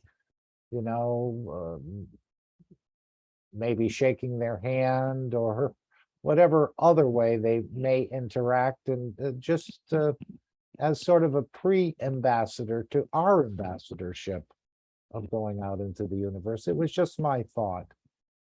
But anyway, I'd like to play this and then the new tomorrow that Lisa had created. And the meeting, the final disclaimer, and then the meeting will end. Unless someone else wants to bring something else up. But thank you all for sharing, Anna, Selena, Alex, and Claudia. Forgive me if I've left anyone out, but you all have the opportunity and you all have a microphone to share with.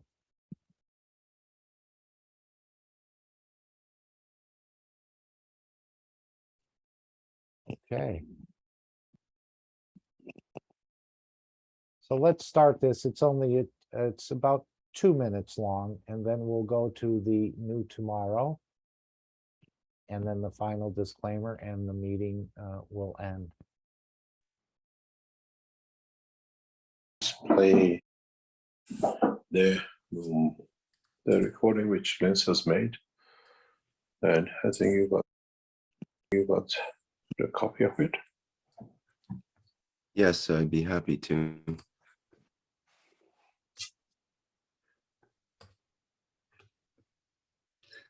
So this is a memorial to Neil Howe, and I'll begin it now.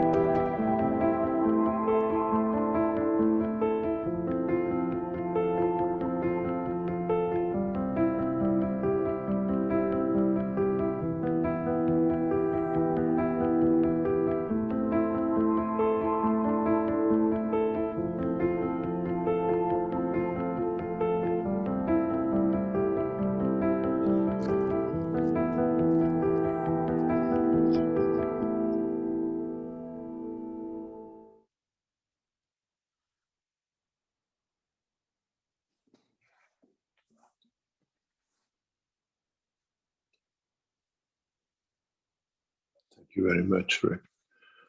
Neil helped us a lot to teach our TV people, normal people, how to take videos, how to make things, and how to actually run a television setup or a TV setup, pushing us to buy systems and computers and cameras from knowledge seekers around the world. This is what they need, and that's what they need to do.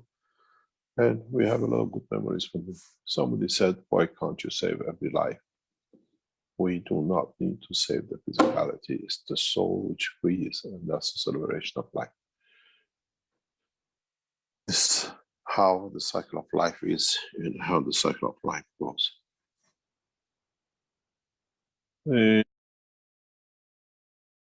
just to say thank you, Neil, your presence is still with us on a full level now. So we thank you for all your work and sharing in the TV group and other places to push the knowledge forward in what you could do in your time and place on this planet.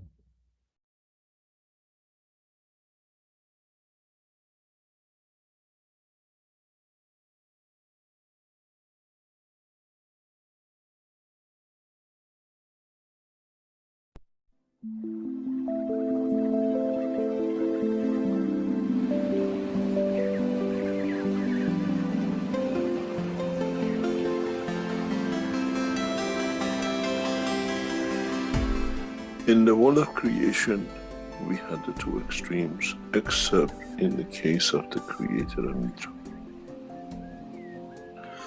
where we could never bring the functionality of the soul within the functionality of physicality. We had the physicality hidden within the soul, or soul within the physicality, or in conjunction of the two, one would never have the understanding of the totality, where we could transit but exist in both directions. With the new cycle, this is what Einstein said: when you turn one atom, the other atom changes. This new dimension will blow that field which commonly exists between all the cells of the universe into that position, which means all the created things, as a gift from the Creator in a way, become able to transmute between the two dimensions. There's a reason for this, and it's taken a long time for it to be done, and it has reached its pinnacle and it will be completed. It's already in the process of being completed. Was to take from the essence of the soul of every created things of the time, beginning of time, an essence of the creation of the soul or the center, and create a new creature which carries all the essence of the created in the new soul, which can with it go from the soul of the Creator to the soul of physicality of Mitra. This is what the whole knowledge is. The Creator is the universe, and Mitra the dimension of physicality and its behavior towards the dimension of physicality. And with a new system, every creature in the universe will have the understanding of the capability to transmute between the two. This has a lot of implication for all races in the universe, because now they all become the same. In the coming time, we will see even change in the position of galaxies, position of universes. Many systems will move due to the changes which has been brought.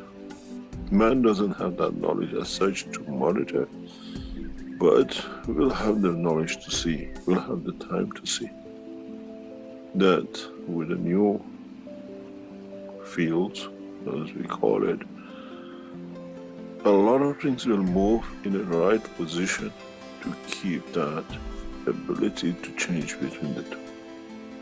That you don't need to kill to keep the physicality going, you don't need to steal. And the soul does not need to be encaged or to escape, to be out on its own, to be able to confirm its existence. And this this process will complete very soon. That the whole of universal community will be able to have the benefit of the two, both in the dimension of energy or matter, which never existed. When we released the soul, we had to get rid of the physicality. You call it death. When we brought the soul, you had to give it the physicality, and you go through the dimension of the birth, and then you have the whole commotion of bringing the two. With a new system, both soul and the soul of physicality work together in the existence of dimension. We expect a massive change in the physical characteristics of human race in the coming century, because we change into the emotion of the physicality.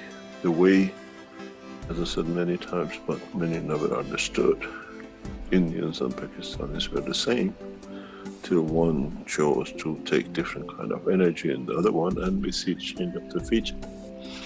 Now, with the balance between the soul of the man and the soul of physicality of man, many of us will change feature without a shadow of a doubt. Man will change the faces of anger, man will change the faces of hate, man will change the face of warmongering, because we get satisfied in the fields of it. And this is part of what will be and what has already started, and the completion of will be the birth of Mitra. Physical completion of birth of Mitra in a physical dimension, not in myths. And then we have the soul of the creator, which the two will complete the cycle. And then, as I said very recently to one of my listeners, then we'll see if Adam will eat from the apple of love and giving it. And then we'll see how humanity will change. And the whole creation will change.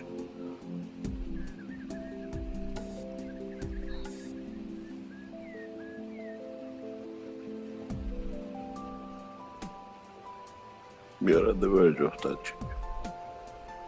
Much, much closer than anybody could think of, not only a human race.